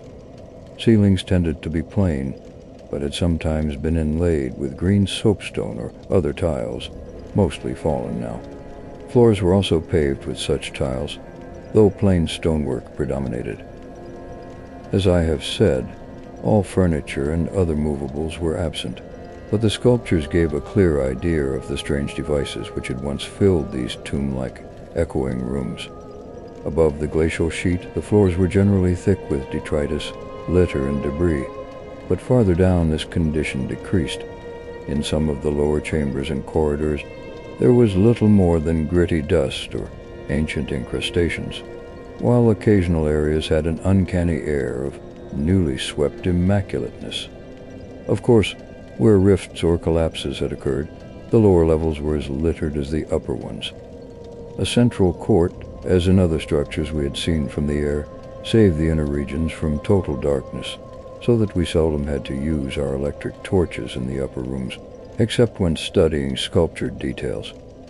Below the ice cap, however, the twilight deepened, and in many parts of the tangled ground level there was an approach to absolute blackness. To form even a rudimentary idea of our thoughts and feelings as we penetrated this eon-silent maze of unhuman masonry, one must correlate a hopelessly bewildering chaos of fugitive moods, memories, and impressions.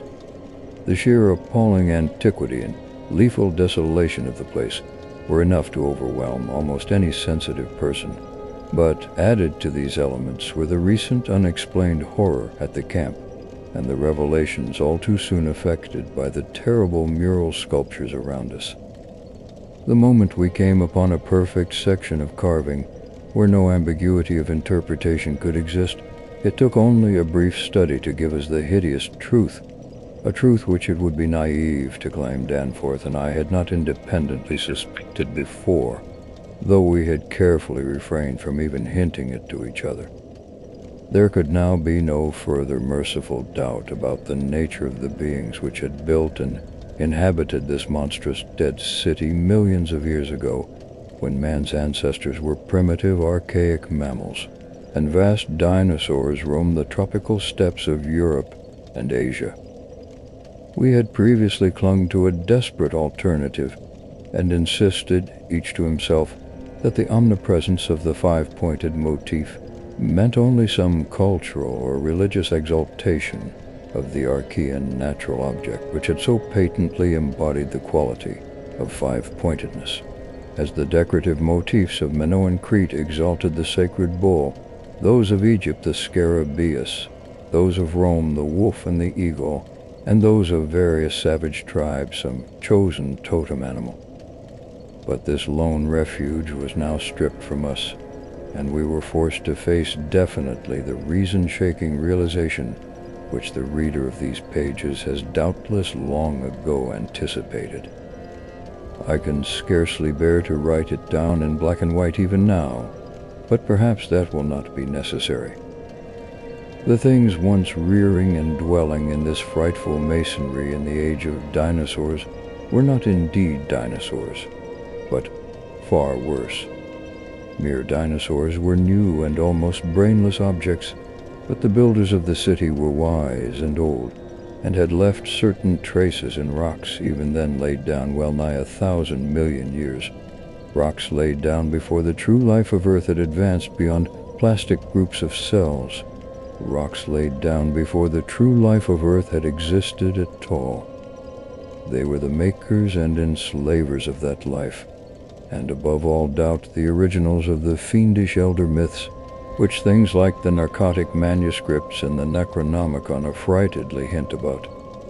They were the great, old ones that had filtered down from the stars when Earth was young, the beings whose substance an alien evolution had shaped, and whose powers were such as this planet had never bred.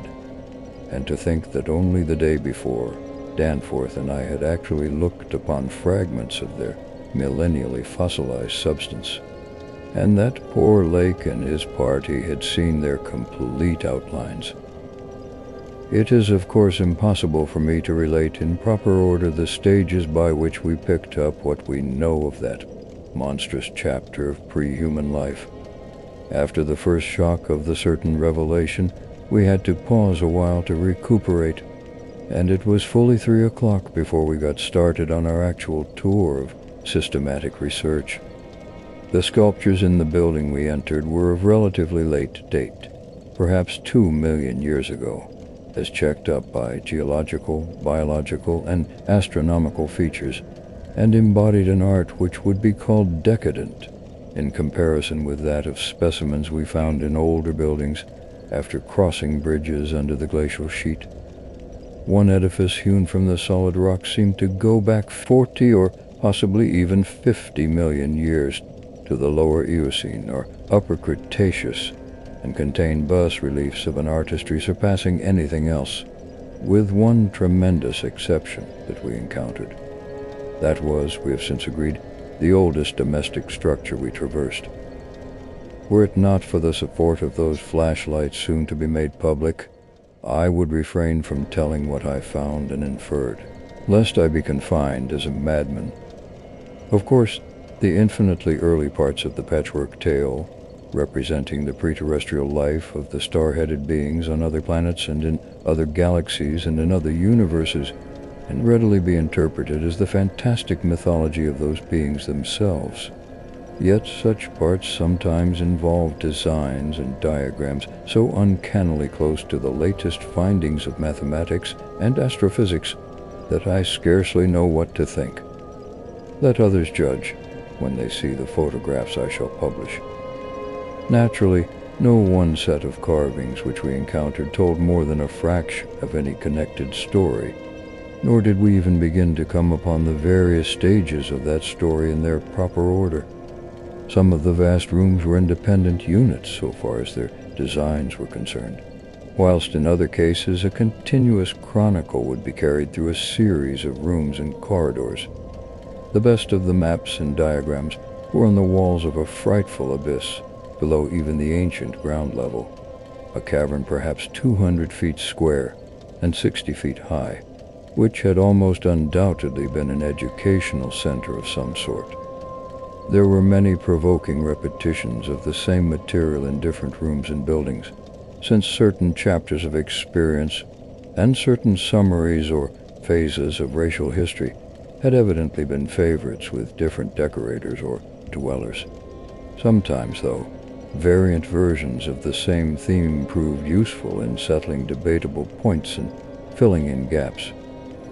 I still wonder that we deduce so much in the short time at our disposal. Of course, we even now have only the barest outline, and much of that was obtained later on from a study of the photographs and sketches we made.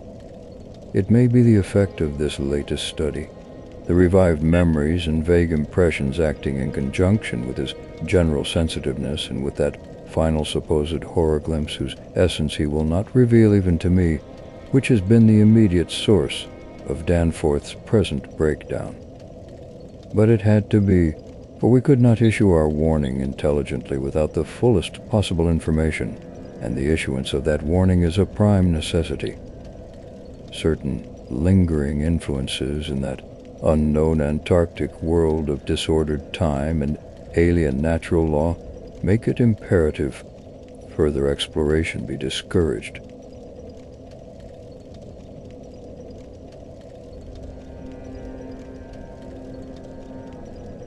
Seven. The full story, so far as deciphered, will shortly appear in an official bulletin of Miskatonic University.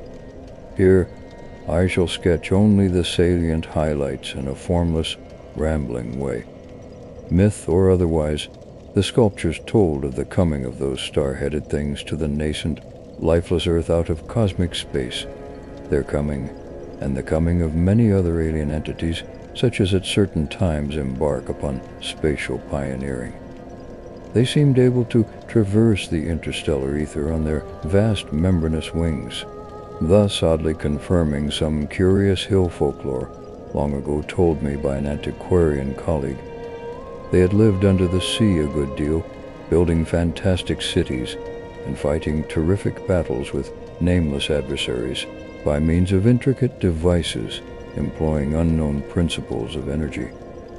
Evidently, their scientific and mechanical knowledge far surpassed man's today, though they made use of its more widespread and elaborate forms only when obliged to. Some of the sculptures suggested that they had passed through a stage of mechanized life on other planets, but had receded upon finding its effects emotionally unsatisfying. Their preternatural toughness of organization and simplicity of natural wants made them peculiarly able to live on a high plane without the more specialized fruits of artificial manufacture, and even without garments, except for occasional protection against the elements. It was under the sea, at first for food and later for other purposes, that they first created Earth life, using available substances according to long-known methods. The more elaborate experiments came after the annihilation of various cosmic enemies. They had done the same thing on other planets, having manufactured not only necessary foods, but certain multicellular protoplasmic masses capable of molding their tissues into all sorts of temporary organs under hypnotic influence, and thereby forming ideal slaves to perform the heavy work of the community. These viscous masses were without doubt what Abdul Hazard whispered about as the Shoggoths in his frightful Necronomicon, though even that mad Arab had not hinted that any existed on Earth, except its dreams of those who had chewed a certain alkaloidal herb. When the star-headed Old Ones on this planet had synthesized their simple food forms and bred a good supply of Shoggoths, they allowed other cell groups to develop into other forms of animal and vegetable life for sundry purposes, extirpating any whose presence became troublesome. With the aid of the Shoggoths, whose expansions could be made to lift prodigious weights, the small, low cities under the sea grew to vast and imposing labyrinths of stone, not unlike those which later rose on land. Indeed, the highly adaptable Old Ones had lived much on land in other parts of the universe, and probably retained many traditions of land construction.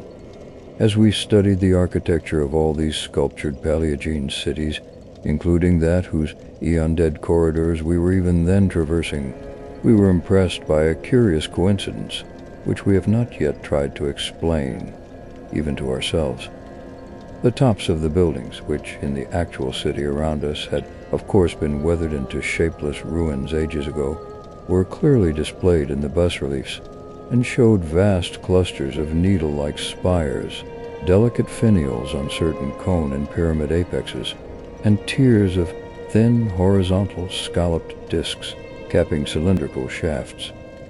This was exactly what we had seen in that monstrous and portentous mirage, cast by a dead city whence such skyline features had been absent for thousands and tens of thousands of years, which loomed on our ignorant eyes across the unfathomed mountains of madness as we first approached poor Lake's ill-fated camp. Over the life of the Old Ones, both under the sea and after part of them migrated to land, volumes could be written. Those in shallow water had continued the fullest use of the eyes at the ends of their 5 main head tentacles, and had practiced the arts of sculpture and of writing in quite the usual way, the writing accomplished with a stylus on waterproof waxen surfaces. Those lower down in the ocean depths, though they used a curious phosphorescent organism to furnish light, pieced out their vision with obscure special senses, operating through the prismatic cilia on their heads, senses which rendered all the Old Ones partly independent of light in emergencies.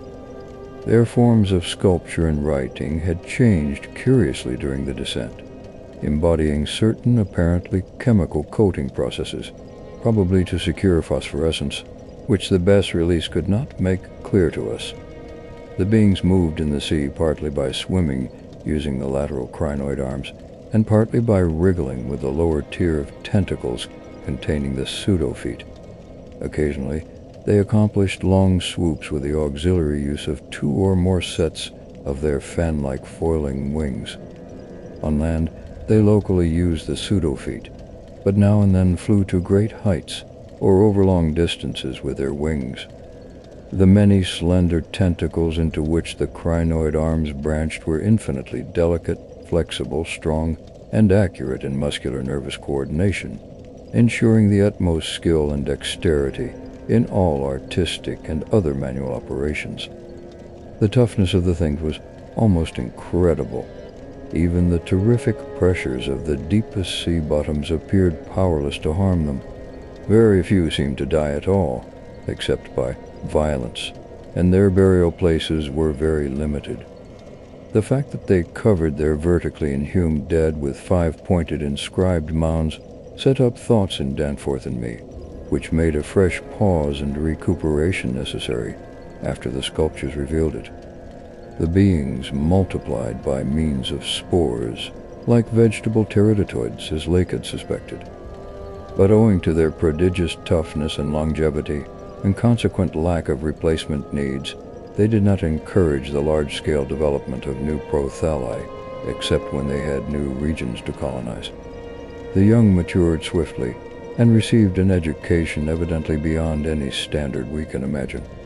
The prevailing intellectual and aesthetic life was highly evolved, and produced a tenaciously enduring set of customs and institutions, which I shall describe more fully in my coming monograph.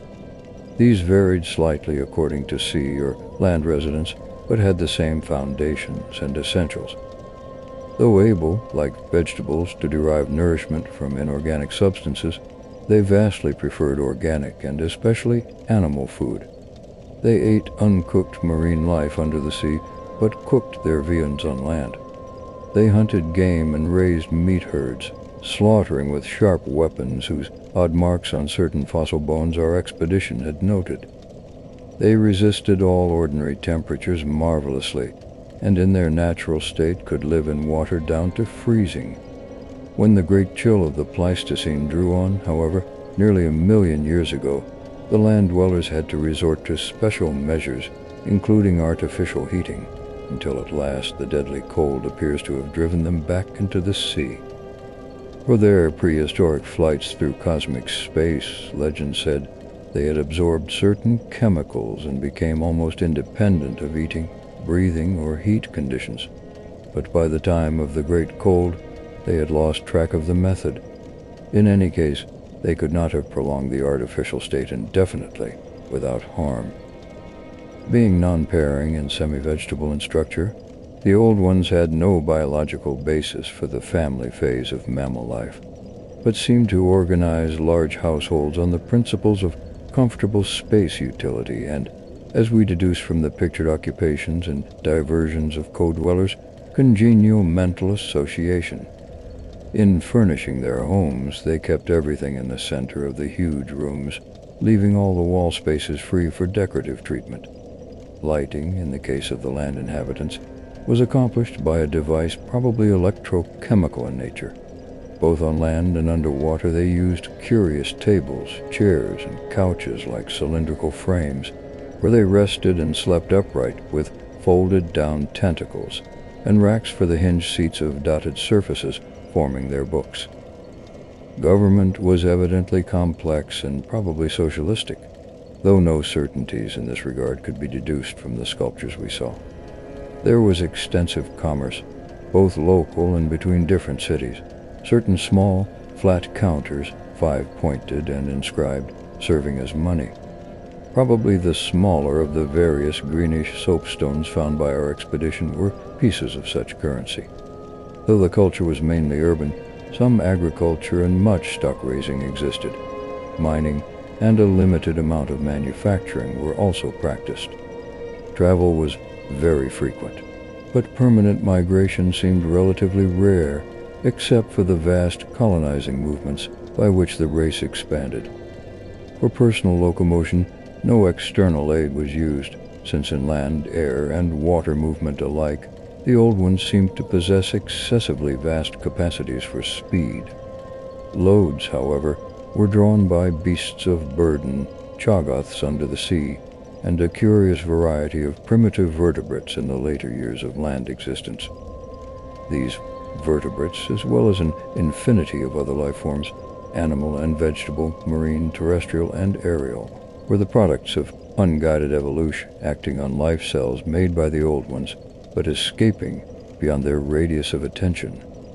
They had been suffered to develop unchecked because they had not come in conflict with the dominant beings. Bothersome forms, of course, were mechanically exterminated. It interested us to see in some of the very last and most decadent sculptures a shambling primitive mammal. He was sometimes for food and sometimes as an amusing buffoon by the land dwellers, whose vaguely simian and human foreshadowings were unmistakable. In the building of land cities, the huge stone blocks of the high towers were generally lifted by vast winged pterodactyls of a species hitherto unknown to paleontologists. The persistence with which the old ones survived various geologic changes and convulsions of the Earth's crust was little short of miraculous. Though few or none of their first cities seem to have remained beyond the Archaean Age, there was no interruption in their civilization or in the transmission of their records. Their original place of advent to the planet was the Antarctic Ocean, and it is likely that they came not long after the matter forming the moon was wrenched from the neighboring South Pacific. According to one of the sculptured maps, the whole globe was then underwater, with stone cities scattered farther and farther from the Antarctic as eons passed. Another map shows a vast bulk of dry land around the South Pole, where it is evident that some of the beings made experimental settlements, though their main centers were transferred to the nearest sea bottom. Later maps, which display this landmass as cracking and drifting and sending certain detached parts northward, opposed in a striking way the theories of continental drift lately advanced by Taylor, Wegener, and Jolly. With the upheaval of new land in the South Pacific, tremendous events began. Some of the marine cities were hopelessly shattered, yet that was not the worst misfortune. Another race, a land race of beings shaped like octopi and probably corresponding to the fabulous pre-human spawn of Cthulhu, soon began filtering down from cosmic infinity and precipitated a monstrous war, which for a time drove the old ones wholly back to the sea, a colossal blow in view of the increasing land settlements. Later, peace was made, and the new lands were given to the Cthulhu spawn, whilst the old ones held the sea and the older lands. New land cities were founded, the greatest of them in the Antarctic, for this region of first arrival was sacred. From then on, as before, the Antarctic remained the center of the Old One civilization, and all the discoverable cities built there by the Cthulhu spawn were blotted out. Then suddenly the lands of the Pacific sank again, taking with them the frightful stone city of Rhylia and all the cosmic octopi, so that the Old Ones were again supreme on the planet, except for one shadowy fear, about which they did not like to speak. At a rather later age, their cities dotted all the land and water areas of the globe.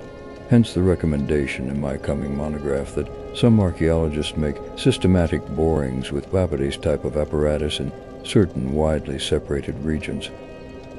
The steady trend down the ages was from water to land, a movement encouraged by the rise of new land masses, though the ocean was never wholly deserted.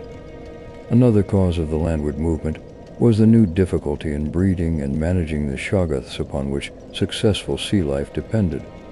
With the march of time, as the sculptors sadly confessed, the art of creating new life from inorganic matter had been lost, so that the old ones had to depend on the molding of forms already in existence.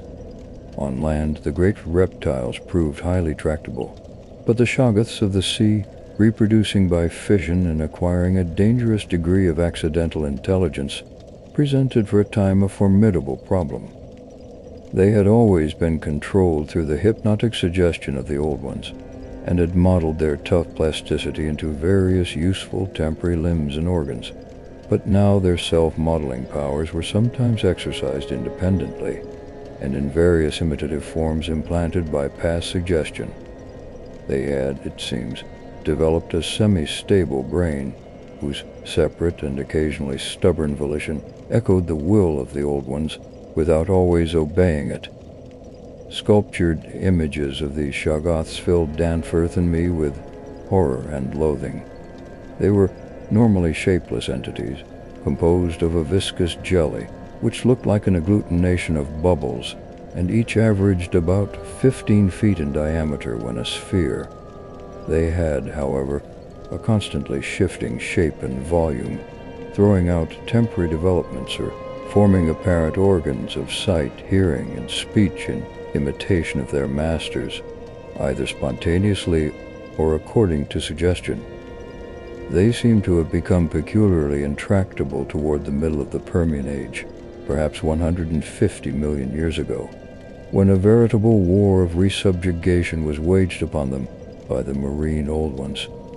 Pictures of this war, and of the headless, slime-coated fashion in which the Shoggoths typically left their slain victims, held a marvelously fearsome quality, despite the intervening abyss of untold ages.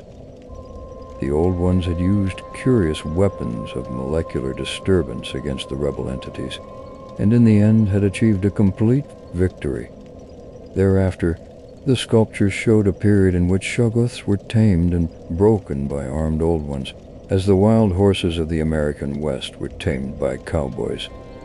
Though, during the rebellion, the Shoggoths had shown an ability to live out of water, this transition was not encouraged, since their usefulness on land would hardly have been commensurate with the trouble of their management.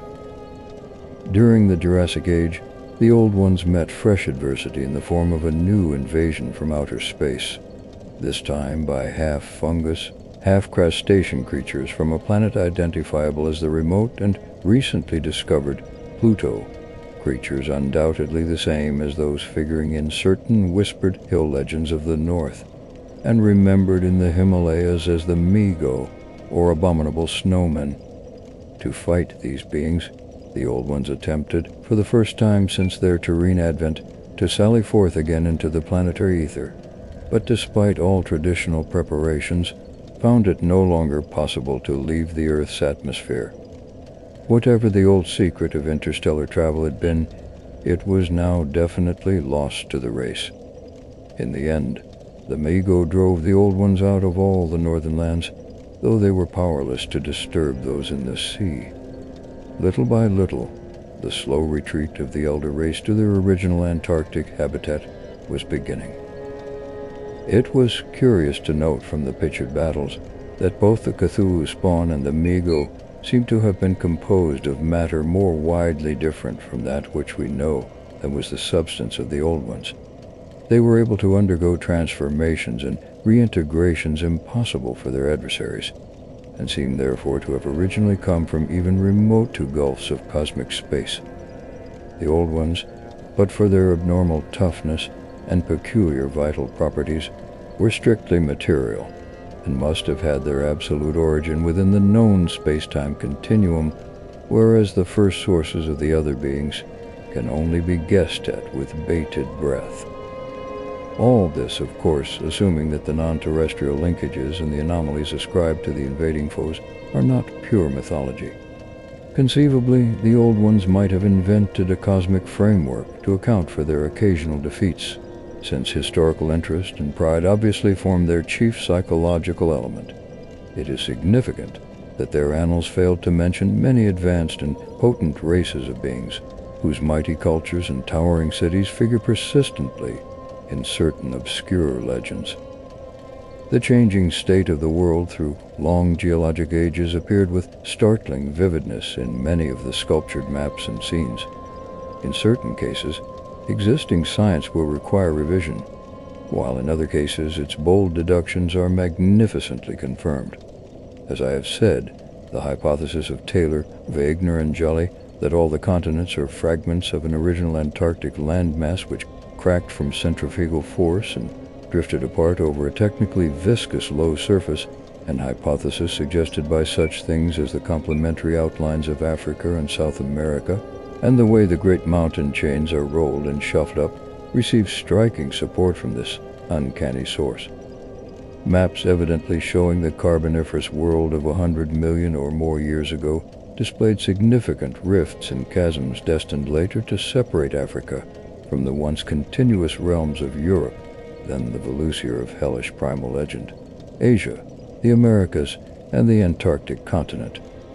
Other charts, and most significantly one in connection with the founding 50 million years ago of the vast dead city around us, showed all the present continents well differentiated.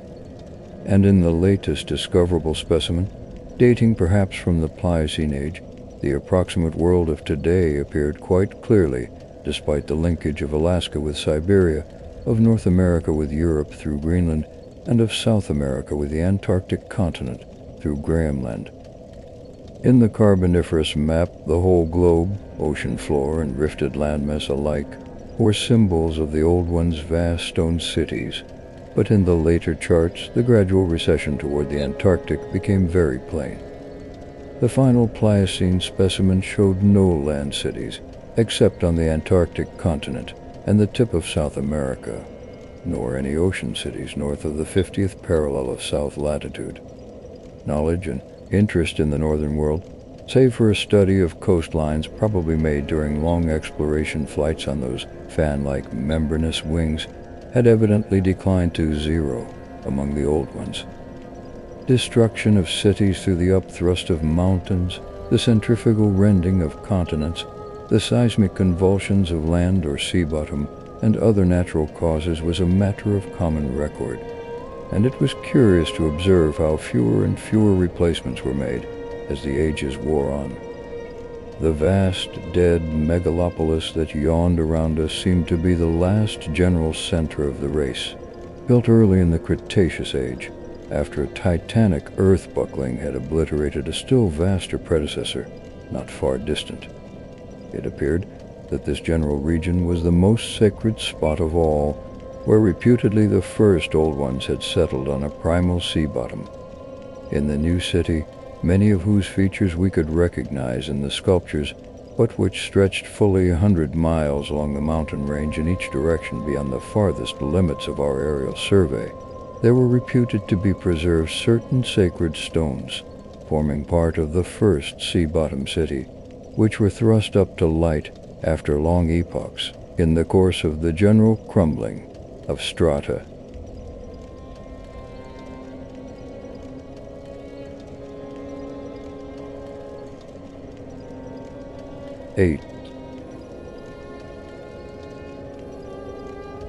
Naturally, Danforth and I studied with a special interest and a peculiarly personal sense of awe everything pertaining to the immediate district in which we were. Of this local material there was naturally a vast abundance, and on the tangled ground level of the city we were lucky enough to find a house of very late date, whose walls, though somewhat damaged by a neighboring rift, contained sculptures of decadent workmanship, carrying the story of the region much beyond the period of the Pliocene map, whence we derived our last general glimpse of the pre-human world. This was the last place we examined in detail, since what we found there gave us a fresh, immediate objective. Certainly, we were in one of the strangest, weirdest, and most terrible of all the corners of Earth's globe. Of all existing lands, it was infinitely the most ancient, and the conviction grew upon us that this hideous upland must indeed be the fabled nightmare plateau of Lang, which even the mad author of the Necronomicon was reluctant to discuss. The great mountain chain was tremendously long, starting as a low range at Luitpold Land on the coast of Weddell Sea and virtually crossing the entire continent. The really high part stretched in a mighty arc from about latitude 82 degrees, east longitude 60 degrees, to latitude 70 degrees, east longitude 115 degrees, with its concave side toward our camp, and its seaward end in the region of that long, ice-locked coast whose hills were glimpsed by Wilkes and Morrison at the Antarctic Circle. Yet, even more monstrous exaggerations of nature seemed disturbingly close at hand. I have said that these peaks are higher than the Himalayas, but the sculptures forbid me to say that they are Earth's highest. That grim honor is beyond doubt reserved for something which half the sculptors hesitated to record at all, whilst others approached it with obvious repugnance and trepidation. It seems that there was one part of the ancient land, the first part that ever rose from the waters after the earth had flung off the moon and the old ones had seeped down from the stars, which had come to be shunned as vaguely and namelessly evil. Cities built there had crumbled before their time and have been found suddenly deserted. Then, when the first great earth buckling had convulsed the region in the Comanchean Age, a frightful line of peaks had shot suddenly up amidst the most appalling din and chaos, and earth had received her loftiest and most terrible mountains. If the scale of the carvings was correct, these abhorred things must have been much over 40,000 feet high, radically vaster than even the shocking mountains of madness we had crossed. They extended, it appeared, from about latitude 77 degrees, east longitude 70 degrees, to latitude 70 degrees, east longitude 100 degrees, less than 300 miles away from the dead city, so that we would have spied their dreaded summits in the dim western distance had it not been for that vague, opalescent haze. Their northern end must likewise be visible from the long Antarctic Circle coastline at Queen Mary Land. Some of the old ones in the decadent days had made strange prayers to those mountains, but none ever went near them or dared to guess what lay beyond. No human eye had ever seen them, and as I studied the emotions conveyed in the carvings, I prayed that none ever might. There are protecting hills along the coast beyond them, Queen Mary and Kaiser Wilhelm lands, and I thank heaven no one has been able to land and climb those hills. I am not as skeptical about old tales and fears as I used to be, and I do not laugh now at the pre-human sculptor's notion that lightning paused meaningfully now and then at each of the brooding crests, and that an unexplained glow shone from one of those terrible pinnacles all through the long polar night. There may be a very real and very monstrous meaning in the old narcotic whispers about Kadath in the cold waste. But the terrain close at hand was hardly less strange, even if less namelessly accursed. Soon after the founding of the city, the great mountain range became the seat of the principal temples, and many carvings showed what grotesque and fantastic towers had pierced the sky, where now we saw only the curiously clinging cubes and ramparts. In the course of ages the caves had appeared, and had been shaped into adjuncts of the temples. With the advance of still later epochs, all the limestone veins of the region were hollowed out by groundwaters, so that the mountains, the foothills, and the plains below them were a veritable network of connected caverns and galleries. Many graphic sculptures told of explorations deep underground, and of the final discovery of the Stygian sunless sea that lurked at Earth's bowels.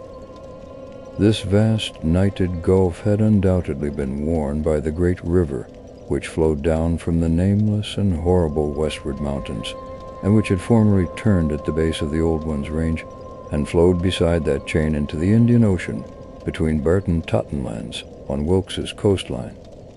Little by little, it had eaten away the limestone hill base at its turning, till at last its sapping currents reached the caverns of the groundwaters and joined with them in digging a deeper abyss. Finally, its whole bulk emptied into the hollow hills and left the old bed toward the ocean dry. Much of the later city as we now find it had been built over that former bed. The old ones, understanding what had happened and exercising their always keen artistic sense, had carved into ornate pylons those headlands of the foothills where the great stream began its descent into eternal darkness. This river, once crossed by scores of noble stone bridges, was plainly the one whose extinct course we had seen in our aeroplane survey. Its position in different carvings of the city helped us to orient ourselves to the scene as it had been at various stages of the region's age-long, eon-dead history, so that we were able to sketch a hasty but careful map of the salient features, squares, important buildings, and the like, for guidance and further explorations. We could soon reconstruct in fancy the whole stupendous thing, because it was 1 million or 10 million or 50 million years ago, where the sculptures told us exactly what the buildings and mountains and squares and suburbs and landscape setting and luxuriant tertiary vegetation had looked like. It must have had a marvelous and mystic beauty, and as I thought of it, I almost forgot the clammy sense of sinister oppression with which the cities in human age and massiveness and deadness and remoteness and glacial twilight had choked and weighed on my spirit. Yet, according to certain carvings, the denizens of that city had themselves known the clutch of oppressive terror, for there was a somber and recurrent type of scene in which the old ones were shown in the act of recoiling affrightedly from some object never allowed to appear in the design, found in the great river and indicated as having been washed down through waving, vine-draped cycad forests from those horrible westward mountains. It was only in the one late-built house with the decadent carvings that we obtained any foreshadowing of the final calamity leading to the city's desertion. Undoubtedly, there must have been many sculptures of the same age elsewhere, even allowing for the slackened energies and aspirations of a stressful and uncertain period. Indeed, very certain evidence of the existence of others came to us shortly afterward, but this was the first and only set we directly encountered. We meant to look farther later on, but as I have said, immediate conditions dictated another present objective. There would, though, have been a limit, for after all hope of a long future occupancy of the place had perished among the old ones, there could not but have been a complete cessation of mural decoration. The ultimate blow, of course, was the coming of the great cold which once held most of the earth in thrall, and which has never departed from the ill-fated poles. The great cold that, at the world's other extremity, put an end to the fabled lands of Lomar and Hyperborea. Just when this tendency began in the Antarctic, it would be hard to say in terms of exact years. Nowadays, we set the beginning of the general glacial periods at a distance of about 500,000 years from the present, but at the poles, the terrible scourge must have commenced much earlier. All quantitative estimates are partly guesswork, but it is quite likely that the decadent sculptures were made considerably less than 1,000,000 years ago, and that the actual desertion of the city was complete long before the conventional opening of the Pleistocene, 500,000 years ago, was reckoned in terms of the Earth's whole surface. In the decadent sculptures there were signs of thinner vegetation everywhere, and of a decreased country life on the part of the old ones. Heating devices were shown in the houses, and winter travelers were represented as muffled in protective fabrics. Then we saw a series of cartouches, the continuous band arrangement being frequently interrupted in these late carvings, depicting a constantly growing migration to the nearest refuges of greater warmth. Some fling to cities under the sea off the faraway coast, and some clambering down through networks of limestone caverns in the hollow hills to the neighboring black abyss subterranean waters. In the end, it seems to have been the neighboring abyss which received the greatest colonization. This was partly due, no doubt, to the traditional sacredness of this especial region, but may have been more conclusively determined by the opportunities it gave for continuing the use of the great temples on the honeycombed mountains, and for retaining the vast land city as a place of summer residence and base of communication with various minds. The linkage of old and new abodes was made more effective by means of several gratings and improvements along the connecting routes, including the chiseling of numerous direct tunnels from the ancient metropolis to the black abyss, sharply down-pointing tunnels whose mouths we carefully drew, according to our most thoughtful estimates, on the guide map we were compiling. It was obvious that at least 2 of these tunnels lay within a reasonable exploring distance of where we were, both being on the mountainwood edge of the city, one less than a quarter-mile toward the ancient river course, and the other perhaps twice that distance in the opposite direction. The abyss, it seems, had shelving shores of dry land at certain places, but the old ones built their new city underwater, no doubt because of its greater certainty of uniform warmth. The depth of the hidden sea appears to have been very great, so that the Earth's internal heat could ensure its habitability for an indefinite period. The beings seem to have had no trouble in adapting themselves to part-time and eventually, of course, whole-time residence underwater, since they had never allowed their gill systems to atrophy. There were many sculptures which showed how they had always frequently visited their submarine kinsfolk elsewhere, and how they had habitually bathed on the deep bottom of their great river. The darkness of inner Earth could likewise have been no deterrent to a race accustomed to long Antarctic nights.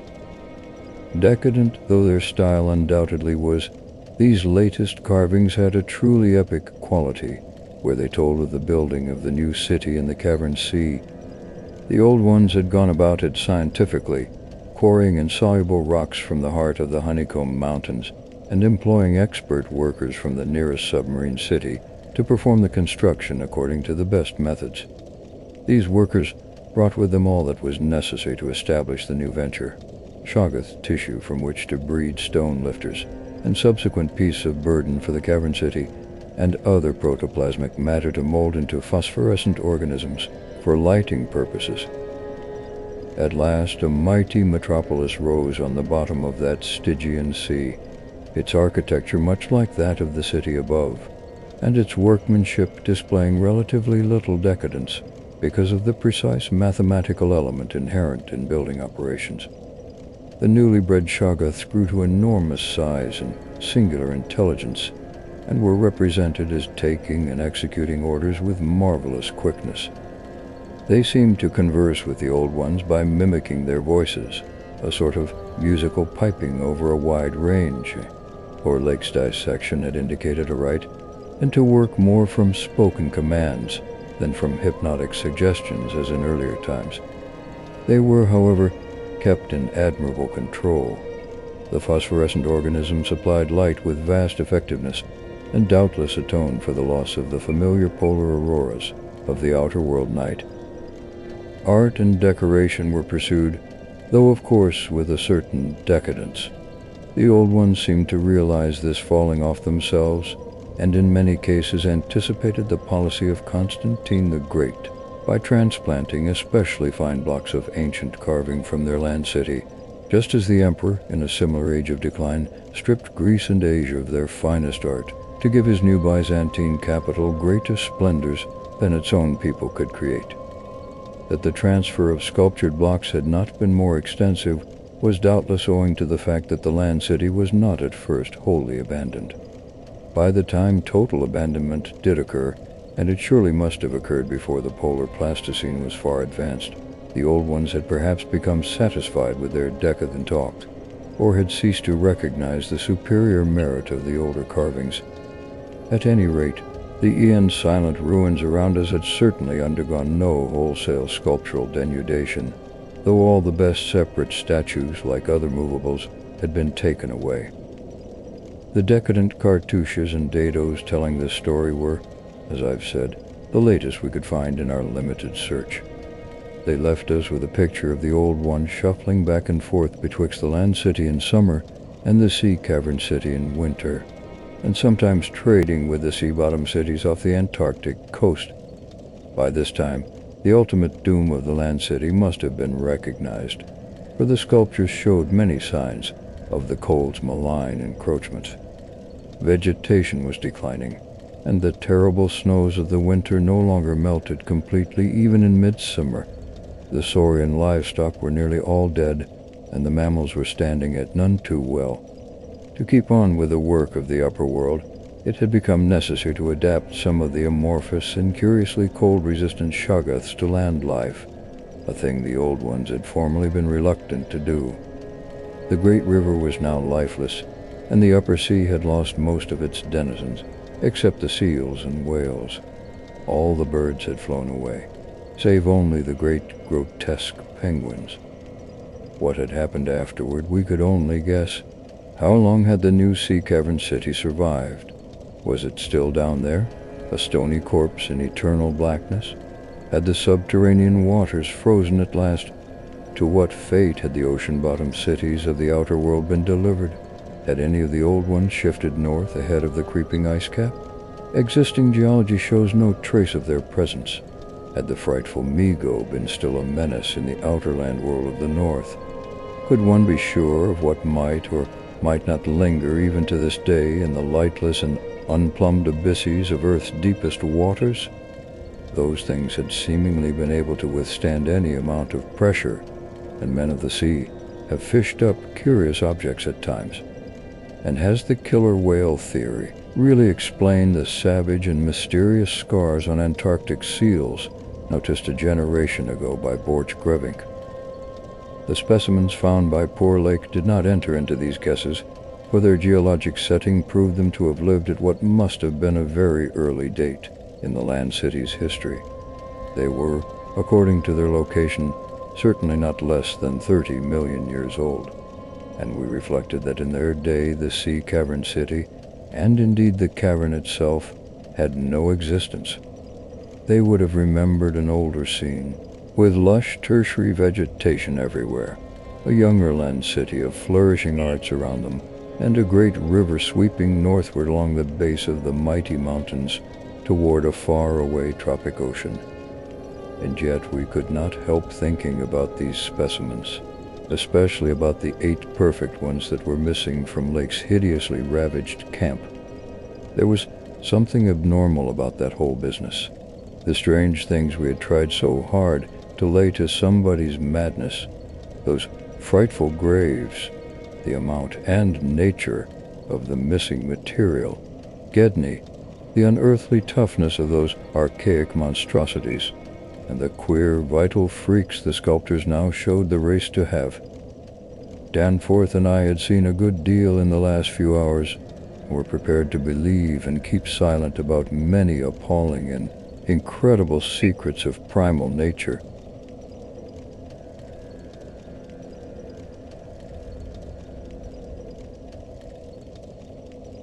Nine.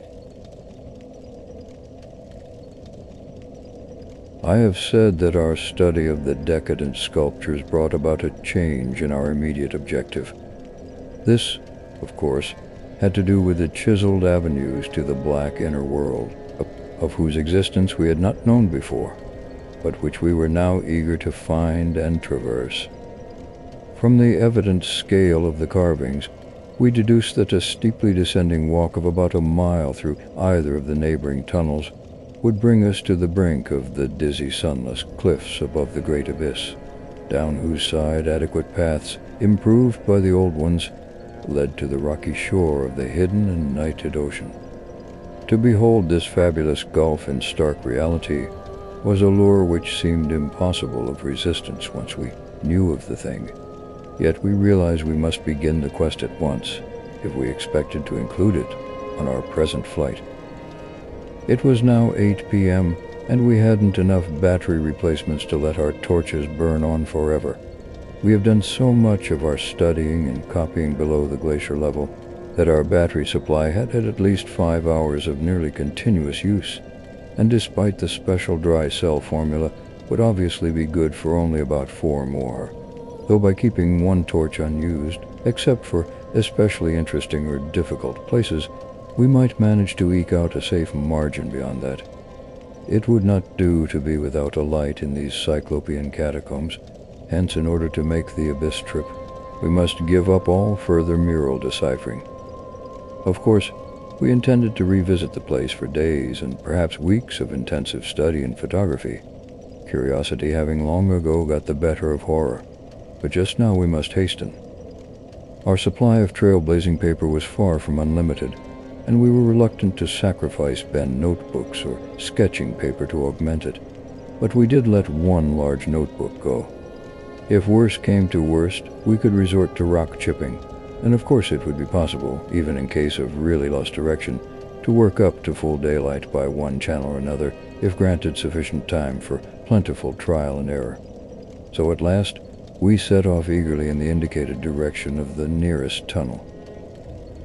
According to the carvings from which we had made our map, the desired tunnel mouth could not be much more than a quarter-mile from where we stood, the intervening space showing solid-looking buildings quite likely to be penetrable still at a subglacial level. The opening itself would be in the basement, on the angle nearest the foothills, of a vast five-pointed structure, of evidently public and perhaps ceremonial nature, which we tried to identify from our aerial survey of the ruins. No such structure came to our minds as we recalled our flight, hence we concluded that its upper parts had been greatly damaged or that it had been totally shattered in an ice rift we had noticed. In the latter case, the tunnel would probably turn out to be choked, so that we would have to try the next nearest one, the one less than a mile to the north. The intervening river course prevented our trying any of the more southerly tunnels on this trip, and indeed, if both of the neighboring ones were choked, it was doubtful whether our batteries would warrant an attempt on the next northerly one, about a mile beyond our second choice. As we threaded our dim way through the labyrinth with the aid of map and compass, traversing rooms and corridors in every stage of ruin or preservation, clambering up ramps, crossing upper floors and bridges, and clambering down again, encountering choked doors and piles of debris, hastening now and then along finely preserved and uncannily immaculate stretches, taking false leads and retracing our way, in such cases removing the blind paper trail we had left, and once in a while striking the bottom of an open shaft through which daylight poured or trickled down, we were repeatedly tantalized by the sculptured walls along our route. Many must have told tales of immense historical importance, and only the prospect of later visits reconciled us to the need of passing them by. As it was, we slowed down once in a while and turned on our second torch. If we had had more films, we would certainly have paused briefly to photograph certain bas-reliefs, but time-consuming hand copying was clearly out of the question. I come now once more to a place where the temptation to hesitate or to hint rather than state is very strong. It is necessary, however, to reveal the rest in order to justify my course in discouraging further exploration. We had wormed our way very close to the computed site of the tunnel's mouth, having crossed a second-story bridge to what seemed plainly the tip of a pointed wall, and descended to a ruinous corridor, especially rich in decadently elaborate and apparently ritualistic sculptures of late workmanship, when, about 8:30 p.m., Danforth's keen young nostrils gave us the first hint of something unusual. If we had had a dog with us, I suppose we would have been warned before. At first, we could not precisely say what was wrong with the formerly crystal pure air, but after a few seconds our memories reacted only too definitely. Let me try to state the thing without flinching. There was an odor, and that odor was vaguely, sadly, and unmistakably akin to what had nauseated us upon opening the insane grave of the horror poor Laker dissected. Of course, the revelation was not as clearly cut at the time as it sounds now. There were several conceivable explanations, and we did a good deal of indecisive whispering.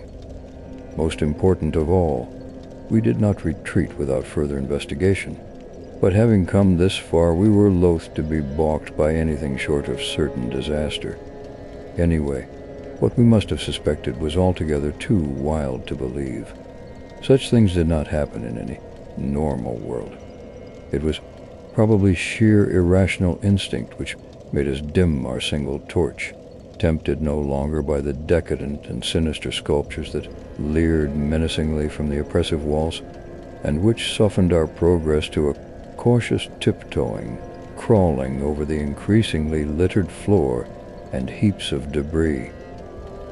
Danforth's eyes, as well as nose, proved better than mine, for it was likewise he who first noticed the queer aspect of the debris after we had passed many half-choked arches leading to chambers, corridors on the ground level. It did not look quite as it ought after countless thousands of years of desertion, and when we cautiously turned on more light, we saw that a kind of swathe seemed to have been lately tracked through it. The irregular nature of the litter precluded any definite marks, but in the smoother places there were suggestions of the dragging of heavy objects. Once we thought there was a hint of parallel tracks, as if of runners. This was what made us pause again. It was during that pause that we caught, simultaneously this time, the other odor ahead. Paradoxically, it was both a less frightful and a more frightful odor. Less frightful intrinsically, but infinitely appalling in this place, under the known circumstances. Unless, of course, Gedney, for the odor was the plain and familiar one of common petrol, everyday gasoline. Our motivation after that is something I will leave to psychologists. We knew now that some terrible extension of the camp horrors must have crawled into this nighted burial place of the eons, hence could not doubt any longer the existence of nameless conditions, present or at least recent, just ahead. Yet in the end we did let sheer burning curiosity or anxiety or auto-hypnotism or vague thoughts of responsibility toward Gedney or whatnot drive us on. Danforth whispered again of the print he thought he had seen at the alley turning in the ruins above, and of the faint musical piping, potentially of tremendous significance, in the light of Lake's dissection report, despite its close resemblance to the cave-mouth echoes of the windy peaks, which he thought he had shortly afterward half heard from unknown depths below. I, in my turn, whispered of how the camp was left, of what had disappeared, and of how the madness of a lone survivor might have conceived the inconceivable, a wild trip across the monstrous mountains and a descent into the unknown primal masonry. But we could not convince each other, or even ourselves, of anything definite. We had turned off all light as we stood still, and vaguely noticed that a trace of deeply filtered upper day kept the blackness from being absolute. Having automatically begun to move ahead, we guided ourselves by occasional flashes from our torch. The disturbed debris formed an impression we could not shake off, and the smell of gasoline grew stronger. More and more ruin met our eyes and hampered our feet, until very soon we saw that the forward way was about to cease. We had been all too correct in our pessimistic guess about that rift glimpsed from the air. Our tunnel quest was a blind one, and we were not even going to be able to reach the basement, out of which the abysmal aperture opened. The torch, flashing over the grotesquely carven walls of the blocked corridor in which we stood, showed several doorways in various states of obstruction, and from one of them the gasoline odor, quite submerging that other hint of odor, came with a special distinctness. As we looked more steadily, we saw that beyond a doubt there had been a slight and a recent clearing away of debris from that particular opening. Whatever the lurking horror might be, we believed the direct avenue toward it was now plainly manifest. I do not think anyone will wonder that we waited an appreciable time before making any further motion. And yet, when we did venture inside that black arch, our first impression was one of anticlimax. For amidst the littered expanse of that sculptured crypt, a perfect cube with sides of about 20 feet, there remained no recent object of instantly discernible size, so that we looked instinctively, though in vain, for a farther doorway. In another moment, however, Danforth's sharp vision had descried a place where the floor debris had been disturbed, and we turned on both torches full strength. Though what we saw in that light was actually simple and trifling, I am none the less reluctant to tell of it, because of what it implied.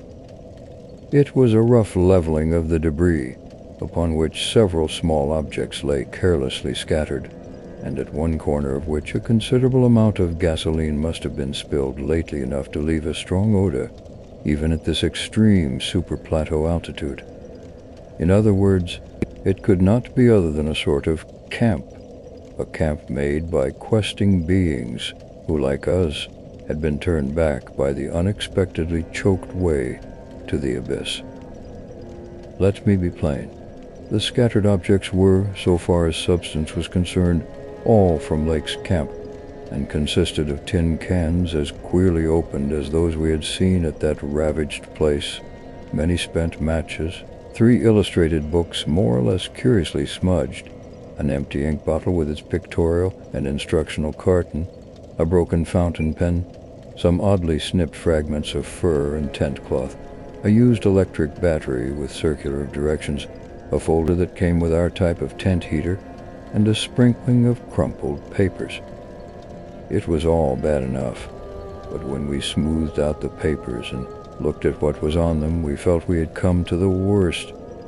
We had found certain inexplicably blotted papers at the camp, which might have prepared us, yet the effect of the sight down there in the pre-human vaults of a nightmare city was almost too much to bear.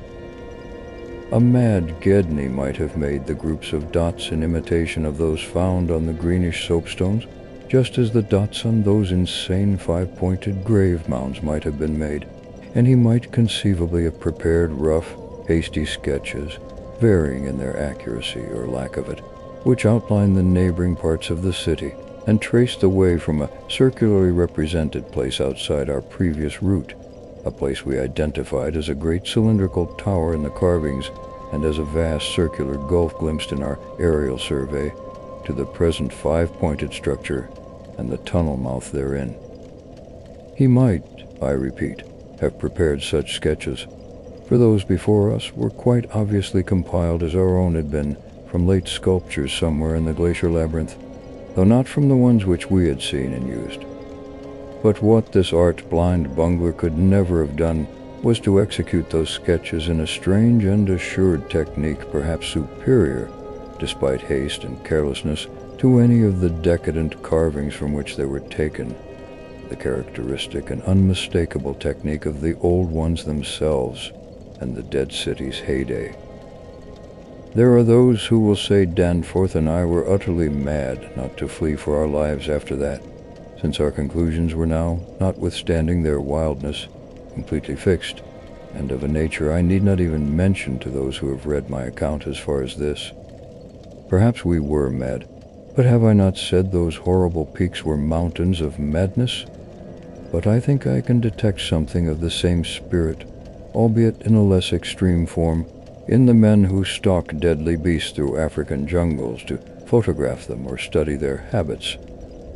Half paralyzed with terror though we were, there was nevertheless fanned within us a blazing flame of awe and curiosity which triumphed in the end.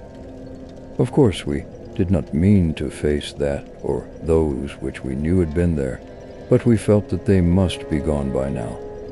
They would by this time have found the other neighboring entrance to the abyss, and have passed within to whatever night-black fragments of the past might await them in the ultimate gulf they had never seen. Or if that entrance too was blocked, they would have gone on to the north seeking another. They were, we remembered, partly independent of light. Looking back to that moment, I can scarcely recall just what precise form on your emotions took, just what change of immediate objective it was that so sharpened our sense of expectancy. We certainly did not mean to face what we feared, yet I will not deny that we may have had a lurking, unconscious wish to spy certain things from some hidden vantage point. Probably we had not given up our zeal to glimpse the abyss itself, though there was interposed a new goal in the form of that great circular place shown on the crumpled sketches we had found. We had at once recognized it as a monstrous cylindrical tower figuring in the very earliest carvings, but appearing only as a prodigious round aperture from above. Something about the impressiveness of its rendering, even in these hasty diagrams, made us think that its subglacial levels must still form a feature of peculiar importance. Perhaps it embodied architectural marvels as yet unencountered by us.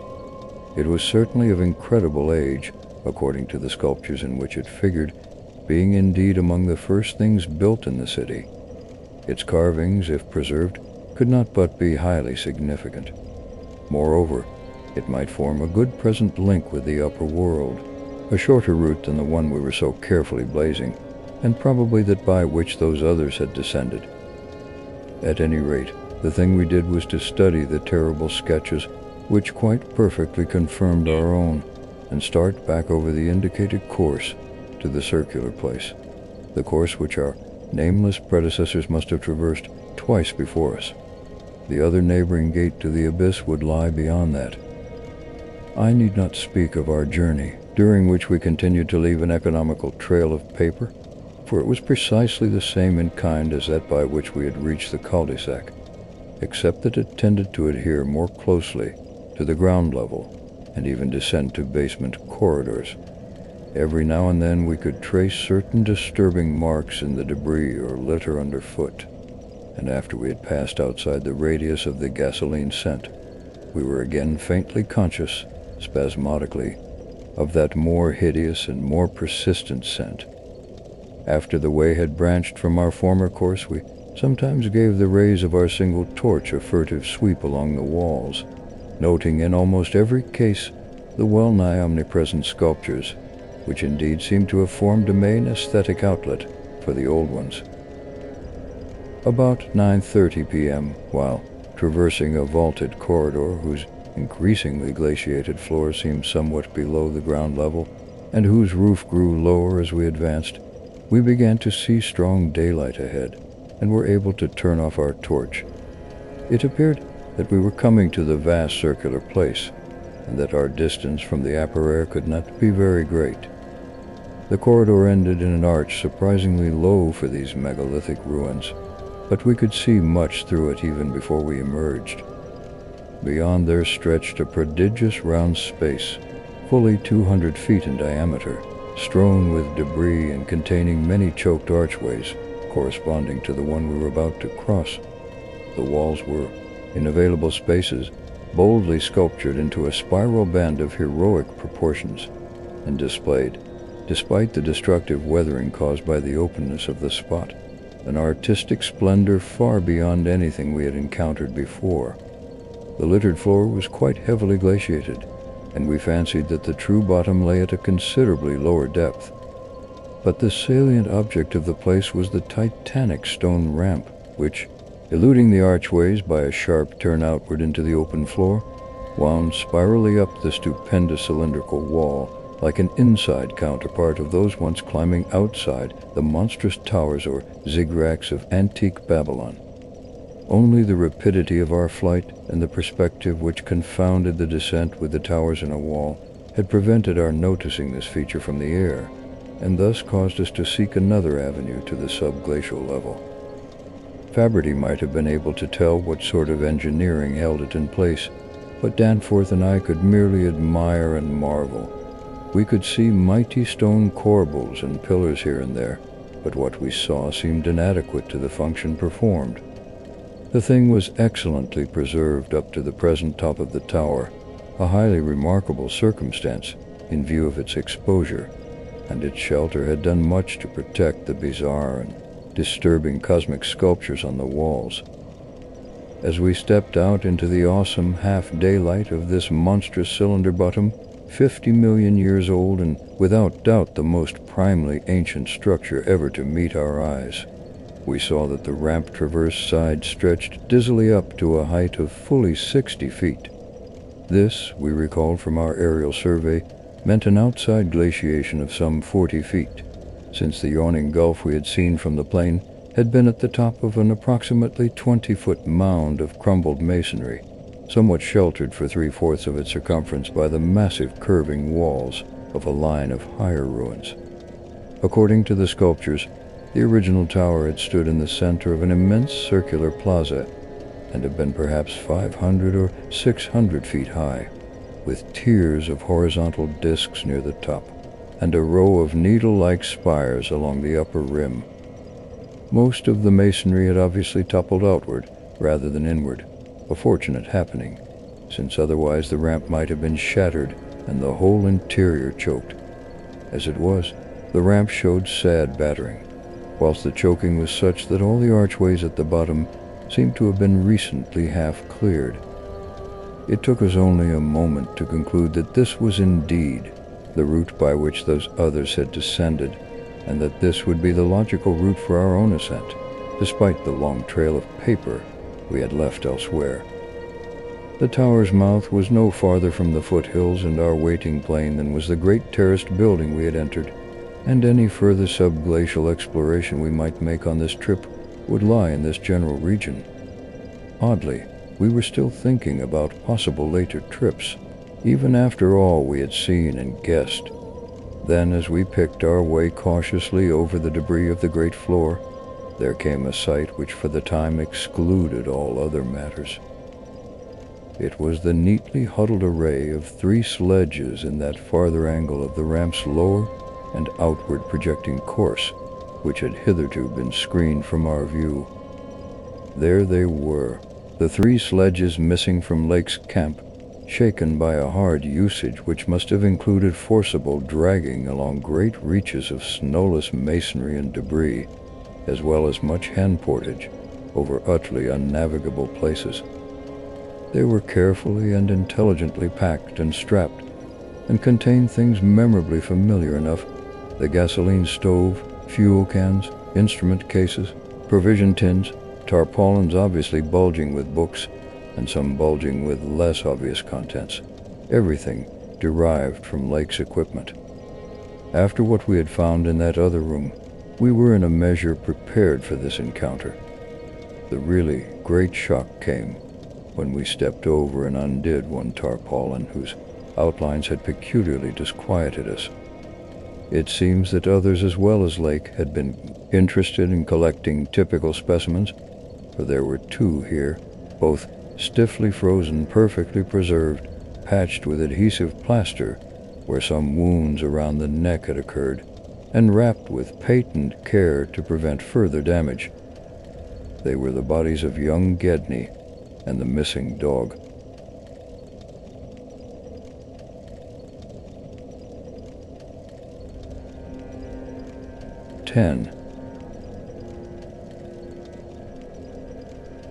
Many people will probably judge us callous as well as mad for thinking about the northward tunnel and the abyss so soon after our somber discovery, and I am not prepared to say that we would have immediately revived such thoughts, but for a specific circumstance which broke in upon us and set up a whole new train of speculations.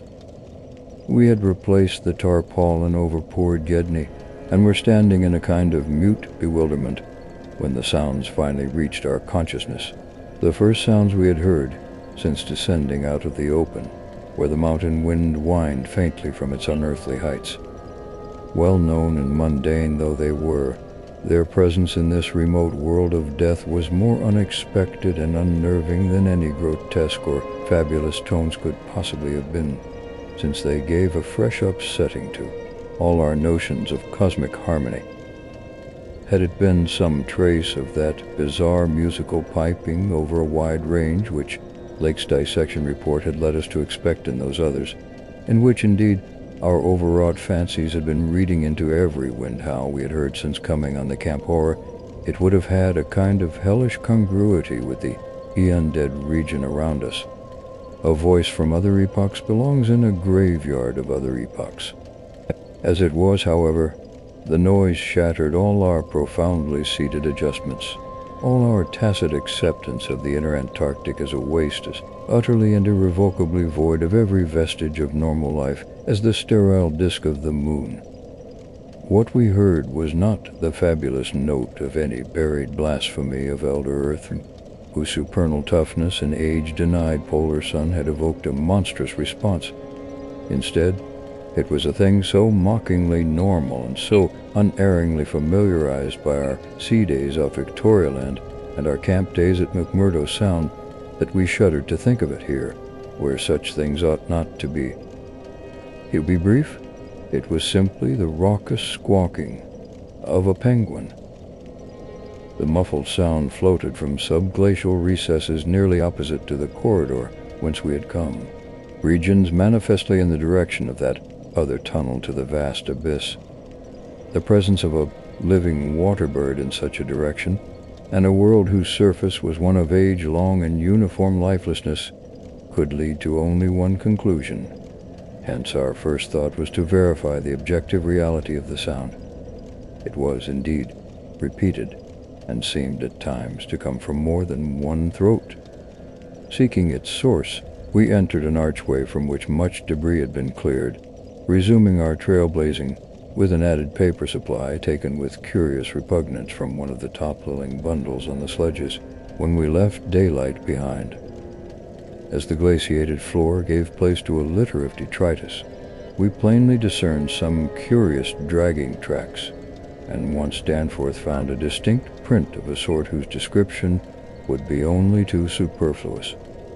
The course indicated by the penguin cries was precisely what our map and compass prescribed as an approach to the more northerly tunnel mouth, and we were glad to find that a bridgeless thoroughfare on the ground and basement levels seemed open.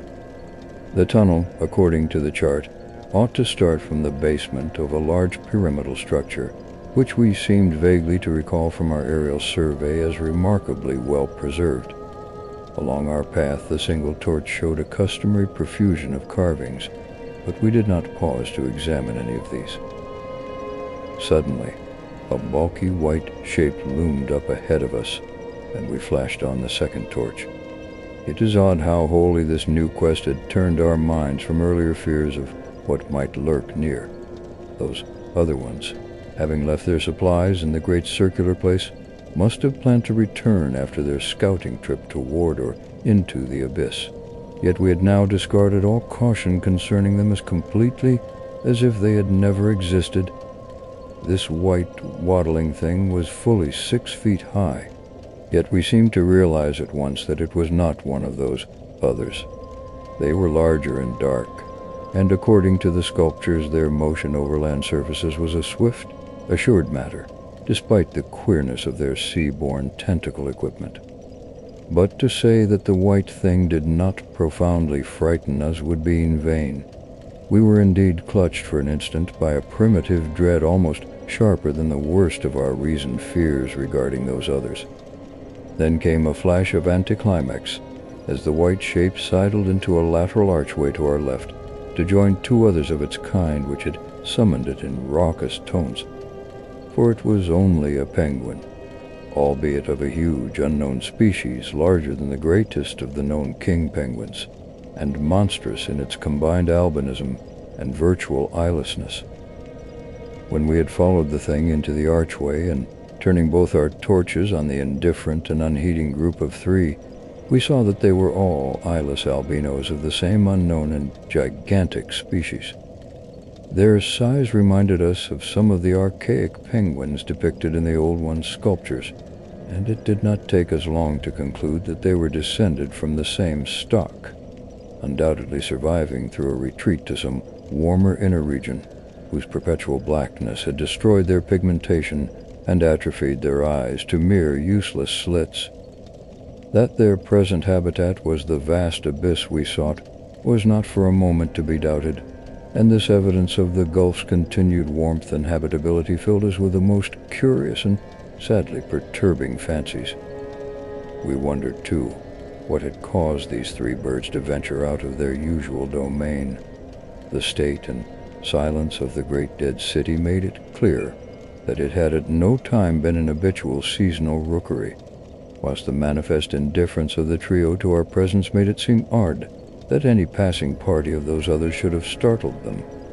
Was it possible that those others had taken some aggressive action or tried to increase their meat supply? We doubted whether that pungent odor which the dogs had hated could cause an equal antipathy in these pagod, since their ancestors had obviously lived on excellent terms with the Old Ones, an amicable relationship which must have survived in the abyss below as long as any of the Old Ones remained. Regretting, in a flare-up of the old spirit of pure science, that we could not photograph these anomalous creatures, we shortly left them to their squawking and pushed on toward the abyss, whose openness was now so positively proved to us, and whose exact direction occasional penguin tracks made clear. Not long afterward, a steep descent in a long, low, doorless, and peculiarly sculptured corridor led us to believe that we were approaching the tunnel mouth at last. We had passed 2 more penguins and heard others immediately ahead. Then the corridor ended in a prodigious open space, which made us gasp involuntarily. A perfect inverted hemisphere, obviously deep underground, fully 100 feet in diameter and 50 feet high, with low archways opening around all parts of the circumference but one, and that one yawning cavernously with a black, arched aperture, which broke the symmetry of the vault to a height of nearly 15 feet. It was the entrance to the great abyss. In this vast hemisphere, whose concave roof was impressively though decadently carved to a likeness of the primordial celestial dome, a few albino penguins waddled, aliens there, but indifferent and unseeing. The black tunnel yawned indefinitely off at a steep, descending grade, its aperture adorned with grotesquely chiseled jambs and lintel. From that cryptical mouth we fancied a current of slightly warmer air, and perhaps even a suspicion of vapor proceeded, and we wondered what living entities other than penguins the limitless void below and the contiguous honeycombings of the land in the Titan Mountains might conceal. We wondered, too, whether the trace of mountain-top smoke at first suspected by Poor Lake, as well as the odd haze we had ourselves perceived around the rampart-crowned peak, might not be caused by the tortuous, channeled rising of some such vapor from the unfathomed regions of Earth's core. Entering the tunnel, we saw that its outline was, at least at the start, about 15 feet each way, sides, floor, and arched roof composed of the usual megalithic masonry. The sides were sparsely decorated with cartouches of conventional designs in a late decadent style, and all the construction and carving were marvelously well preserved. The floor was quite clear, except for a slight detritus bearing outgoing penguin tracks and the inward tracks of those others. The farther one advanced, the warmer it became, so that we were soon unbuttoning our heavy garments. We wondered whether there were any actually igneous manifestations below, and whether the waters of that sunless sea were hot. After a short distance, the masonry gave place to solid rock, though the tunnel kept the same proportions and presented the same aspect of carved regularity. Occasionally, its varying grade became so steep that grooves were cut in the floor. Several times we noted the mouths of small lateral galleries not recorded in our diagrams, none of them such as to complicate the problem of our return, and all of them welcome as possible refuges in case we met unwelcome entities on their way back from the abyss. The nameless scent of such things was very distinct. Doubtless, it was suicidally foolish to venture into that tunnel under the known conditions, but the lure of the unplumbed is stronger in certain persons than most suspect.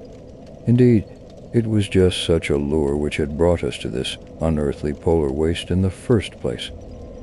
We saw several penguins as we passed along, and speculated on the distance we would have to traverse. The carvings had led us to expect a steep downhill walk of about a mile to the abyss, but our previous wanderings had shown us that matters of scale were not wholly to be depended on. After about a quarter of a mile, that nameless scent became greatly accentuated, and we kept very careful track of the various lateral openings we passed. There was no visible vapors at the mouth, but this was doubtless due to the lack of contrasting cooler air. The temperature was rapidly ascending, and we were not surprised to come upon a careless heap of material shatteringly familiar to us. It was composed of furs and tent cloth taken from Lake's camp, and we did not pause to study the bizarre forms into which the fabrics had been slashed. Slightly beyond this point, we noticed a decided increase in the size and number of the side galleries, and concluded that the densely honeycombed region beneath the higher foothills must now have been reached.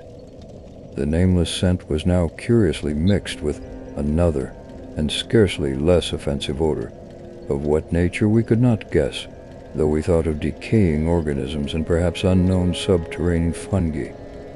Then came a startling expansion of the tunnel for which the carvings had not prepared us, a broadening and rising into a lofty, natural-looking elliptical cavern with a level floor, some 75 feet long and 50 broad, and with many immense side passages leading away into cryptical darkness. Though this cavern was natural in appearance, An inspection with both torches suggested that it had been formed by the artificial destruction of several walls between adjacent honeycombings. The walls were rough, and the high vaulted roof was thick with stalactites, but the solid rock floor had been smoothed off and was free from all debris, detritus, or even dust to a positively abnormal extent. Except for the avenue through which we had come, this was true of the floors of all the great galleries opening off from it, and the singularity of the condition was such as to set us vainly puzzling. The curious new feta which had supplemented the nameless scent was excessively pungent here, so much so that it destroyed all trace of the other. Something about this whole place, with its polished and almost glistening floor, struck us as more vaguely baffling and horrible than any of the monstrous things we had previously encountered. The regularity of the passage immediately ahead, as well as the larger proportion of penguin droppings there, prevented all confusion as to the right course amidst this plethora of equally great cave mouths. Nevertheless, we resolved to resume our paper trail blazing if any further complexity should develop, for dust tracks, of course, could no longer be expected. Upon resuming our direct progress, we cast a beam of torchlight over the tunnel walls and stopped short in amazement at the supremely radical change which had come over the carvings in this part of the passage. We realized, of course, the great decadence of the old one's sculpture at the time of the tunneling, and had indeed noticed the inferior workmanship of the arabesques in the stretches behind us. But now, in this deeper section beyond the cavern, there was a sudden difference wholly transcending explanation, a difference in basic nature as well as in mere quality, and involving so profound and calamitous a degradation of skill that nothing in the hitherto observed rate of decline could have led one to expect it. This new and degenerate work was coarse, bold, and wholly lacking in delicacy of detail. It was countersunk with exaggerated depth in bands, following the same general line as the sparse cartouches of the earlier sections, but the height of the reliefs did not reach the level of the general surface. Danforth had the idea that it was a second carving, a sort of palimpsest formed after the obliteration of a previous design. In nature it was wholly decorative and conventional, and consisted of crude spirals and angles roughly following the quintile mathematical tradition of the old ones, yet seeming more like a parody than a perpetuation of that tradition. We could not get it out of our minds that some subtly but profoundly alien element had been added to the aesthetic feeling behind the technique, an alien element, Danforth guessed, that was responsible for the manifestly laborious substitution. It was like, yet disturbingly unlike, what we have come to recognize as the old one's art, and I was persistently reminded of such hybrid things as the ungainly Palmyrene sculptures fashioned in the Roman manner.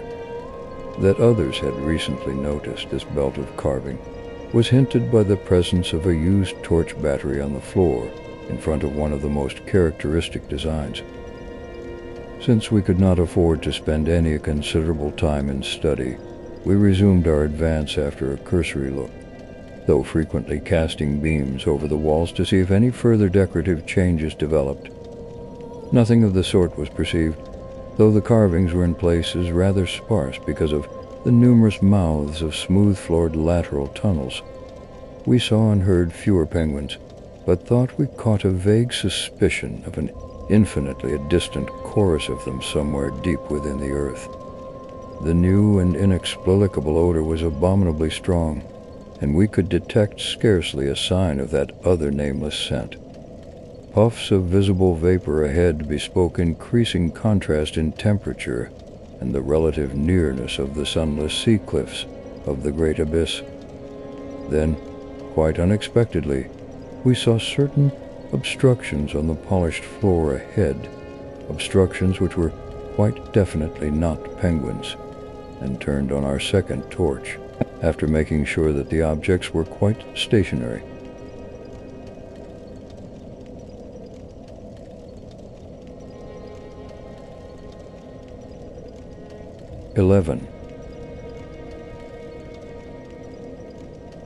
Still another time have I come to a place where it is very difficult to proceed.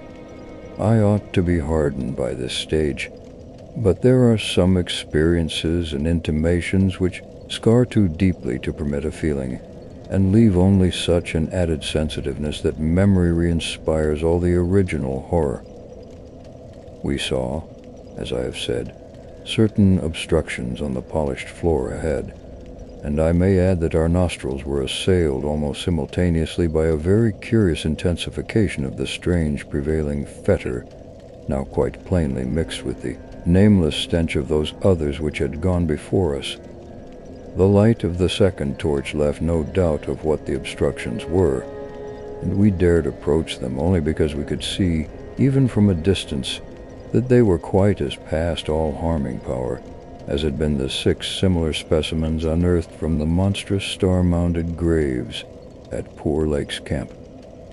They were, indeed, as lacking in completeness as most of those we had unearthed, though it grew plain from the thick, dark green pool gathering around them that their incompleteness was of an infinitely greater recency. There seemed to be only 4 of them, whereas Lake's bulletins would have suggested no less than 8 as forming the group which had preceded us. To find them in this state was wholly unexpected, and we wondered what sort of monstrous struggle had occurred down here in the dark. Penguins, attacked in a body, retaliate savagely with their beaks, and our ears now made certain the existence of a rookery far beyond. Had those others disturbed such a place and aroused murderous pursuit? The obstructions did not suggest it, for penguin beaks against the tough tissues Lake had dissected could hardly account for the terrible damage our approaching glance was beginning to make out. Besides, the huge blind birds we had seen appeared to be singularly peaceful.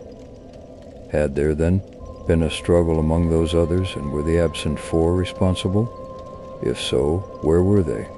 Were they close at hand and likely to form an immediate menace to us?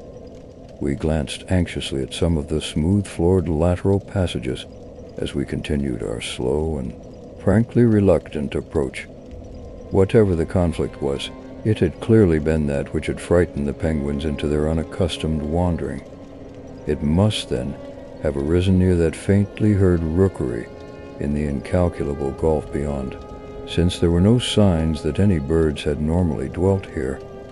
Perhaps, we reflected, there had been a hideous running fight, with the weaker party seeking to get back to the cache sledges when their pursuers finished them. One could picture the demoniac fray between namelessly monstrous entities as it surged out of the black abyss with great clouds of frantic penguins squawking and scurrying ahead. I say that we approached those sprawling and incomplete obstructions slowly and reluctantly.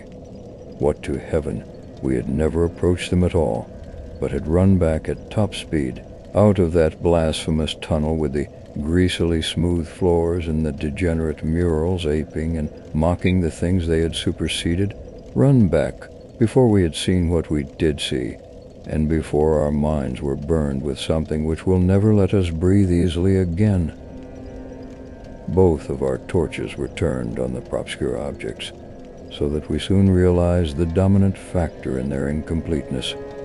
Mold, compressed, twisted, and ruptured as they were, their chief common injury was total decapitation. From each one, the tentacled starfish head had been removed, and as we drew near, we saw that the manner of removal looked more like some hellish tearing or suction than like any ordinary form of cleavage. Their noisome dark green ichor formed a large, spreading pool, but its stench was half overshadowed by that newer and stranger stench, here more pungent than at any other point along our route. Only when we had come very close to the sprawling obstructions could we trace that second, unexplainable fetter to any immediate source, and the instant we did so, Danforth, remembering certain very vivid sculptures of the Old One's history in the Permian Age 150 million years ago, gave vent to a nerve-tortured cry, which echoed hysterically through that vaulted and archaic passage with the evil palimpsest carvings. I came only just short of echoing his cry myself, for I had seen those primal sculptures too, and had shudderingly admired the way the nameless artist had suggested that hideous slime coating found on certain incomplete and prostrate old ones, those whom the frightful Shoggoths had characteristically slain and sacked to a ghastly headlessness in the Great War of Resubjugation. They were infamous, nightmare sculptures, even when telling of age-old bygone things, for Shoggoths and their work ought not to be seen by human beings or portrayed by any beings. The mad author of the Necronomicon had nervously tried to swear that none had been bred on this planet, and that only drug dreamers had ever conceived them. Formless protoplasm able to mock and reflect all forms and organs and processes, viscous agglutinations of bubbling cells, rubbery 15-foot spheroids infinitely plastic and ductile, slaves of suggestion, builders of cities, more and more sullen, more and more intelligent, more and more amphibious, more and more imitative. Great God, what madness made even those blasphemous old ones willing to use and to carve such things? And now, when Danforth and I saw the freshly glistening and reflectively iridescent black slime which clung thickly to those headless bodies and stank obscenely with that new, unknown odor whose cause only a diseased fancy could envisage, clung to those bodies and sparkled less voluminously on a smooth part of the accursedly resculptured wall in a series of grouped dots, we understood the quality of cosmic fear to its uttermost depths. It was not fear of those 4 missing others, for all too well did we suspect they would do no harm again. Poor devils. After all, they were not evil things of their kind. They were the men of another age and another order of being. Nature had played a hellish jest on them, as it will on any others that human madness, callousness, or cruelty may hereafter drag up in that hideously dead or sleeping polar waste, and this was their tragic homecoming. They had not been even savages, for what indeed had they done? That awful awakening in the cold of an unknown epoch, perhaps an attack by the furry, frantically barking quadrupeds and a day's defense against them, and the equally frantic white simians with their queer wrappings and paraphernalia. Poor Lake, poor Gedney, and poor old ones, scientists to the last. What had they done that we would not have done in their place? God, what intelligence and persistence! What a facing of the incredible! Just as those carven kinsmen and forebears had faced things only a little less incredible. Radiates, vegetables, monstrosities, star spawn. Whatever they had been, they were men. They had crossed the icy peaks on whose templed slopes they had once worshipped and roamed among the tree ferns. They had found their dead city brooding under its curse, and had read its carven later days as we had done. They had tried to reach their living fellows in fabled depths of blackness they had never seen. And what had they found? All this flashed in unison through the thoughts of Danforth and me, as we looked from those headless, slime-coated shapes to the loathsome palimpsest sculptures, and the diabolical dot groups of fresh slime on the wall beside them, looked and understood what must have triumphed and survived down there in the cyclopean water city of that nighted, penguin-fringed abyss, whence even now a sinister curling mist had begun to belch pallidly, as if in answer to Danforth's hysterical scream. The shock of recognizing that monstrous slime and headlessness had frozen us into mute, motionless statues, and it is only through later conversations that we have learned of the complete identity of our thoughts at that moment. It seemed eons that we stood there, but actually it could not have been more than 10 or 15 seconds. That hateful, pallid mist curled forward, as if veritably driven by some remoter advancing bulk. And then came a sound which upset much of what we had just decided, and in so doing broke the spell and enabled us to run like mad past squawking, confused penguins over our former trail back to the city, along ice-sunken megalithic corridors to the great open circle, and up that archaic spiral ramp in a frenzied automatic plunge for the sane outer air and light of day. The new sound, as I have intimated, upset much that we had decided, because it was what poor Lake's dissection had led us to attribute to those we had just judged dead.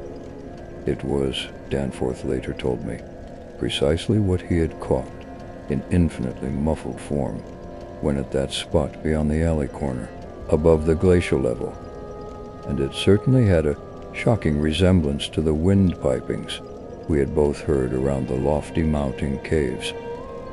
At the risk of seeming puerile, I will add another thing too, if only because of the surprising way Danforth's impression chimed with mine.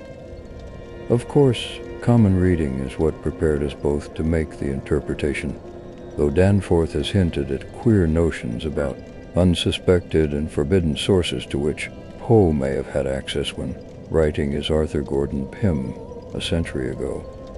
It will be remembered that in that fantastic tale there is a word of unknown but terrible and prodigious significance connected with the Antarctic and screamed eternally by the gigantic, spectrally snowy birds of that malign region's core. To Kelly Lee, Tekeli Lee. That, I may admit, is exactly what we thought we heard conveyed by that sudden sound behind the advancing white mist, that insidious musical piping over a singularly wide range. We were in full flight before 3 notes or syllables had been uttered, though we knew that the swiftness of the old ones would enable any scream-roused and pursuing survivor of the slaughter to overtake us in a moment, if it really wished to do so. We had a vague hope, however, that non-aggressive conduct and a display of kindred reason might cause such a being to spare us in case of capture, if only from scientific curiosity. After all, if such a one had nothing to fear for itself, it would have no motive in harming us. Concealment being futile at this juncture, we used our torch for a running glance behind, and perceived that the mist was thinning. Would we see at last a complete and living specimen of those others? Again came that insidious musical piping, "Tekeli thee, Tekeli thee." Then, noting that we were actually gaining on our pursuer, it occurred to us that the entity might be wounded. We could take no chances, however, since it was very obviously approaching in answer to Danforth's scream, rather than in flight from any other entity. The timing was too close to admit of doubt of the whereabouts of that less conceivable and less mentionable nightmare, that fetid, unglimpsed mountain of slime-spewing protoplasm whose race had conquered the abyss and sent land pioneers to recarve and squirm through the burrows of the hills. We could form no guess, and cost us a genuine pang to leave this probably crippled old one, perhaps a lone survivor, to the peril of recapture and a nameless fate. Thank heaven we did not slacken our run. The curling mist had thickened again, and was driving ahead with increased speed, whilst the straggling penguins in our rear were squawking and screaming, and displaying signs of a panic really surprising in view of their relatively minor confusion when we had passed them. Once more came that sinister, wide-ranged piping, "Tekeli Lee, the thing Lee." We had been wrong.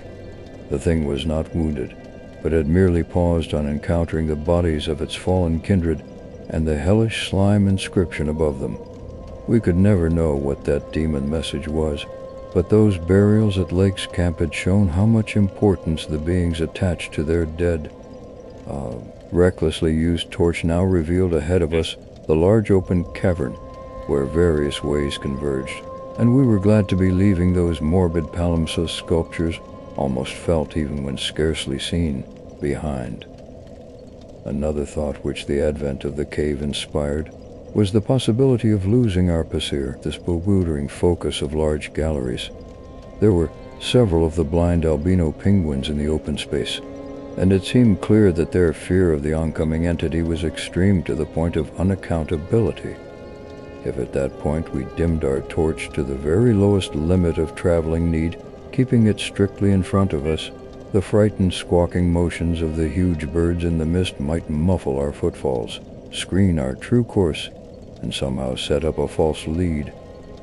Amidst the churning, spiraling fog, the littered and unglistening floor of the main tunnel beyond this point, as differing from the other morbidly polished burrows, could hardly form a highly distinguishing feature, even, so far as we could conjecture, for those indicated special senses which made the old ones partly though imperfectly independent of light in emergencies.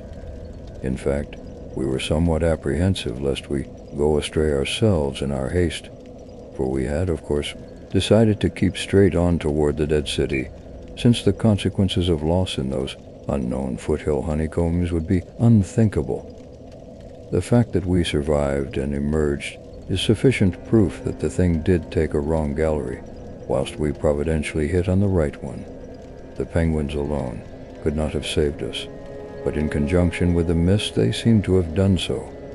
Only a benign fate kept the curling vapors thick enough at the right moment, for they were constantly shifting and threatening to vanish. Indeed, they did lift for a second, just before we emerged from the noiselessly resculptured tunnel into the cave, so that we actually caught one first and only half glimpse of the oncoming entity as we cast a final, desperately fearful glance backward, before dimming the torch and mixing with the penguins in the hope of dodging pursuit. If the fate which screened us was benign, that which gave us the half-glimpse was infinitely the opposite. But to that flash of semi-vision can be traced a full half of the horror which has ever since haunted us. Our exact motive in looking back again was perhaps no more than the immemorial instinct of the pursued to gauge the nature and course of its pursuer, or perhaps it was an automatic attempt to answer a subconscious question raised by one of our senses.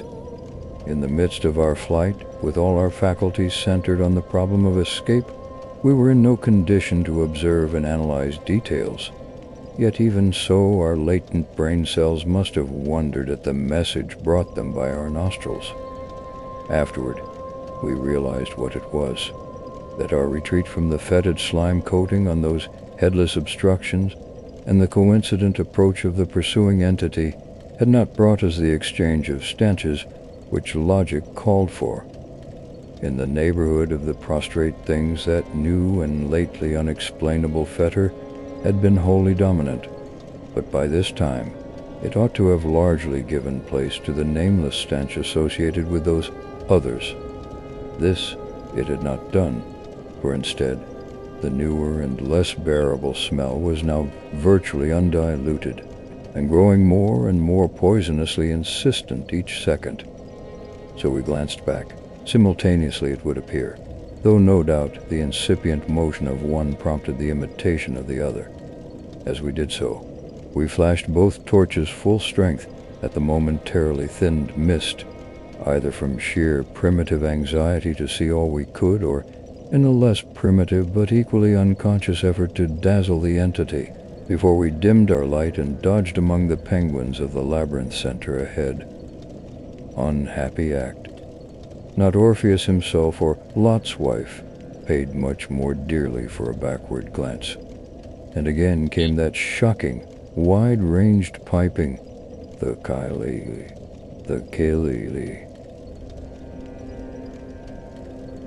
I might as well be frank, even if I cannot bear to be quite direct in stating what we saw, though at the time we felt that it was not to be admitted even to each other. The words reaching the reader can never even suggest the awfulness of the sight itself. It crippled our consciousness so completely that I wonder we had the residual sense to dim our torches as planned and to strike the right tunnel toward the dead city. Instinct alone must have carried us through, perhaps better than reason could have done, though if that was what saved us, we paid a high price. Of reason we certainly had little enough left. Danforth was totally unstrung, and the first thing I remember of the rest of the journey was hearing him light-headedly chant an hysterical formula in which I alone of mankind could have found anything but insane irrelevance. It reverberated in falsetto echoes among the squawks of the penguins, reverberated through the vaultings ahead, and, thank God, through the now empty vaultings behind.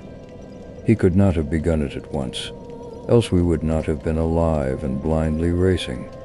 I shudder to think of what a shade of difference in his nervous reactions might have brought. South Station under, Washington under, Park Street under, Candle, Central, Harvard. The poor fellow was chanting the familiar stations of the Boston-Cambridge Tunnel that burrowed through our peaceful native soil thousands of miles away in New England. Yet to me, the ritual had neither irrelevance nor home feeling. It had only horror, because I knew unerringly the monstrous, nefandous analogy that had suggested it. We had expected, upon looking back, to see a terrible and incredibly moving entity if the mists were thin enough, but of that entity we had formed a clear idea. What we did see, for the mists were indeed all too malignly thinned, were something altogether different, and immeasurably more hideous and detestable. It was the utter, objective embodiment of the fantastic novelist's thing that should not be, and its nearest comprehensible analogue is a vast, unrushing subway train, as one sees it from a station platform, the great black front looming colossally out of infinite subterraneous distance, constellated with strangely colored lights and filling the prodigious burrow as a piston fills a cylinder. But we were not on a station platform. We were on the track ahead, as the nightmare plastic column of fetid black iridescence oozed tightly onward through its 15-foot sinus, gathering unholy speed and driving before it a spiral, re-thickening cloud of the pallid abyss vapor. It was a terrible, indescribable thing, vaster than any subway train, a shapeless congeries of protoplasmic bubbles, faintly self-luminous, and with myriads of temporary eyes forming and unforming as pustules of greenish light all over the tunnel-filling front that bore down upon us, crushing the frantic penguins and slithering over the glistening floor that it and its kind had swept so evilly free of all litter. Still came that eldritch, mocking cry, "Tekeli-li, Tekeli-li." And at last we remembered that the demoniac Shoggoths, given life, thought, and plastic organ patents solely by the old ones, and having no language save that which the dot groups expressed, had likewise no voice save the imitated accents of their bygone masters.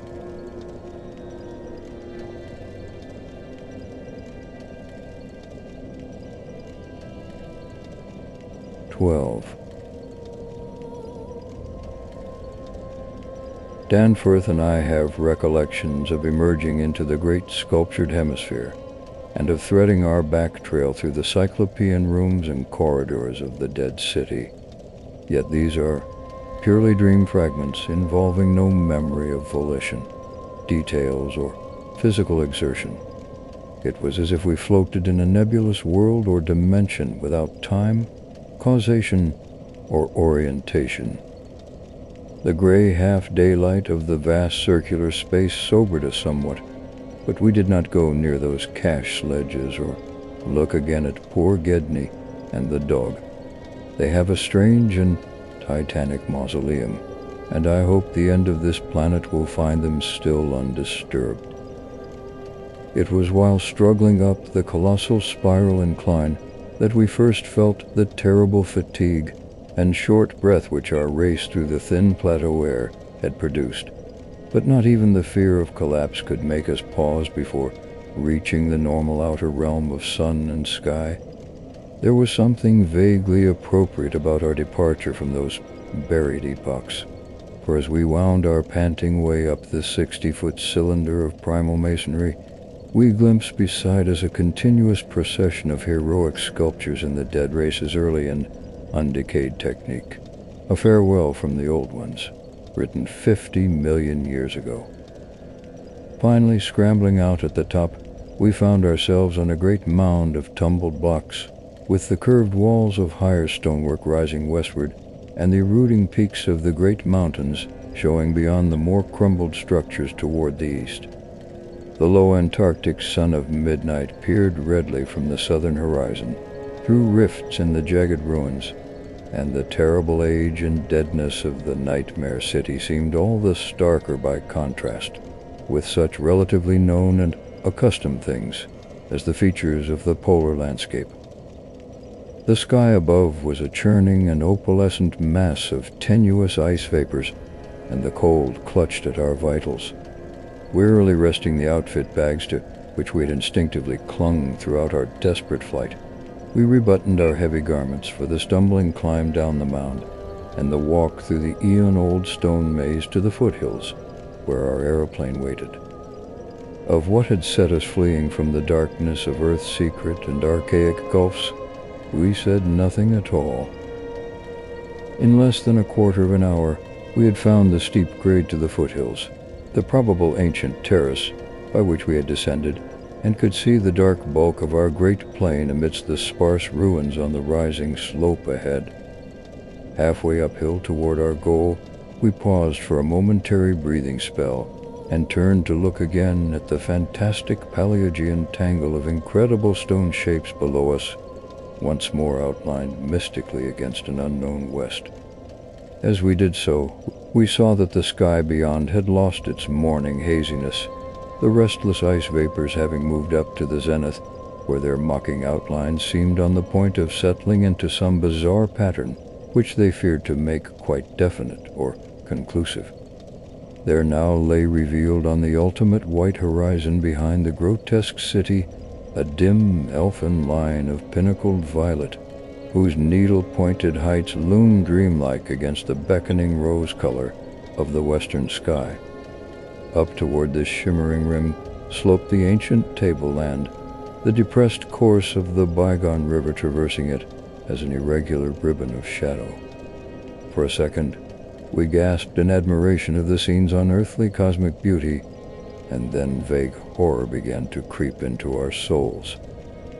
For this far violet line could be nothing else than the terrible mountains of the Forbidden Land, highest of Earth's peaks and focus of Earth's evil, harbors of nameless horrors and arcane secrets, shunned and prayed to by those who feared to carve their meaning, untrodden by any living thing of Earth, but visited by the sinister lightnings and sending strange beams across the plains in the polar night. Beyond doubt, the unknown archetype of that dreaded Kadath in the cold waste beyond abhorrent Leng, whereof unholy primal legends hint evasively. We were the first human beings ever to see them, and I hope to God we may be the last. If the sculptured maps and pitches in that pre-human city had told truly, these cryptic violet mountains could not be much less than 300 miles away. Yet none the less sharply did their dim, elfin essence jut above that remote and snowy rim, like the serrated edge of a monstrous alien planet about to rise into unaccustomed heavens. Their height, then, must have been tremendous beyond all known comparison, carrying them up into tenuous atmospheric strata, peopled by such gaseous rates as rash flyers have barely lived to whisper of after unexplainable falls. Looking at them, I thought nervously of certain sculptured hints of what the great bygone river had washed down into the city from their accursed slopes, and wondered how much sense and how much folly had lain in the fears of those old ones who carved them so reticently. I recalled how their northerly end must come near the coast at Queen Mary Land, where even at that moment Sir Douglas Mawson's expedition was doubtless working less than 1,000 miles away, and hoped that no evil fate would give Sir Douglas and his men a glimpse of what might lie beyond the protecting coastal range. Such thoughts formed a measure of my overwrought condition at the time, and Danforth seemed to be even worse. Yet, long before we had passed the great star-shaped ruin and reached our plane, our fears had become transferred to the lesser but vast enough range whose recrossing lay ahead of us. From these foothills, the black, ruin-crusted slopes reared up starkly and hideously against the east, again reminding us of those strange Asian paintings of Nicholas Roerich, when we thought of the damnable honeycombs inside them, and of the frightful amorphous entities that might have pushed their fetteredly squirming way even to the topmost hollow pinnacles. We could not face without panic the prospect of again sailing by those suggestive skyward cave mouths where the wind made sounds like an evil musical piping over a wide range. To make matters worse, we saw distinct traces of local mist around several of the summits, as poor Lake must have done when he made that early mistake about volcanism, and thought shiveringly of that kindred mist from which we had just escaped, of that, and of the blasphemous, horror-fostering abyss whence all such vapors came. All was well with the plane, and we calmly held on our heavy flying furs. Danforth got the engine started without trouble, and we made a very smooth takeoff over the Nightmare City. Below us, the primal cyclopean masonry spread out as it had done when first we saw it, so short yet infinitely long a time ago, and we began rising and turning to test the wind for our crossing through the pass. At a very high level there must have been great disturbance, since the ice dust clouds of the zenith were doing all sorts of fantastic things. But at 24,000 feet, the height we needed for the pass, we found navigation quite practicable. As we drew close to the jutting peaks, the wind's strange piping again became manifest, and I could see Danforth's hands trembling at the controls. Rank amateur though I was, I thought at that moment that I might be a better navigator than he in effecting the dangerous crossing between pinnacles, and when I made motions to change seats and take over his duties, he did not protest. I tried to keep all my skill and self-possession about me, and stared at the sector of reddish farther sky betwixt the walls of the pass, resolutely refusing to pay attention to the puffs of mountain-top vapor, and wishing that I had waxed opiates like Ulysses's men off the Siren's coast to keep that disturbing windpiping from my consciousness. But Danforth, released from his piloting and keyed up to a dangerous nervous pitch, could not keep quiet. I felt him turning and wriggling about as he looked back at the terrible receding city, ahead at the cave-riddled cubonical peaks, sidewise at the bleak sea of snowy, rampart-strewn foothills, and upward at the seething, grotesquely clouded sky. It was then, just as I was trying to steer safely through the pass, that his mad shrieking brought us so close to disaster by shattering my tight hold on myself and causing me to fumble helplessly with the controls for a moment. A second afterward, my resolution triumphed, and we made the crossing safely. Yet I'm afraid that Danforth will never be the same again. I have said that Danforth refused to tell me what final horror made him scream out so insanely, a horror which I feel sadly sure is mainly responsible for his present breakdown. We had snatches of shouted conversation above the wind's piping and the engine's buzzing as we reached the safe side of the range and swooped slowly down toward the camp, but that had mostly to do with the pledges of secrecy we had made as we prepared to leave the Nightmare City. Certain things, we had agreed, were not for people to know and discuss lightly, and I would not speak of them now but for the need of heading off that Starkweather Moor expedition and others at any cost. It is absolutely necessary for the peace and safety of mankind that some of Earth's dark, dead corners and unplumbed depths be let alone, lest sleeping abnormalities wake to resurgent life, and blasphemously surviving nightmares squirm and splash out of their black lairs to newer and wider conquests. All that Danforth has ever hinted is that the final horror was a mirage.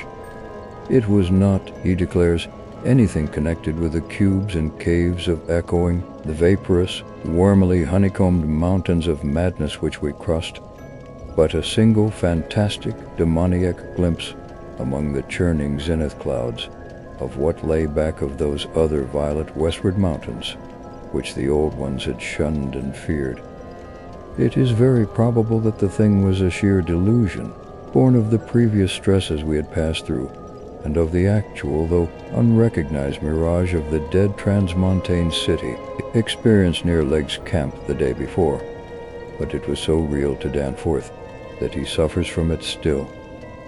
He has, on rare occasions, whispered disjointed and irresponsible things about the black pit, the cavern rim, the proto-shoggoths, the windowless solids with 5 dimensions, the nameless cylinder, the elder Pharos, Yog-Sothoth, the primal white jelly, the color out of space, the wings, the eyes in darkness, the moon ladder, the original, the eternal, the undying, and other bizarre conceptions. But when he is fully himself, he repudiates all this and attributes it to his curious and macabre reading of earlier years. Danforth, indeed, is known to be among the few who have ever dared go completely through that worm-riddled copy of the Necronomicon, kept under lock and key in the college library. The higher sky, as we crossed the range, was surely vaporous and disturbed enough, and although I did not see the zenith, I can well imagine that its swells of ice dust may have taken strange forms. Imagination, knowing how vividly distant scenes can sometimes be refracted and magnified by such layers of restless cloud, might easily have supplied the rest. And of course Danforth did not hint any of those specific horrors till after his memory had had a chance to draw on his bygone reading. He could never have seen so much in one instantaneous glance. At the time, his shrieks were confined to the repetition of a single mad word of all too obvious source. Tekeli-li, Tekeli-li.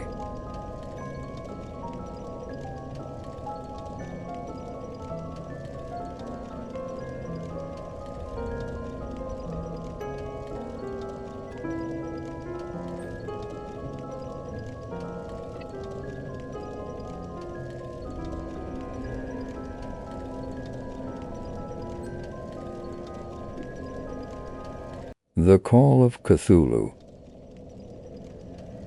found among the papers of the late Francis Wayland Thurston of Boston.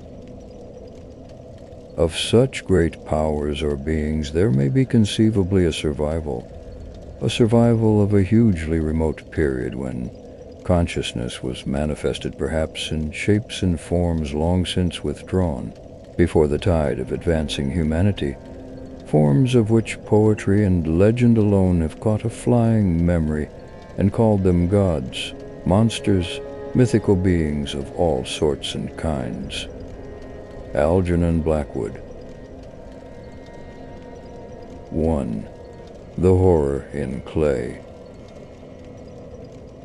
The most merciful thing in the world, I think, is the inability of the human mind to correlate all its contents. We live on a placid island of ignorance in the midst of black seas of infinity, and it was not meant that we should voyage far. The sciences, each straining in its own direction, have hitherto harmed us little, but some day the piecing together of disassociated knowledge will open up such terrifying vistas of reality, and of our frightful position therein, that we shall either go mad from the revelation or flee from the deadly light into the peace and safety of a new, dark age. Theosophists have guessed at the awesome grandeur of the cosmic cycle, wherein our world and human race form transient incidents. They have hinted at strange survivals in terms which would freeze the blood, if not masked by a blind optimism. But it is not from them that there came the single glimpse of forbidden eons which chills me when I think of it, and maddens me when I dream of it. That glimpse, like all dread glimpses of truth, flashed out from an accidental piecing together of separated things. in this case an old newspaper item and the notes of a dead professor. I hope that no one else will accomplish this piecing act. Certainly if I live, I shall never knowingly supply a link in so hideous a chain. I think that the professor, too, intended to keep silent regarding the part he knew, and that he would have destroyed his notes had not sudden death seized him. My knowledge of the thing began in the winter of 1926-27, with the death of my granduncle George Gamble Angel, Professor Emeritus of Semitic Languages in Brown University, Providence, Rhode Island.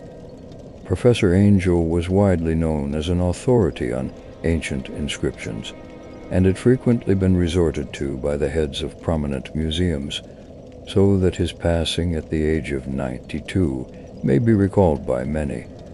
Locally, interest was intensified by the obscurity of the cause of death.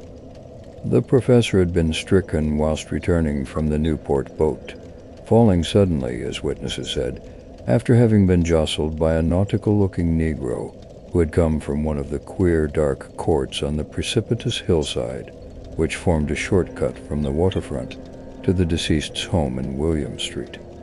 Physicians were unable to find any visible disorder, but concluded, after perplexed debate, that some obscure lesion of the heart, induced by the brisk ascent of so steep a hill by so elderly a man, was responsible for the end. At the time, I saw no reason to dissent from this dictum, but latterly I am inclined to wonder, and more than wonder. As my granduncle's heir and executor, for he died a childless widower, I was expected to go over his papers with some thoroughness, and for that purpose moved his entire set of files and boxes to my quarters in Boston. Much of the material which I correlated will be later published by the American Archaeological Society, but there was one box which I found exceedingly puzzling, and which I felt much averse from showing to other eyes. It had been locked, and I did not find the key till it occurred to me to examine the personal ring which the professor carried always in his pocket. Then indeed I succeeded in opening it, but when I did so seemed only to be confronted by a greater and more closely locked barrier.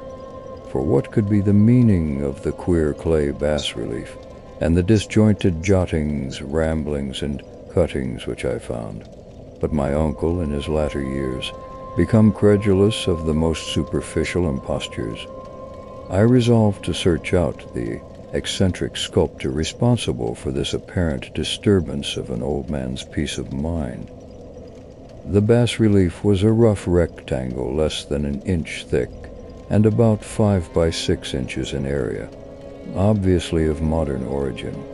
Its designs, however, were far from modern in atmosphere and suggestion, for although the vagaries of cubism and futurism are many and wild, they do not often reproduce that cryptic regularity which lurks in prehistoric writing. And writing of some kind, the bulk of these designs seems certainly to be, though my memory, despite much familiarity with the papers and collections of my uncle, failed in any way to identify this particular species, or even to hint at its remotest affiliations. Above these apparent hieroglyphics was a figure of evidently pictorial intent, though its impressionistic execution forbade a very clear idea of its nature. It seemed to be a sort of monster, or symbol representing a monster, of a form which only a diseased fancy could conceive. If I say that my somewhat extravagant imagination yielded simultaneous pictures of an octopus, a dragon, and a human caricature, I shall not be unfaithful to the spirit of the thing. A pulpy, tentacled head surmounted a grotesque and scaly body with rudimentary wings, but it was the general outline of the whole which made it most shockingly frightful. Behind the figure was a vague suggestion of a cyclopean architectural background. The writing accompanying this oddity was, aside from a stack of press cuttings in Professor Angel's most recent hand, and made no pretense to literary style. What seemed to be the main document was headed Cthulhu Cult in characters painstakingly printed to avoid the erroneous reading of a word so unheard of. The manuscript was divided into two sections, the first of which was headed 1925 Dream and Dream Work of H.A. Wilcox, 7 Thomas Street, Providence, Rhode Island, and the second, Narrative of Inspector John R. Legras, 121 Bienville Street, New Orleans, Louisiana, at 1908 AAS, Meeting, Notes on Same, and Professor Webb's account. The other manuscript papers were all brief notes, some of them accounts of the queer dreams of different persons, some of them citations from theosophical books and magazines, notably W. Scott Eliot's Atlantis and the Lost Lemuria, and the rest comments on long-surviving secret societies and hidden cults, with references to passages in such mythological and anthropological source books as Fraser's Golden Bough and Miss Maury's Witch Cult in Western Europe. The cuttings largely alluded to outre mental illnesses and outbreaks of group folio mania in the spring of 1925. The first half of the principal manuscript told a very peculiar tale. It appears that on March 1st, 1925, a thin, dark young man of neurotic and excited aspect had called upon Professor Angel, bearing the singular clay bas-relief, which was then exceedingly dampened, fresh. His card bore the name of Henry Anthony Wilcox, and my uncle had recognized him as the youngest son of an excellent family, slightly known to him, who had latterly been studying sculpture at the Rhode Island School of Design and living alone at the Florida Lee Building near that institution. Wilcox was a precocious youth of known genius but great eccentricity, and had from childhood excited attention to the strange stories and odd dreams he was in the habit of relating. He called himself psychically hypersensitive, but the staid folk of the ancient commercial city dismissed him as merely queer. Never mingling much with his kind, he had dropped gradually from social visibility, and was now known only to a small group of aesthetes from other towns. Even the Providus Art Club, anxious to preserve its conservatism, had found him quite hopeless. On the occasion of the visit, ran the professor's manuscript, the sculptor abruptly asked for the benefit of his host's archaeological knowledge in identifying the hieroglyphics on the bas-relief. He spoke in a dreamy, stilted manner which suggested pose and alienated sympathy, and my uncle showed some sharpness in replying, for the conspicuous freshness of the tablet implied kinship with anything but archaeology. Young Wilcox's rejoinder, which impressed my uncle enough to make him recall and record it verbatim, was of a fantastically poetic cast which must have typified his whole conversation, and of which I have since found highly characteristic of him. He said, "It is new indeed, for I made it last night in a dream of strange cities, and dreams are older than brooding Tyre, or the contemplative Sphinx, or garden-girdled Babylon." It was then that he began that rambling tale which suddenly played upon a sleeping memory and won the fevered interest of my uncle. There had been a slight earthquake tremor the night before, the most considerable felt in New England for some years, and Wilcox's imagination had been keenly affected. Upon retiring, he'd had an unprecedented dream of great cyclopean cities of Titan blocks and sky-flung monoliths, all dripping with green ooze and sinister with latent horror. Hieroglyphics had covered the walls and pillars, and from some undetermined point below had come a voice that was not a voice, a chaotic sensation which only fancy could transmute into sound, but which he attempted to render by the almost unpronounceable jumble of letters, Cthulhu Mythos. This verbal jumble was the key to the recollection which, excited and disturbed Professor Angel. He questioned the sculptor with scientific minuteness and studied with almost frantic intensity the bas-relief on which the youth had found himself working, chilled and clad only in his night clothes, when waking got stolen bewilderingly over him. My uncle blamed his old age, Wilcox afterward said, for his slowness in recognizing both hieroglyphics and pictorial design. Many of his questions seemed highly out of place to his visitor, especially those which tried to connect the latter with strange cults or societies, and Wilcox could not understand the repeated promises of silence which he was offered in exchange for an admission of membership in some widespread mystical or paganly religious body. When Professor Angel became convinced that the sculptor was indeed ignorant of any cult or system of cryptic lore, he besieged his visitor with demands for future reports of dreams. This bore regular fruit, for after the first interview, the manuscript records daily calls of the young man, during which he related startling fragments of nocturnal imagery, whose burden was always some terrible cyclopean vista of dark, dripping stone, with a subterranean voice or intelligence shouting monotonously in enigmatical sense impacts, uninscribable save as gibberish. The two sounds most frequently repeated are those rendered by the letters Cthulhu and Willia. On March 23rd, the manuscript continued, Wilcox failed to appear, and inquiries at his quarters revealed that he had been stricken with an obscure sort of fever and taken to the home of his family in Waterman Street. He had cried out in the night, arousing several other artists in the building, and had manifested since then only alternations of unconsciousness and delirium.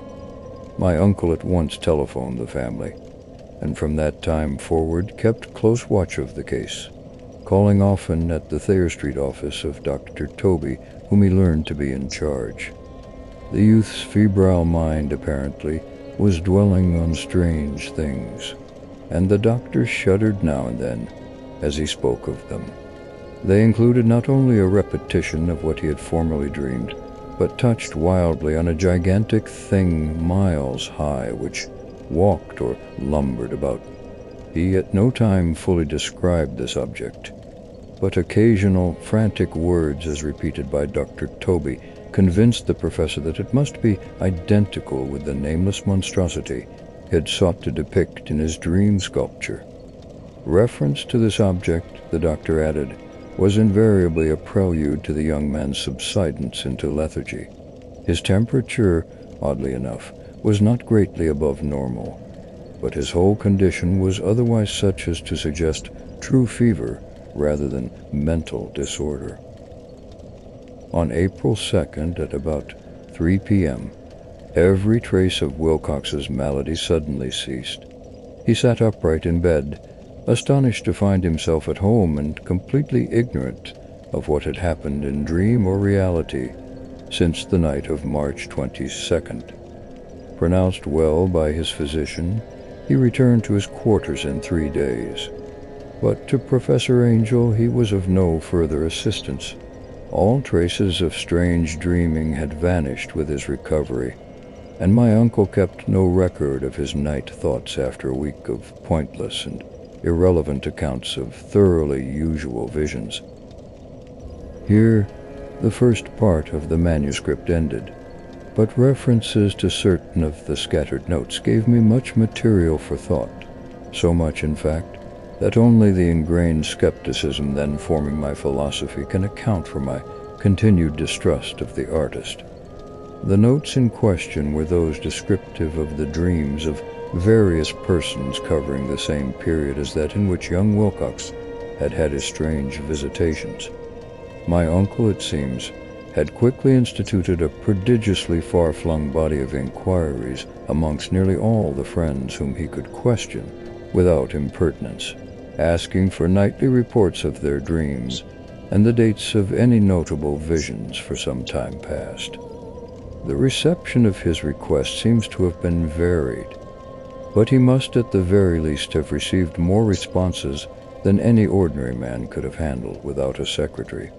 This original correspondence was not preserved, but his notes formed a thorough and really significant digest. Average people in society and business, New England's traditional salt of the earth, gave an almost completely negative result.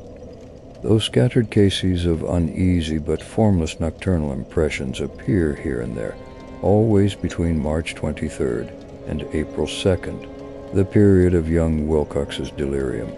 Scientific men were a little more affected. There are 4 cases of vague description suggest fugitive glimpses of strange landscapes, and in one case there is mentioned a dread of something abnormal. It was from the artists and poets that the pertinent answers came, and I know that panic would have broken loose had they been able to compare notes. As it was, lacking their original letters, I half suspected the compiler of having asked leading questions, or of having edited the correspondence in corroboration of what he had latently resolved to see. That is why I continued to feel that Wilcox, somehow cognizant of the old data which my uncle had possessed, had been imposing on the veteran scientist. These responses from aesthetes told a disturbing tale. From February 28th to April 2nd, a large proportion of them had dreamed very bizarre things, the intensity of the dreams being immeasurably the stronger during the period of the sculptor's delirium. Over 1/4 of those who reported anything reported scenes and half-sounds not unlike those which Wilcox had described, and some of the dreamers confessed acute fear of the gigantic, nameless thing visible toward the last. One case, which the note describes with emphasis, was very sad. The subject, a widely known architect with leanings toward theosophy and occultism, went violently insane on the date of young Wilcox's seizure and expired several months later after incessant screamings to be saved from some escaped denizen of hell. Had my uncle referred to these cases by name instead of merely by number, I should have attempted some corroboration and personal investigation, but as it was, I succeeded in tracing down only a few. All of these, however, bore out the notes in full. I have often wondered if all the objects of the professor's questioning felt as puzzled as did this fraction. It is well that no explanation shall ever reach them. The press cuttings, as I have intimated, touched on cases of panic, mania, and eccentricity during the given period. Professor Angel must have employed a cutting bureau, for the number of extracts was tremendous, and the sources scattered throughout the globe. Here was a nocturnal suicide in London, where a lone sleeper had leaped from a window after a shocking cry. Here likewise a rambling letter to the editor of a paper in South America, where a fanatic produces a dire future from visions he has seen. A dispatch from California describes a theosophist colony as donning white robes en masse for some glorious fulfillment which never arrives, whilst items from India speak guardedly of serious native unrest toward the end of March. Voodoo orgies multiply in Haiti, and African outposts report ominous mutterings. American officers in the Philippines find certain tribes bothersome about this time, and New York policemen are mobbed by hysterical Levantines on the night of March 22nd, 23rd. The west of Ireland, too, is full of wild rumor and legendary, and a fantastic painter named Audouin Bonheur hangs a blasphemous dream landscape in the Paris Spring Salon of 1926. And so numerous are the recorded troubles in insane asylums that only a miracle can have stopped the medical fraternity from noting strange parallels and drawing mystified conclusions. A weird bunch of cuttings, all told, and I can at this date scarcely envisage the callous rationalism with which I set them aside.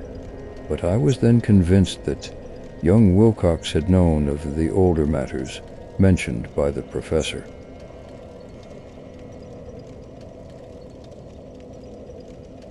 Two, the tale of Inspector Legras. The older matters which had made the sculptor's dream and bas-relief so significant to my uncle formed the subject of the second half of his long manuscript. Once before it appears, Professor Angel had seen the hellish outlines of the nameless monstrosity, puzzled over the unknown hieroglyphics, and heard the ominous syllables which can be rendered only as Cthulhu, and all this in so stirring and horrible a connection that it is small wonder he pursued young Wilcox with queries and demands for data. The earlier experience had come in 1908, 17 years before, when the American Archaeological Society held its annual meeting in St. Louis. Professor Angel, as befitted one of his authority and attainments, had had a prominent part in all the deliberations, and was one of the first to be approached by the several outsiders who took advantage of the convocation to offer questions for correct answering and problems for expert solution. The chief of these outsiders, and in a short time the focus of interest for the entire meeting, was a commonplace-looking, middle-aged man who had traveled all the way from New Orleans for certain special information unobtainable from any local source. His name was John Raymond Legras, and he was by profession an inspector of police. With him, he bore the subject of his visit, a grotesque, repulsive, and apparently very ancient stone statuette, whose origin he was at a loss to determine. It must not be fancied that Inspector Legras had the least interest in archaeology. On the contrary, his wish for enlightenment was prompted by purely professional considerations. The statuette, idol, fetish, whatever it was, had been captured some months before in the wooded swamps south of New Orleans during a raid on a supposed voodoo meeting, and so singular and hideous were the rites connected with it that the police could not but realize that they had stumbled on a dark cult totally unknown to them, and infinitely more diabolical than even the blackest of the African voodoo circles. Of its origin, apart from the erratic and unbelievable tales extorted from the captured members, absolutely nothing was to be discovered. Hence the anxiety of the police for any antiquarian law which might help them to place the frightful symbol, and through it track down the count to its fountainhead. Inspector Legras was scarcely prepared for the sensation which his offering created.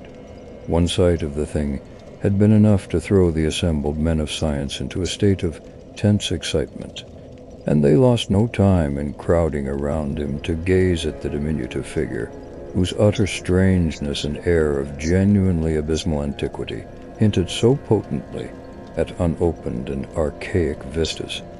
No recognized school of sculpture had animated this terrible object, yet centuries and even thousands of years seemed recorded in its dim and greenish surface of unplaceable stone.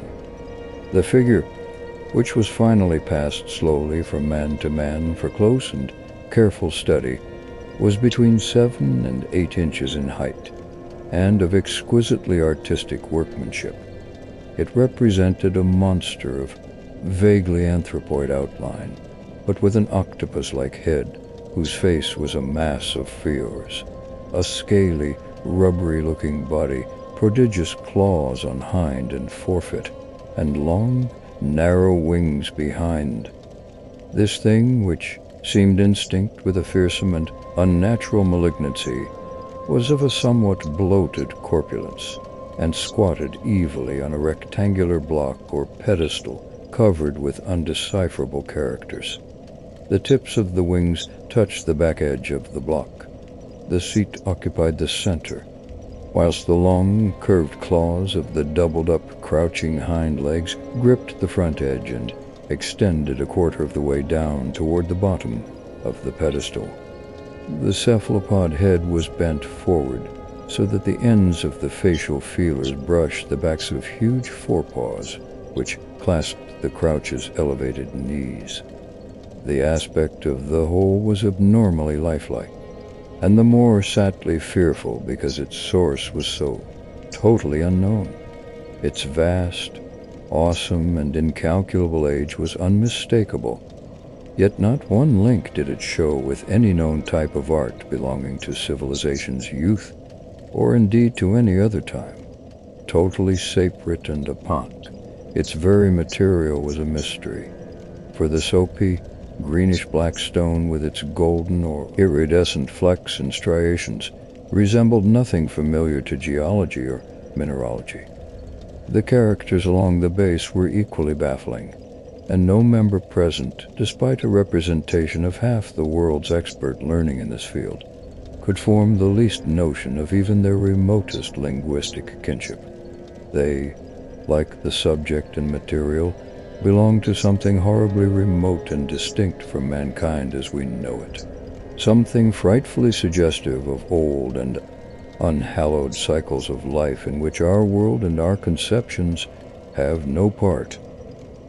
And yet, as the members severally shook their heads and confessed defeat at the inspector's problem, there was one man in that gathering who suspected a touch of bizarre familiarity in the monstrous shape and writing, and who presently told with some diffidence of the odd trifle he knew. This person was the late William Channing Webb, professor of anthropology in Princeton University, and an explorer of no slight note.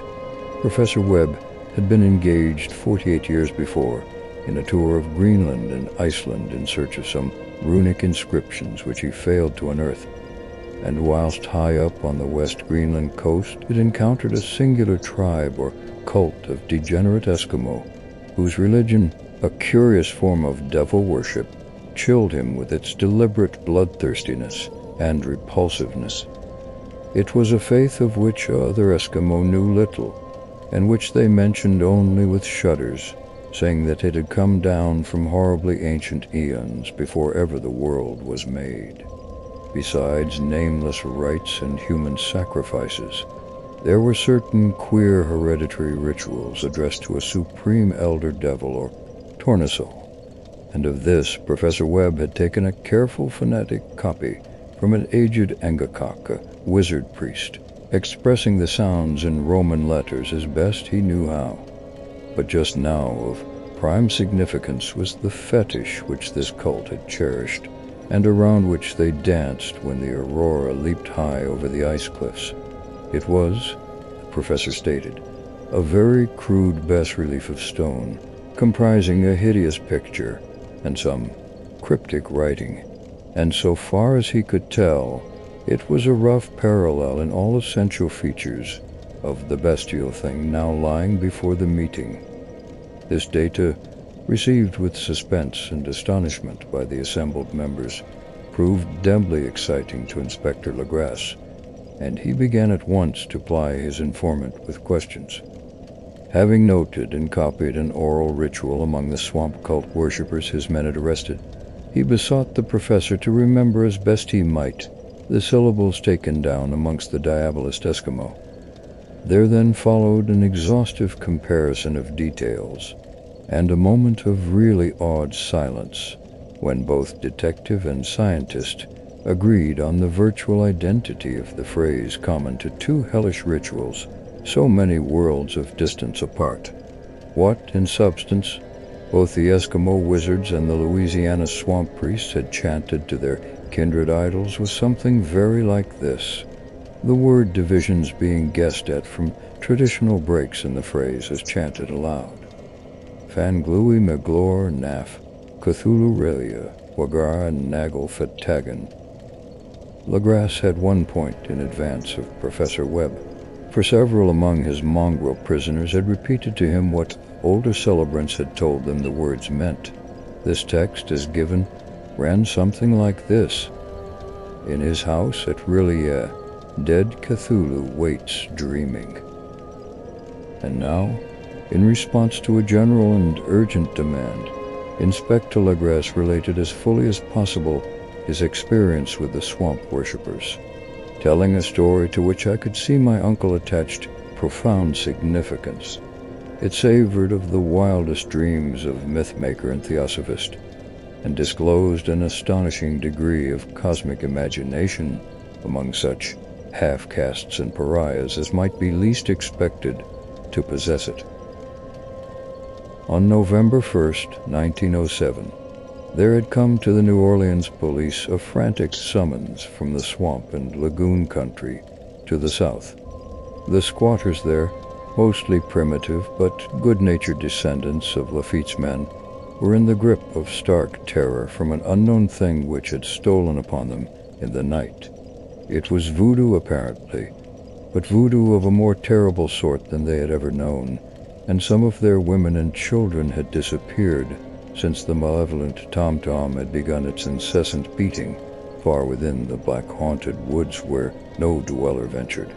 There were insane shouts and harrowing screams, soul-chilling chants and dancing devil flames. And, the frightened messenger added, the people could stand it no more. So a body of 20 police, filling 2 carriages and an automobile, had set out in the late afternoon with a shivering squatter as a guide. At the end of the passable road they alighted, and for miles flashed on in silence through the terrible cypress woods where day never came. Ugly roots and malignant hanging nooses of Spanish moss beset them, and now and then a pile of dank stones or fragment of a rotting wall intensified by its hint of morbid habitation, a depression which every malformed tree and every fungus islet combined to create. At length, the squatter settlement, a miserable huddle of huts, hove in sight, and hysterical dwellers ran out to cluster round the group of bobbing lanterns. The muffled beat of tom-toms was now faintly audible far ahead, and a curdling shriek came at infrequent intervals when the wind shifted. A reddish glare, too, seemed to filter through the pale undergrowth beyond endless avenues of forest night. Reluctant even to be left alone again, each one of the cowed squatters refused point-blank to advance another inch toward the scene of unholy worship. So Inspector Legresse and his 19 colleagues plunged on unguided into black arcades of horror that none of them had ever trod before. The region now entered by the police was one of traditionally evil repute, substantially unknown and untraversed by white men. There were legends of a hidden lake unglimpsed by mortal sight, in which dwelt a huge, formless white polypus thing with luminous eyes, and squatters whispered that bat-winged devils flew up out of caverns in inner earth to worship it at midnight. They said it had been there before d'Iberville, before La Salle, before the Indians, and before even the wholesome beasts and birds of the woods. It was nightmare itself, and to see it was to die. But it made men dream, and so they knew enough to keep away. The present voodoo orgy was indeed on the merest fringe of the support area, but that location was bad enough. Hence, perhaps, the very place of the worship had terrified the squatters more than the shocking sounds and incidents. Only poetry or madness could do justice to the noises heard by Legrasse's men as they plowed on through the black morass toward the red glare and the muffled tom-toms. There are vocal qualities peculiar to men and vocal qualities peculiar to beasts, and it is terrible to hear the one when the source should yield the other. Animal fury and orgiastic license here whipped themselves to demoniac heights by howls and squawking ecstasies that tore and reverberated through those nighted woods like pestilential tempests from the gulfs of hell. Now and then, the less organized illusion would cease, and from what seemed a well-drilled chorus of hoarse voices would rise in sing-song chant that hideous phrase or ritual: Funglui Maglor Nath, Cthulhu Rillier, Wogar Negel Vertagen. Then the men, having reached a spot where the trees were thinner, came suddenly in sight of the spectacle itself. 4 of them reeled, 1 fainted, and 2 were shaken into a frantic cry, which the mad cacophony of the orgy fortunately deadened. Legrasse dashed swamp water on the face of the fainting man, and all stood trembling and nearly hypnotized with horror. In a natural glade of the swamp stood a grassy island of perhaps an acre's extent, clear of trees and tolerably dry. On this now leaped and twisted a more indescribable horde of human abnormality than any but a Syme or an Angarola could paint. Void of clothing, this hybrid spawn were braying, bellowing, and writhing about a monstrous ring-shaped bonfire, in the center of which, revealed by occasional rifts in the curtain of flame, stood a great granite monolith some 8 feet in height, on top of which, incongruous with its diminutiveness, rested the noxious carven statuette. From a wide circle of 10 scaffolds, set up at regular intervals with a flame-girt monolith as a center, hung, head downward, the oddly mawed bodies of the helpless squatters who had disappeared. It was inside the circle that the ring of worshippers jumped and roared, the general direction of the mass motion being from left to right, in endless bacchanal between the ring of bodies and the ring of fire. It may have been only imagination, and it may have been only echoes which induced one of the men, an excitable Spaniard, to fancy he heard antiphonal responses to the ritual from some far and unillumined spot deeper within the wood of ancient legendry and horror. This man, Joseph D. Galvez, I later met and questioned, and he proved distractingly imaginative. He indeed went so far as to hint of the faint beating of great wings, and of a glimpse of shining eyes and a mountainous white bulk beyond the remotest trees. But I suppose he had been hearing too much native superstition. Actually, the horrified pause of the men was of comparatively brief duration. Duty came first, and although there must have been nearly 100 mongrel celebrants in the throng, the police relied on their firearms and plunged determinedly into the nauseous rout. For 5 minutes the resultant din and chaos were beyond description. Wild blows were struck, shots were fired, and escapes were made. But in the end, Legrasse was able to count some 47 sullen prisoners, whom he forced to dress in haste and fall into line between 2 rows of policemen. 5 of the worshippers lay dead, and 2 severely wounded ones were carried away on improvised stretchers by their fellow prisoners. The image on the monolith, of course, was carefully removed and carried back by Legrasse. Examined at headquarters after a trip of intense strain and weariness, the prisoners all proved to be men of a very low, mixed-blooded, and mentally aberrant type. Most were seamen, and a sprinkling of Negroes and mulattoes, largely West Indians or Brava Portuguese from the Cape Verde Islands, gave a coloring of voodooism to the heterogeneous cult. But before many questions were asked, it became manifest that something far deeper and older than Negro fetishism was involved. Degraded and ignorant as they were, the creatures held with surprising consistency to the central idea of their loathsome faith. They worshipped, so they said, the great old ones who lived ages before there were any men, and who came to the young world out of the sky. Those old ones were gone now, inside the earth and under the sea, but their dead bodies had told their secrets and dreams to the first men, who formed a cult which had never died. This was that cult, and the prisoners said it had always existed and always would exist, hidden in distant wastes and dark places all over the world, until the time when the great priest Cthulhu, from his dark house in the mighty city of R'lyeh under the waters, should rise and bring the earth again beneath its sway. Someday he would call, when the stars were ready, and the secret cult would always be waiting to liberate him. Meanwhile, no more must be told. There was a secret which even torture could not extract. Mankind was not absolutely alone among the conscious things of earth, for shapes came out of the dark to visit the faithful few. But these were not the great old ones. No man had ever seen the old ones.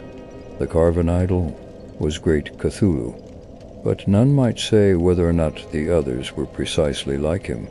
No one could read the old writing now, but things were told by word of mouth. The chanted ritual was not the secret. That was never spoken aloud, only whispered. The chant meant only this: in his house at Rillier, dead Cthulhu waits dreaming. Only 2 of the prisoners were found sane enough to be hanged, and the rest were committed to various institutions. All denied a part in the ritual murders, and averred that the killing had been done by black-winged ones which had come to them from their immemorial meeting place in the haunted wood. But of those mysterious allies, no coherent account could ever be gained. What the police did extract came mainly from an immensely aged mestizo named Castro, who claimed to have sailed to strange ports and talked with undying leaders of the cult in the mountains of China. Old Castro remembered bits of hideous legend that paled the speculations of theosophists and made man and the world seemed recent and transient indeed. There had been eons when other things ruled on the earth, and they had had great cities. Remains of them, he said the deathless Chinaman had told him, were still to be found as cyclopean stones on islands in the Pacific. They all died vast epochs of time before men came, but there were arts which could revive them when the stars had come round again to the right positions in the cycle of eternity. They had indeed come themselves from the stars and brought their images with them. These great old ones, Castro continued, were not composed altogether of flesh and blood. They had shape, for did not this star-fashioned image prove it? But that shape was not made of matter. When the stars were right, they could plunge from world to world through the sky. But when the stars were wrong, they could not live. But although they no longer lived, they would never really die. They all lay in stone houses in their great city of Rillier, preserved by the spells of mighty Cthulhu, for a glorious resurrection when the stars and the earth might once more be ready for them. But at that time, some force from outside must serve to liberate their bodies. The spells that preserved them intact likewise prevented them from making an initial move, and they could only lie awake in the dark and think whilst uncounted millions of years rolled by. They knew all that was occurring in the universe, but their mode of speech was transmitted thought. Even now they talked in their tombs. When, after infinities of chaos, the first men came, the great old ones spoke to the sensitive among them by molding their dreams, for only thus could their language reach the fleshy minds of mammals. Then, whispered Castro, those first men formed the cult around small idols, which the great ones showed them, idols brought in dim eras from dark stars. That cult would never die till the stars came right again, and the secret priests would take great Cthulhu from his tomb to revive his subjects and resume his rule of earth. The time would be easy to know, for then mankind would have become as the great old ones, free and wild and beyond good and evil, with laws and morals thrown aside and all men shouting and killing and reveling in joy. Then the liberated old ones would teach them new ways to shout and kill and revel and enjoy themselves, and all the earth would flame with a holocaust of ecstasy and freedom. Meanwhile the cult, by appropriate rites, must keep alive the memory of those ancient ways and shadow forth the prophecy of their return. In the elder time, chosen men had talked with the entombed old ones in dreams, but then something had happened. The great stone city, real yet, with its monoliths and sepulchres, had sunk beneath the waves, and the deep waters, full of the one primal mystery through which not even thought can pass, had cut off the spectral intercourse. But memory never died, and high priests said that the city would rise again when the stars were right. Then came out of the earth the black spirits of earth, moldy and shadowy, and full of dim rumors picked up in caverns beneath forgotten sea bottoms. But of them old Castro dared not speak much. He cut himself off hurriedly, and no amount of persuasion or subtlety could elicit more in this direction. The size of the old ones, too, he curiously declined to mention. Of the cult, he said that he thought the center lay amid the pathless deserts of Arabia, where Iram, the city of pillars, dreams hidden and untouched. It was not allied to the European witch cult, and was virtually unknown beyond its members. No book had ever really hinted of it, though the deathless Chinamen said that there were the double meanings in the Necronomicon of the mad Arab Abdullah Hazred, which the initiated might read as they chose, especially the much-discussed couplet, "That is not dead, which can eternal lie, and with strange eons even death may die." Legrès, deeply impressed and not a little bewildered, had inquired in vain concerning the historic affiliations of the cult. Castro, apparently, had told the truth when he said that it was wholly secret. The authorities at Tulane University could shed no light upon either cult or image, and now the detective had come to the highest authorities in the country and met with no more than the Greenland tale of Professor Webb. The feverish interest aroused at the meeting by Legras's tale, corroborated as it was by the statuette, is echoed in the subsequent correspondence of those who attended, although scant mention occurs in the formal publications of the Society. Caution is the first care of those accustomed to face occasional charlatanry and imposture. Legrès for some time lent the image to Professor Webb, but at the latter's death it was returned to him and remains in his possession, where I viewed it not long ago. It is truly a terrible thing, and unmistakably akin to the dream sculpture of young Wilcox. That my uncle was excited by the tale of the sculptor I did not wonder, for what thoughts must arise upon hearing, after a knowledge of what Legrès had learned of the Count, of a sensitive young man who had dreamed not only the figure and exact hieroglyphics of the swamp-found image and the Greenland devil tablet, but had come in his dreams upon at least 3 of the precise words of the formula uttered alike by Eskimo diabolists and mongrel Louisianians. Professor Angel's instant start on an investigation of the utmost thoroughness was eminently natural, though privately I suspected young Wilcox of having heard of the cult in some indirect way, and of having invented a series of dreams to heighten and continue the mystery at my uncle's expense. The dream narratives and cuttings collected by the professor were, of course, strong corroboration, but the rationalism of my mind and the extravagance of the whole subject led me to adopt what I thought the most sensible conclusions. So, after thoroughly studying the manuscript again and correlating the theosophical and anthropological notes with the cult narrative of Legrès, I made a trip to Providence to see the sculptor and give him the rebuke I thought proper for so boldly imposing upon a learned and aged man. Wilcox still lived alone in the Florida Lee building in Thomas Street, a hideous Victorian imitation of 17th century Breton architecture, which flaunts its stuccoed front amidst the lovely colonial houses on the ancient hill, and under the very shadow of the finest Georgian steeple in America.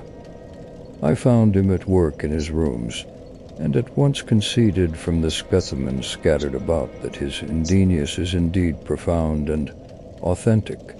He will, I believe, sometime be heard from as one of the great decadents, for he is crystallized in clay and will one day mirror in marble those nightmares and fantasies which Arthur Machen evokes in prose and Clark Ashton Smith makes visible in verse and in painting.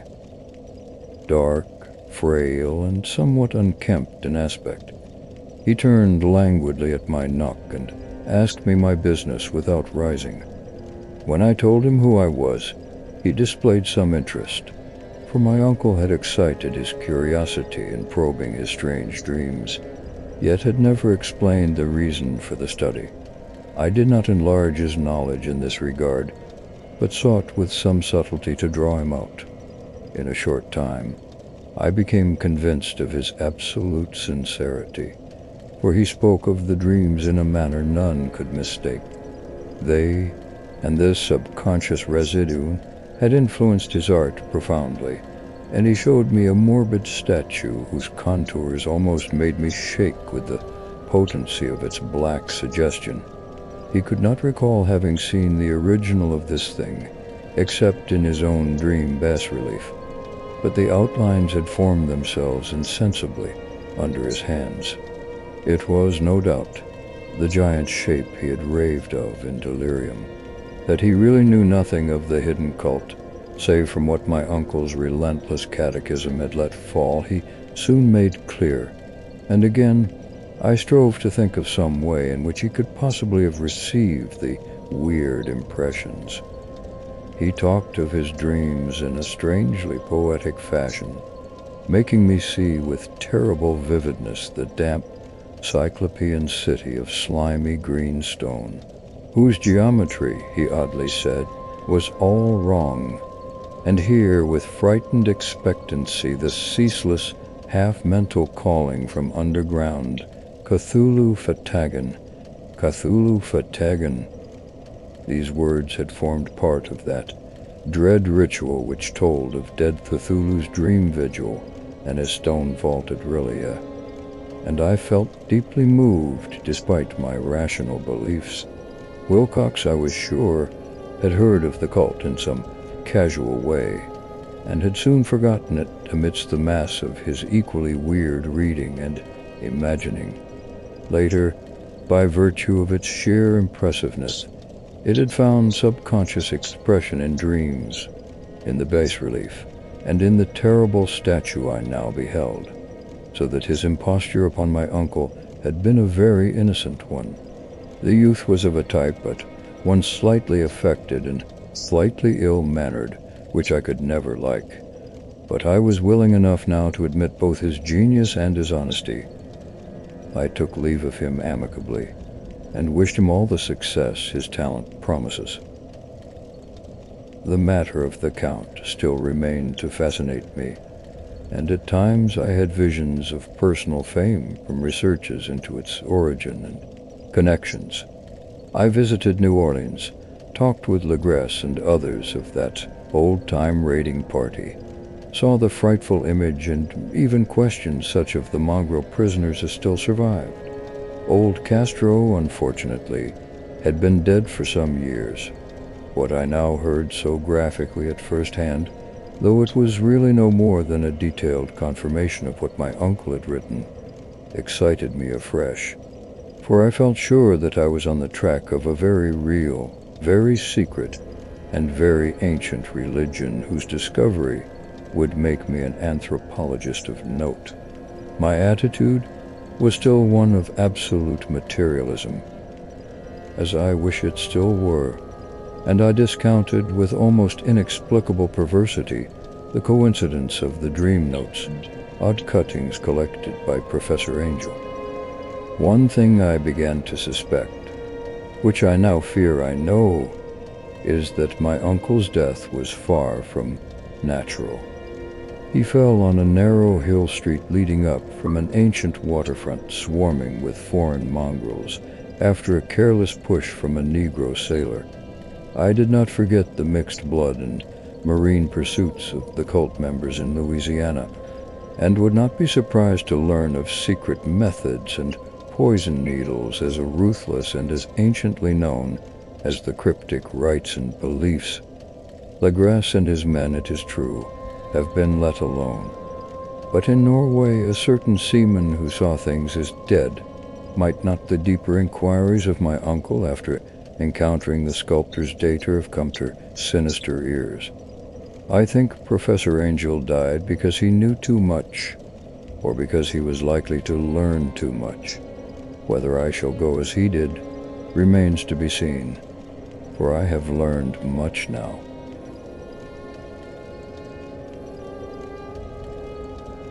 The madness from the sea.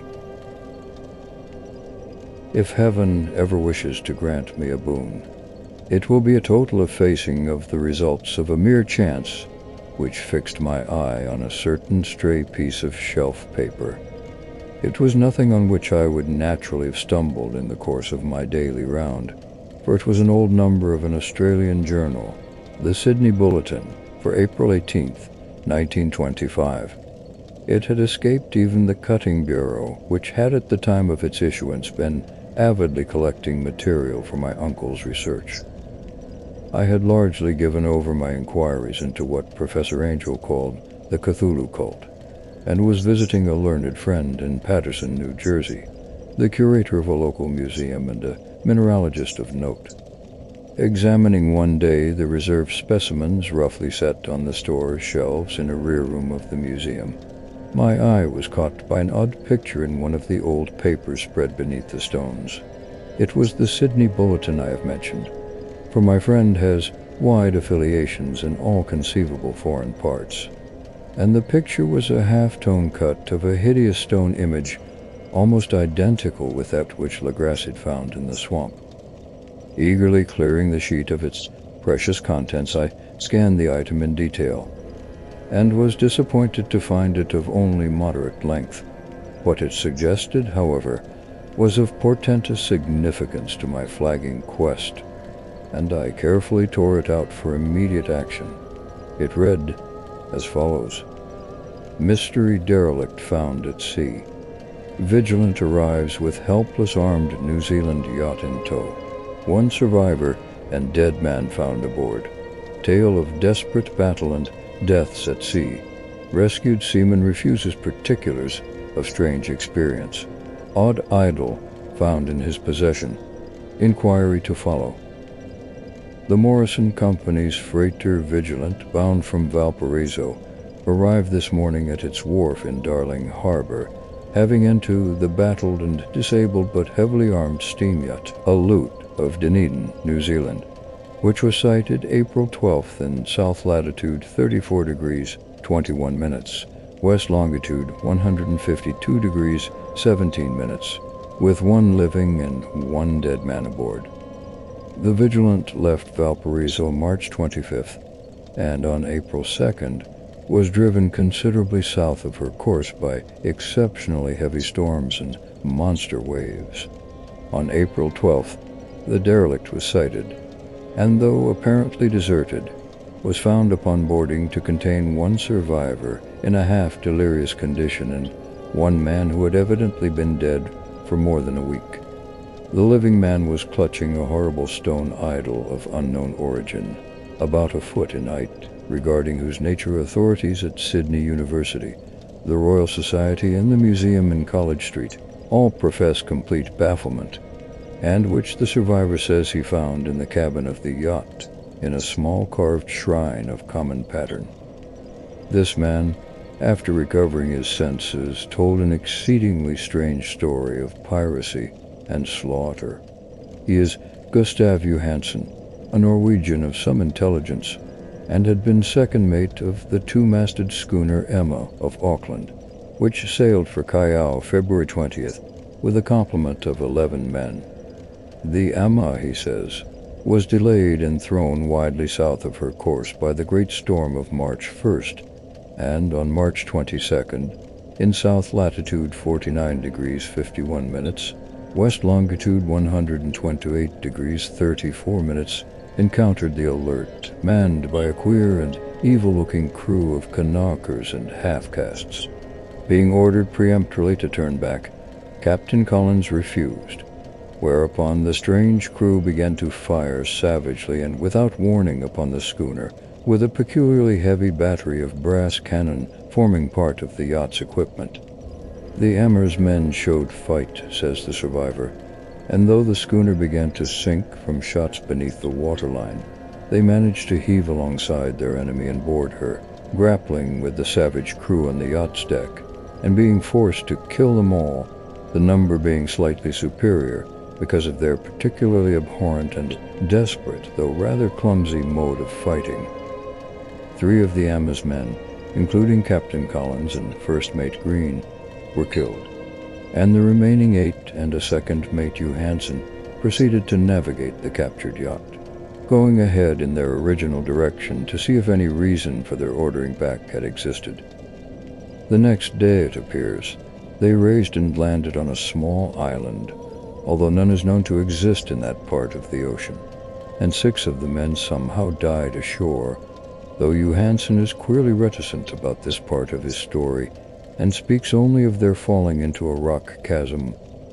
Later, it seems, he and one companion boarded the yacht and tried to manage her, but were beaten about by the storm of April 2nd. From that time till his rescue on the 12th, the man remembers little, and he does not even recall when William Bryden, his companion, died. Bryden's death reveals no apparent cause, and was probably due to excitement or exposure.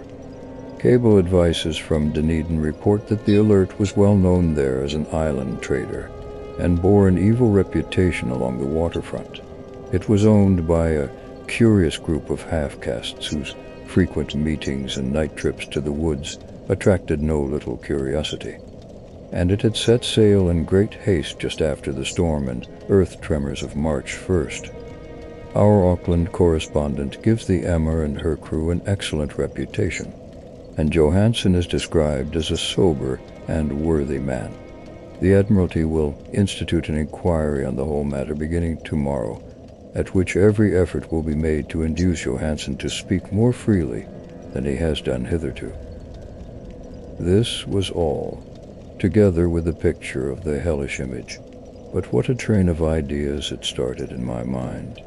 Here were new treasuries of data on the Cthulhu cult, and evidence that it had strange interests at sea as well as on land. What motive prompted the hybrid crew to order back the Emma as they sailed about with their hideous idol? What was the unknown island on which 6 of the Emma's crew had died, and about which the mate Johansen was so secretive? What had the Vice Admiralty's investigation brought out, and what was known of the noxious cult in Dunedin? And most marvelous of all, what deep and more than natural linkage of dates was this which gave a malign and now undeniable significance to the various terms of events so carefully noted by my uncle? March 1st, our February 28th, according to the international dateline, the earthquake and storm had come. From Dunedin, the Alert and her noisome crew had darted eagerly forth, as if imperiously summoned, and on the other side of the earth, poets and artists had begun to dream of a strange, dank cyclopean city, whilst a young sculptor had molded in his sleep the form of the dreaded Cthulhu. March 23rd, the crew of the Emma landed on an unknown island and left 6 men dead, and on that date the dreams of sensitive men assumed a heightened vividness and darkened with dread of a giant monster's malign pursuit, whilst an architect had gone mad and a sculptor had lapsed suddenly into delirium. And what of this storm of April 2nd, the date on which all dreams of the dank city ceased, and Wilcox emerged unharmed from the bondage of strange fever? What of all this, and of those hints of old Castro about the sunken, star-born old ones and their coming reign, their faithful cult and their mastery of dreams? Was I torturing on the brink of cosmic horrors beyond man's power to bear? If so, they must be horrors of the mind alone, for in some way a second of April had put a stop to whatever monstrous menace had begun its siege of mankind's soul. That evening, after a day of hurried cabling and arranging, I bade my host adieu and took a train for San Francisco. In less than a month, I was in Dunedin, where, however, I found that little was known of the strange cult members who had lingered in the old sea taverns. Waterfront scum was far too common for special mention. There was vague talk about one inland trip these mongrels had made, during which faint drumming and red flame were noted on the distant hills. In Auckland, I learned that Johansen had returned with yellow hair turned white after perfunctory and inconclusive questioning at Sydney, and had thereafter sold his cottage in West Street and sailed with his wife to his old home in Oslo. Of his stirring experience he would tell his friends no more than he had told the Admiralty officials, and all they could do was to give me his Oslo address. After that I went to Sydney and talked profitlessly with seamen and members of the Vice Admiralty Court. I saw the Alert, now sold and in commercial use at Circular Quay in Sydney Cove, but gained nothing from its non-committal bulk. The crouching image with its cuttlefish head, dragon body, scaly wings and hieroglyphic pedestal was preserved in the museum at Hyde Park, and I studied it long and well, finding it a thing of balefully exquisite workmanship, and with the same utter mystery, terrible antiquity, and unearthly strangeness of material which I had noted in Legrasse's smaller specimen. Geologists, the curator told me, had found it a monstrous puzzle, for they vowed that the world held no rock like it. Then I thought with a shudder of what old Castro had told Legrasse about the primal great ones. They had come from the stars, and had brought their images with them. Shaken with such a mental revolution as I had never before known, I now resolved to visit Maytu Hansen in Oslo. Sailing for London, I re-embarked at once for the Norwegian capital, and one autumn day landed at the trim wharves in the shadow of the Egerberg. Mew Hansen's address, I discovered, lay in the old town of King Harald Hardrada, which kept alive the name of Oslo during all the centuries that the greater city masqueraded as Christiana. I made the brief trip by taxicab and knocked with palpitant heart at the door of a neat and ancient building with plaster front. A sad-faced woman in black answered my summons, and I was stung with disappointment when she told me in halting English that Gustaf Johansen was no more. He had not survived his return, said his wife, for the doings at sea in 1925 had broken him. He had told her no more than he had told the public, but had left a long manuscript of technical matters, as he said, written in English, evidently in order to safeguard her from the peril of casual perusal. During a walk through a narrow lane near the Gothenburg dock, a bundle of papers falling from an attic window had knocked him down. Two Lascar sailors at once helped him to his feet, but before the ambulance could reach him, he was dead. Physicians found no adequate cause for the end, and laid it to heart trouble and a weakened constitution. I now felt gnawing at my vitals that dark terror which will never leave me till I, too, am at rest, accidentally or otherwise. Persuading the widow that my connection with her husband's technical matters were sufficient to entitle me to his manuscript, I bore the document away and began to read it on the London boat. It was a simple, rambling thing, a naive sailor's effort but a post facto diary, and strove to recall day by day that last awful voyage. I cannot attempt to transcribe it verbatim in all its cloudiness and redundance, but I will tell it just enough to show why the sound of the water against the vessel's sides became so unendurable to me that I stopped my ears with cotton. Johansen, thank God, did not know quite all, even though he saw the city and the thing, but I shall never sleep calmly again when I think of the horrors that lurk ceaselessly behind life in time and in space, and of those unhallowed blasphemies from elder stars which dream beneath the sea, known and favored by a nightmare cult, ready and eager to loose them on the world whenever another earthquake shall heave their monstrous stone city again to the sun and air. Johansen's voyage had begun just as he told it to the Vice-Admiralty. The Emma, in ballast, had cleared Auckland on February 20th, and had felt the full force of that earthquake-born tempest which must have heaved up from the sea bottom the horrors that filled men's dreams. Once more under control, the ship was making good progress when held up by the Alert on March 22nd, and I could feel the mate's regret as he wrote of her bombardment and sinking. Of the swarthy cult fiends on the Alert he speaks with significant horror. There was some peculiarly abominable quality about them which made their destruction seem almost a duty, and Johansen shows ingenious wonder at the charge of ruthlessness brought against his party during the proceedings of the Court of Inquiry. Then, driven ahead by curiosity in their captured yacht under Johansen's command, the men sight a great stone pillar sticking out of the sea, and in south latitude 47 degrees 9 minutes, west longitude 120.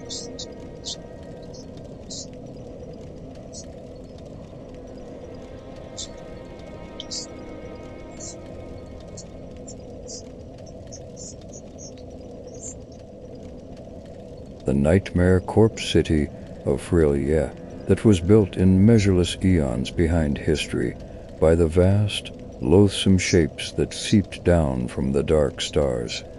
There lay great Cthulhu and his hordes, hidden in green, slimy vaults and sending out at last, after cycles incalculable, the thoughts that spread fear to the dreams of the sensitive and called imperiously to the faithful to come on a pilgrimage of liberation and restoration. All this Johansen did not suspect, but God knows he soon saw enough. I suppose that only a single mountain top, the hideous monolith-crowned citadel wherein great Cthulhu was buried, actually emerged from the waters. When I think of the extent of all that may be brooding down there, I almost wish to kill myself forthwith.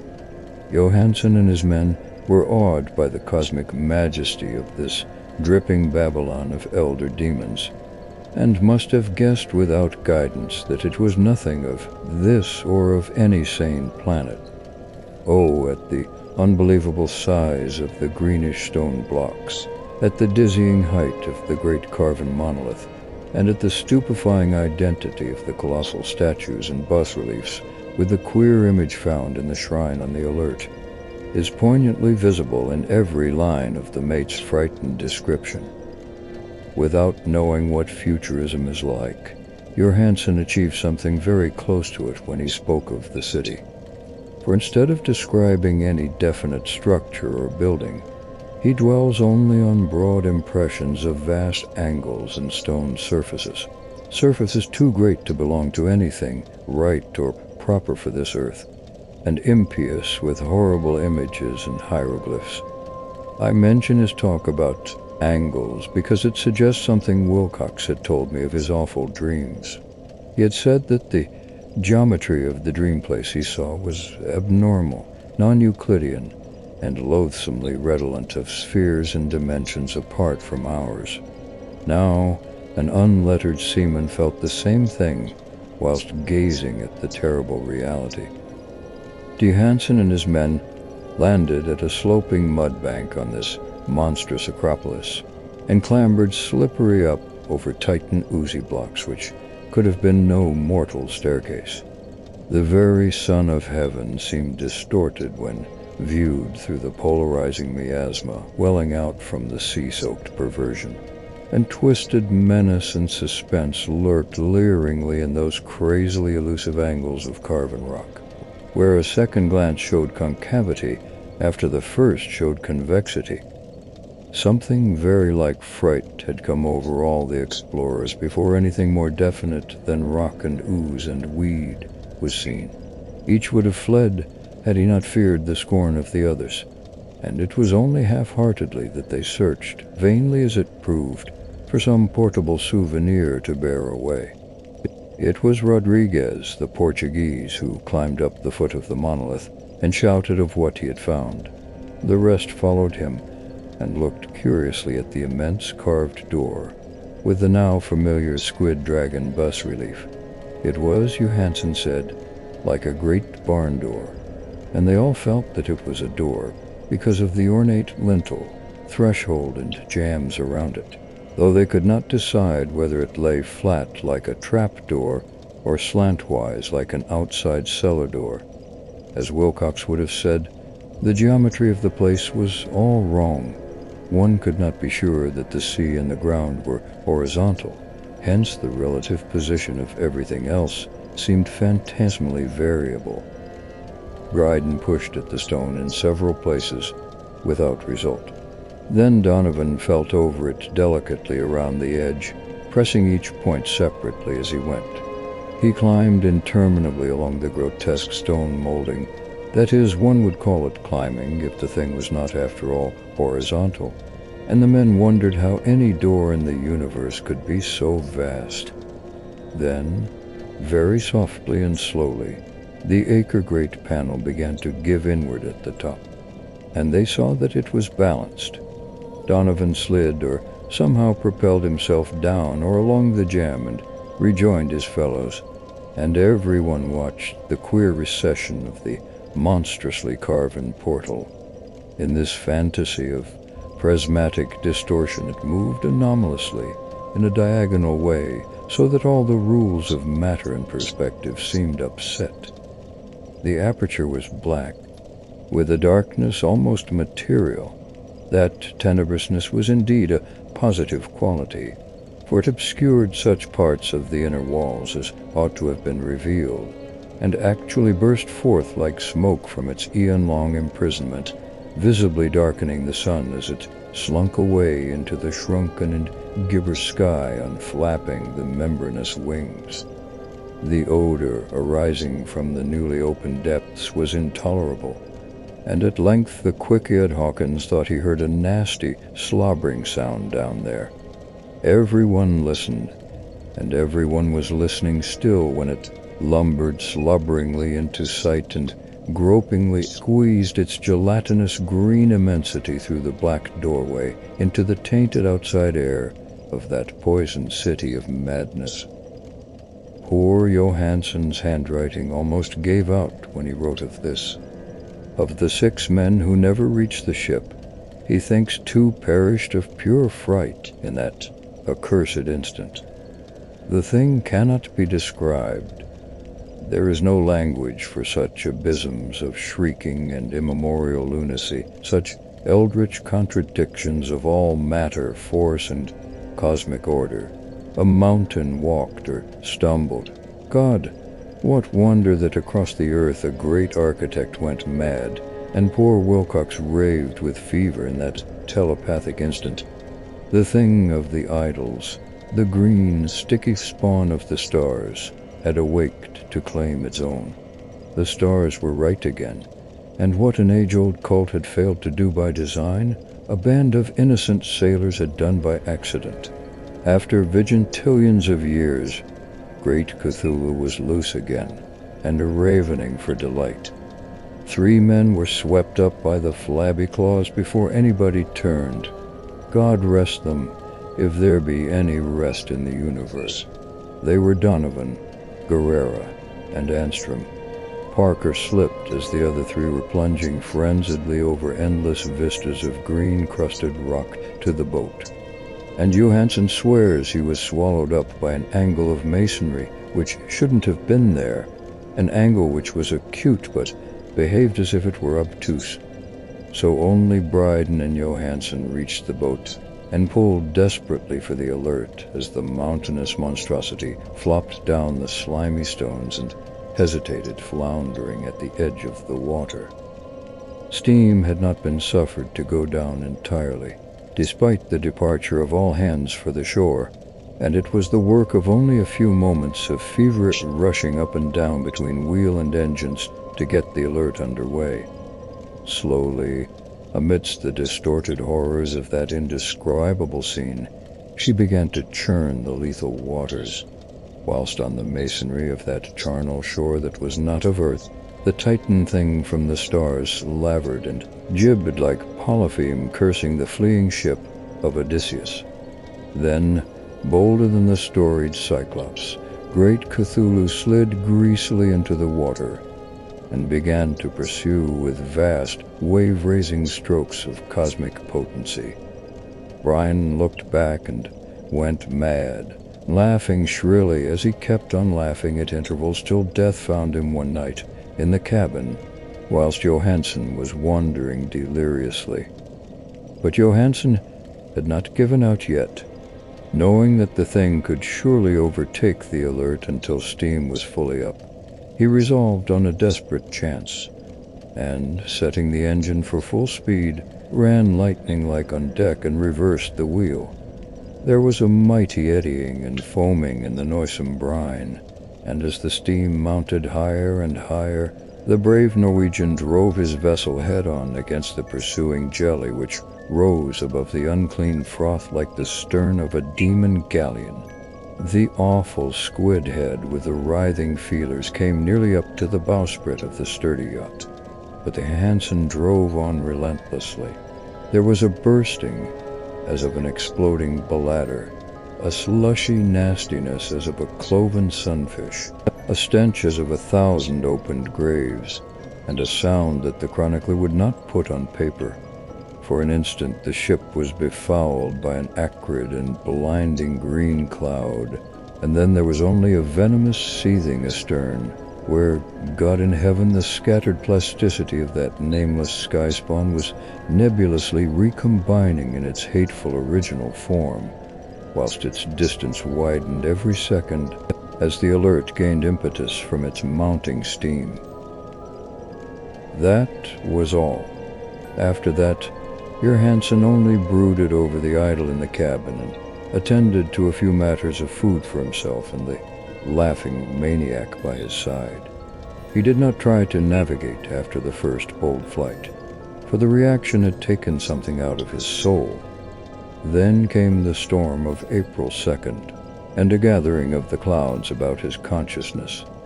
There is a sense of spectral whirling through liquid gulfs of infinity, of dizzying rides through reeling universes on a comet's tail, and of hysterical plunges from the pit to the moon, and from the moon back again to the pit, enlivened by a cachinnating chorus of the distorted, hilarious elder gods and the green, bat-winged mocking imps of Tartarus.